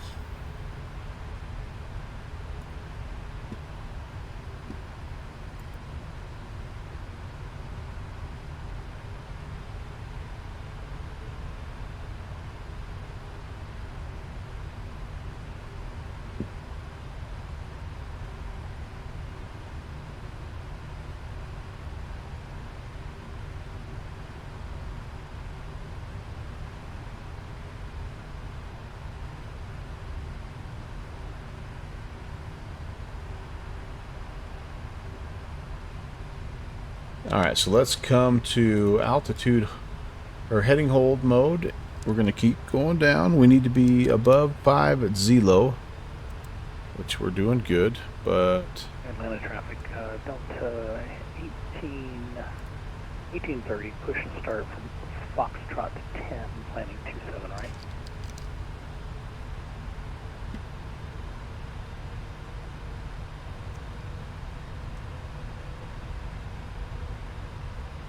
Let's make our turn here. 180, I think probably would be okay.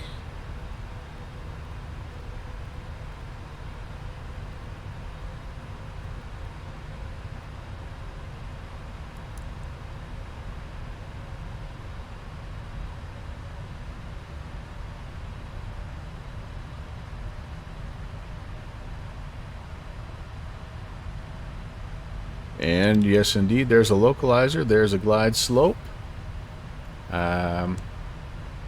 Wouldn't hurt us to keep coming down here a little bit there, my friend. Nothing crazy, but like 1,000 feet per minute. 240 on the speed is okay. I like that. I'm good with that. let's keep the turn going so we can maybe even intercept something here. What would we need at, let's see, we could go all the way into Haynes here at 5,000. Sweet. Very nice. We'll go to 5 and we'll stop, and then we'll go down from there.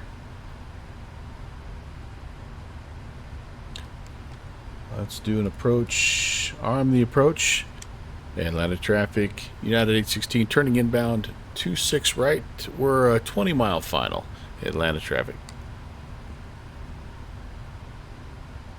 Actually, we're a little more than that, about 25 miles. Aren't we? Aren't we?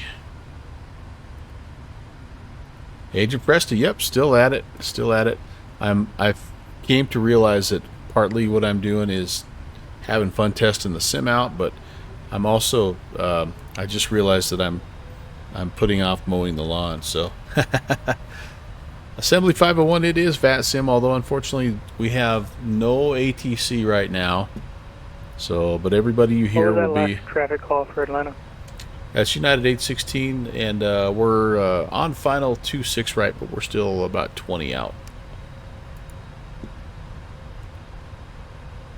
But yes, yes. Thanks for the first time chat. Welcome, Assembly 501. I'm just going to leave it right here, friends and neighbors, and then as we get closer to Glide, we're going to head on down. You're pushing back from Atlanta, heading up to heading over to Tampa. Atlanta traffic, Phoenix 21 Nice, heavy, holding Tim short 26 right on Alpha. Testing the sim. No, Agent Presta, I'm testing the And Atlanta traffic, Delta 1830 heavy, taxi to... I'm testing whether my computer can handle running X-Plane and Microsoft 2020 back to back, basically. So the first flight we did was in the Phenom and X-Plane 12, and now we have jumped over here. So Ewarn, hello, welcome in. Caught us just at the right time. We're on final approach into Atlanta. Yeah, it was fun. It was. It'd been a long time since I've been in X-Plane 12, and the aircraft really performed quite nicely. So I was happy about that. And so far, my computer is.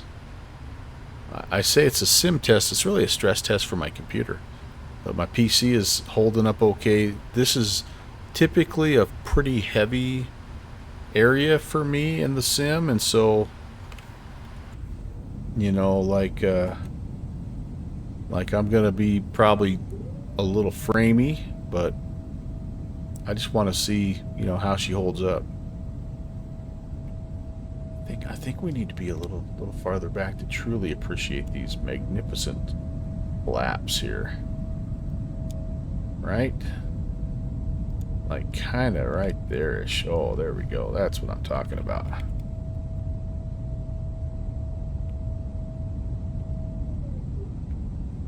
I love those flap sounds, man. They're awesome. Okay, so there we go. Flaps 2. And that's about a 10-mile ring right there, right? So let's slow down to about 180. Again, we're looking to ref at 48. And I do have 26 right in sight. Atlanta traffic, United 816, a 10-mile final, 26 right, Atlanta. Actually, I think this was a 12. I don't remember 12 mile, but and Delta traffic, or Atlanta traffic, Delta 18. Yeah, so Agent Presta, what I'm hoping to be able to do is for the Virtual USA Flying Club Air Show is to do this essentially. I'm going to do one flight in X-Plane. I'm going to fly the SR-71 as the kind of the flyover to start the whole thing, and then not slowing down, and then hop over into Microsoft Flight Sim to to fly the Tomcat. So I got to see if my airplane will do it. You know what I mean? I'm not slowing down very fast. Why am I going faster? I've got speed brake out. There we go. Takeoff runway 27 right. Not slowing down very quickly. Gator done, 1830. Alright, pull flaps 3. There we go. Now the speed's coming down. 160 is set. I really would like to be fully configured, so let's go ahead and go gear down flaps. How about 155 for the final speed here? We're going to put that guy back up, arm him. We got flaps, we got gear. We're slowing.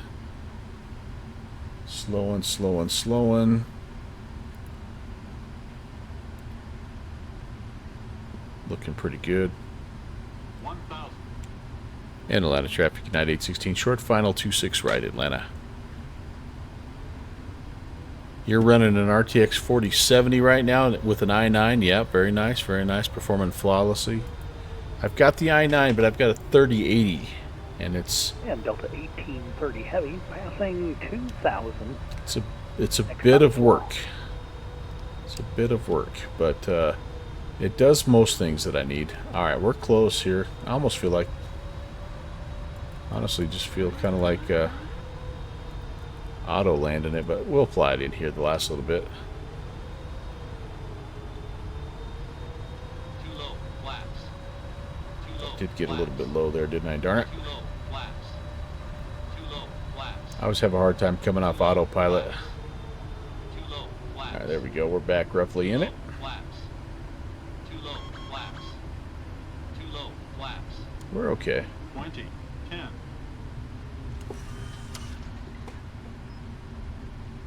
It was got a little bit shaky there at the end, but overall it's all right. Atlanta traffic, Phoenix 21 heavy, lining up 26 right. Okay, reversers. Probably not going to get that one.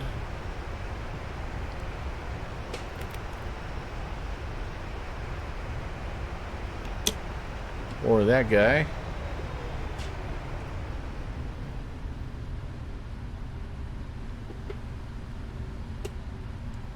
And we might as well just take it all the way to the end here.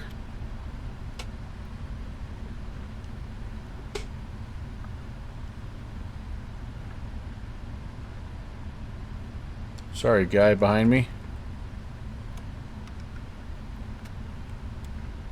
When you're big and heavy, what happens?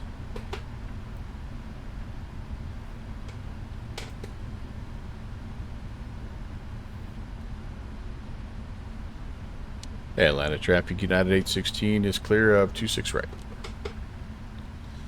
And we'll just kind of go around the horn here. Stay out of the way of everybody. Yeah, it should be fun. I'm excited about doing the fly-by thing to start things out. It's going to be sort of a logistical challenge to time it up just right. Atlanta traffic, Delta But I think it'll look kind of cool if I can pull it off. All right, all that stuff can come off. Atlanta traffic, Phoenix 21 heavy, taking off 26 right, cutting to departure. Let's do APU right now. And I think I cleaned up the flaps, didn't I? Yep, flaps are cleaned up. But yeah, I'm just overall, I'm just really excited about this year's air show. I think it's going to be a lot of fun. If you guys are around on the 12th of July, we are the Virtual USA Flying Club is doing the 3rd annual air show, and it just gets better and better. I think it might.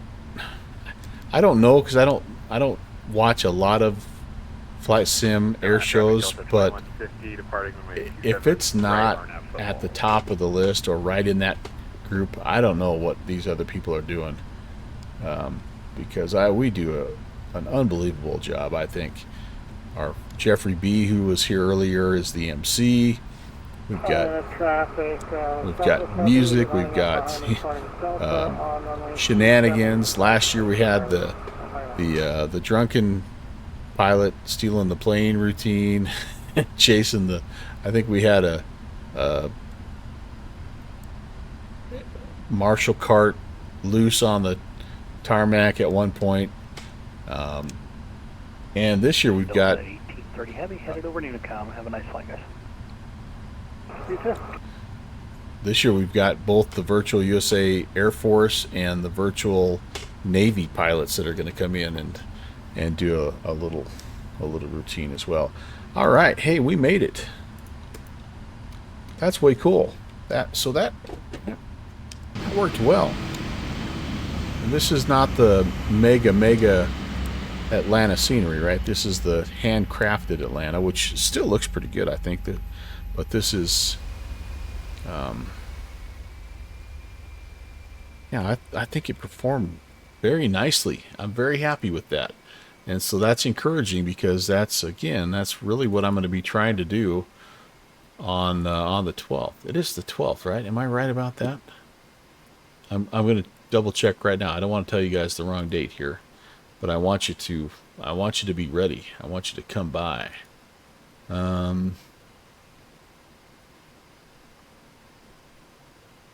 Where's my... Yeah, July 12th, 1 p.m. Eastern Time.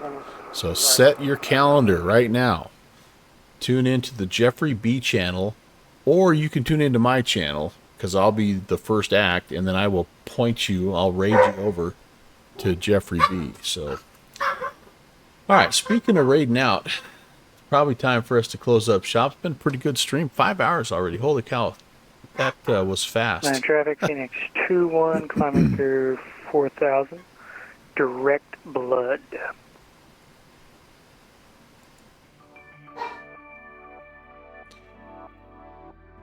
So yes, thank you. Lots of thank yous. Linux, Mike Essner, Duluth Fly, thanks for the follows. Welcome back, by the way, Duluth Fly, if you're still here. Mariner, 98, Dogs, 3447, thanks for the sub. Appreciate that. Flying with Mike, thanks for the raid, dude. And we also had Dogs. We had that was everybody with the new follows and the subs. So that was pretty awesome for just to throw it together on a Monday type of deal. Hopefully you guys enjoyed. And again, I'm going to be back on my normal time. Tuesdays, Thursdays, and Saturdays is when I normally stream. But I'm going to work in an earlier in the day flight. And it's probably going to be on Monday. There's just a lot of options on Monday, so expect that. I'll make that announcement over on my Discord channel. Anyway, because I really have enjoyed kind of visiting with some people that I don't normally get to visit with, and it's just because of the time of day. So hopefully you guys will be able to swing over, and I can distract you from work for a little bit. So tomorrow it's back to my normal time, though. It's midnight Zulu. It's 8 o'clock on the East Coast. So hopefully we can see you there. Got a couple of cool flights, I think, planned. Or I think you guys will like. We're going to be doing a little Toronto to Chicago in the A320. And then I'm going to be doing another leg in the Phenom. So we're going to be going actually I'm sorry, no, tomorrow is DC3 time. Sorry, it's Yellowknife to Hay River in the DC3. And then we're going to do a two-hopper, Eau Claire to Bad Axe to Pittsburgh in the Phenom. So anyway, hopefully you can swing by. I'm going to load you up. Jet Pilot Cinnamon is flying. Let's go give that dude a hello. And yeah, I'll see you over there. Enjoy the rest of your Monday. Can't wait to fly with you again. We'll see you on the next one.